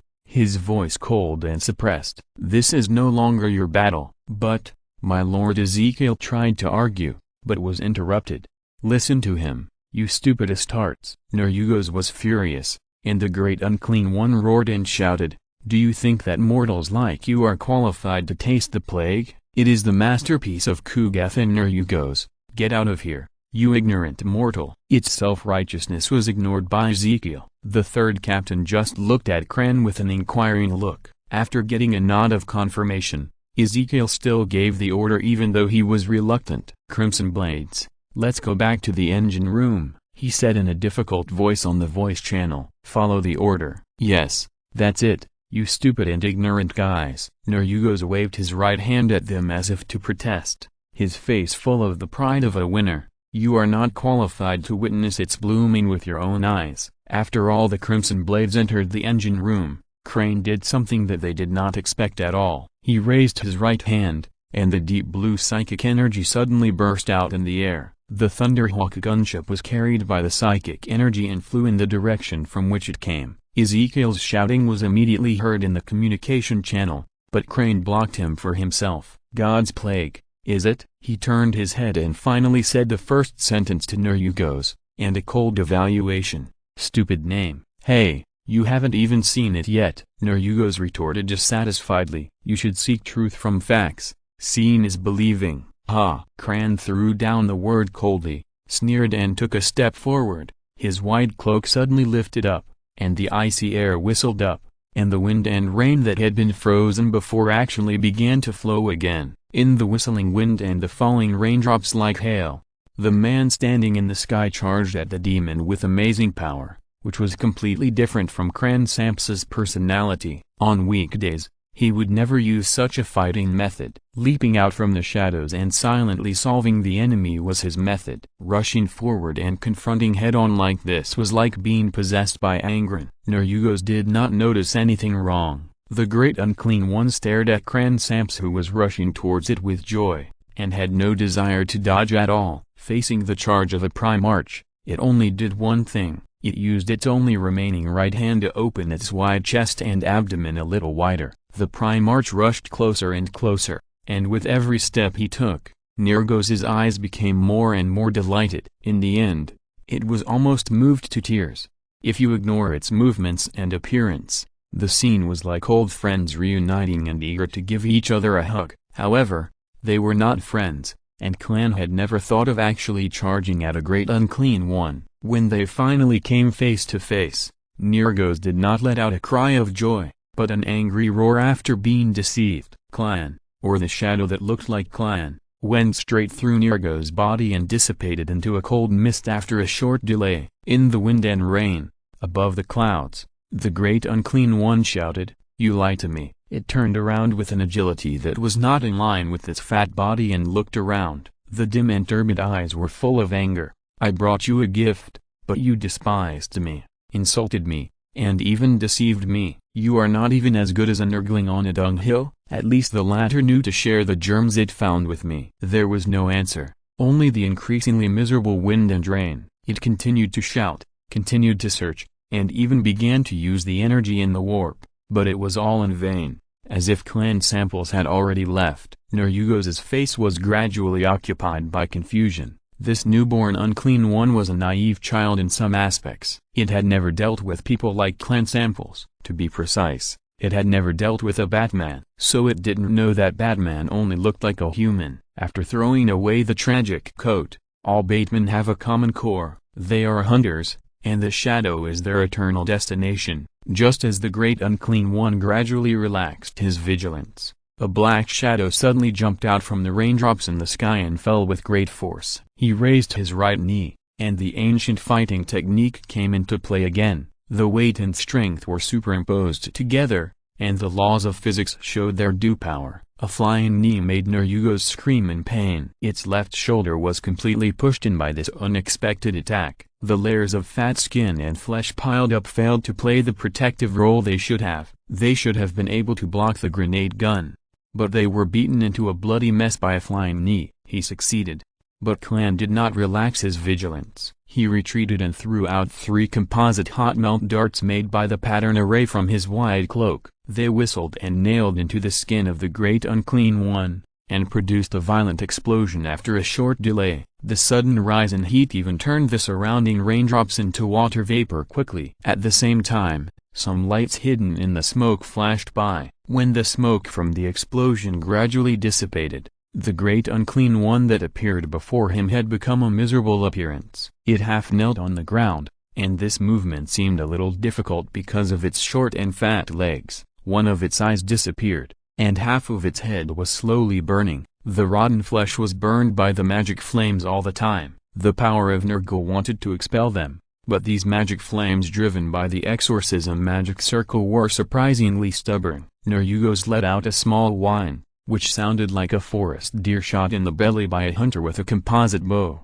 However, even at this point, the great unclean one still used its only remaining right hand to protect its belly. The intestines were vaguely visible from behind the armful of pustules, and its lungs were exposed. The diseased green lungs were slowly trembling. Yue panted and said hoarsely with a crying voice, "How could you do this?" If a mental patient were here, he would be moved by Nerugos's sincere performance and feel guilty for his cruel behavior. But Crane is a normal person, so he has no regrets at all. He even hopes that Nerugos will die soon. Without answering, Crane kept a certain distance and stared at the demon indifferently. He was not in a hurry to win at the moment, and did not rush forward to end Nerugos's domain in the material world with a psychic explosion. Everyone knows that the demons of Nergal have amazing vitality. Nerugos may look miserable on the surface, but judging from its action of protecting its stomach, these injuries are probably just flesh wounds. "I just want to give you a gift, my friend," Nerugos said painfully. "Why are you so cruel?" It raised its only remaining hand, and its intestines fell out of its chest and abdomen. Some glittering liquid attracted Crane's attention in an instant. He quickly came to his senses, but this moment of absent-mindedness was enough for Nerugos to do something. The battle between the Primarch and the Great Demon was not just a physical collision. If 2 warp creatures really wanted to kill each other, they would definitely use some warp means. The maggot butterfly, Nerugos, the great unclean one with this name, completely dissipated in a short half-second. Its body turned into 1,000 beautiful butterflies with green light on their wings, circling in the wind and rain, and flew straight towards Clan. It seemed to use this situation to prove that its name was not wrong. To be honest, if an ignorant person stood here and saw this scene of butterflies flying in the storm, he might be moved to tears. If he was a writer, he would most likely write a poem to express his passionate emotions and sing the praises of the tenacity of life. However, they were not clan samples, and they could not see the truth. The truth was that those things were not butterflies. Those things were the bodies of a great unclean one that had been reshaped and transformed using warp energy. And now, this great unclean one is rushing towards clan samples. Do you think this is the worst? No, it's not. The worst thing is that he can't move, because after the explosion, Nerugos used the energy of the warp to block the surrounding space at the moment the smoke arose. Its true intelligence is obviously much smarter than its stupid appearance. From the beginning, it deliberately showed weakness to the enemy and acted like a retard. From this point of view, it is fundamentally different from Kugeth. The latter is stupid and sincere, while it is completely pretending to be stupid. Now, the butterfly has flown in front of Kran. The patterns on their wings are complex and gorgeous, and their bodies are rotten but full of vitality. As the wings flapped, some phosphorus powder fell. They quickly entered Kran's respiratory tract along the breathing grill, and then suddenly entered his lungs with boundless malice. Severe pain came. Words cannot describe, and cannot describe such pain. Kran suddenly remembered the battle when he had not yet been transformed, and the battle with the clown. He was injected with stimulants, wearing special armor, and dragging his dying body to fight him. That time was also painful, but not as painful as this time. Perhaps all the pain he had experienced in his life was not as painful as this time. This pain does not act on the body, nor on the soul. It acts on the essence of the creatures in the warp. His eyes gradually fell into darkness, his hands and feet were cold, and the psychic power that he could control no longer responded to his call. Everything was leaving him, whether it was strength or life. Everything he had was being taken away. The plague of God, the power of Nergal. In reality, the voice of Nerugos sounded in Crane's ears again. This time, its voice was rational and wise, and it sounded like a completely different person from before. I can finally stop hiding myself, it sighed and said. Do you know how difficult it is to maintain such a posture? I have to go against my nature, which is the most difficult. I have wanted to give up countless times and talk to you in my true nature, but I can't, because I have to pretend to be a fool. Nerugos chuckled, which was completely different from the usual impression left by Nergal demons. I have been imagining the arrival of this moment, my friend. You don't know, but I have been waiting for thousands of years. Time in the warp has no meaning, but for creatures like you and me, every minute and every second spent in it is real. I have waited for you for thousands of years just for this moment. A butterfly flew in front of Crane's eyes, landed on his gloomy eyepiece, carefully observed his painful face with its compound eyes, and uttered a sigh of admiration. Kugaz may not be very intelligent, but it takes its work very seriously. After my efforts, the plague can finally live up to its name. It can poison creatures like you, corrupt your mind, your soul, and even your essence. Are you curious? Why do I use the word you? The answer is simple, my friend. Because my target has always been more than just you. The plague is brewed from my life essence. I am not bragging. But when have you ever seen a plague made from the flesh and blood of the great unclean one? Nerugos laughed happily. Your truth is, there is more than one Primarch on this planet. The cursed one has a son who lives in seclusion here. He acts as if he has forgotten everything, but we don't. The warp has memory. We remember him. I remember him. The butterflies fluttered and coiled, and the strong wind and heavy rain gradually subsided. The dark clouds were still heavy, but with a bit of sickly green. 999 butterflies gathered under the motionless Crane, then flapped their wings and carried him to a city on the surface. Crane could no longer speak, nor could he sense anything in the outside world. The array frantically warned him, but he could not give any response at all. However, in such despair, he could still hear the voice of Nerugos. Yes, I remember him. Vulcan, the lord of fire dragons, the undead. He was once captured by the gods of the green-skinned beasts, but was released by them because of his stubborn nature. He is the undead, the eternal. Do you know what this means? Crane could not speak, but he knew. Nergal has been constantly pursuing the boundary between life and death since its birth. For a god like him, this is instinct and nature. The god of life and decay, the god of plague and disease. If he pursues Vulcan, Then I am afraid he has only one wish. The butterfly perched on Crane's eyepiece flapped its wings, and Narugo's voice sounded again. Yes, he will become the greatest masterpiece of the loving father. An immortal, a living plague collection. Do you know what kind of honor this is? There is another chapter of 5K, which is being coded. End of this chapter. Thank you very much for reaching the end. Don't forget to like. Looking for more exclusive content and immediate access? Subscribe to our Patreon. Remember, every like, subscription, or donation encourages us to continue. Thanks to everyone. See you in the next video.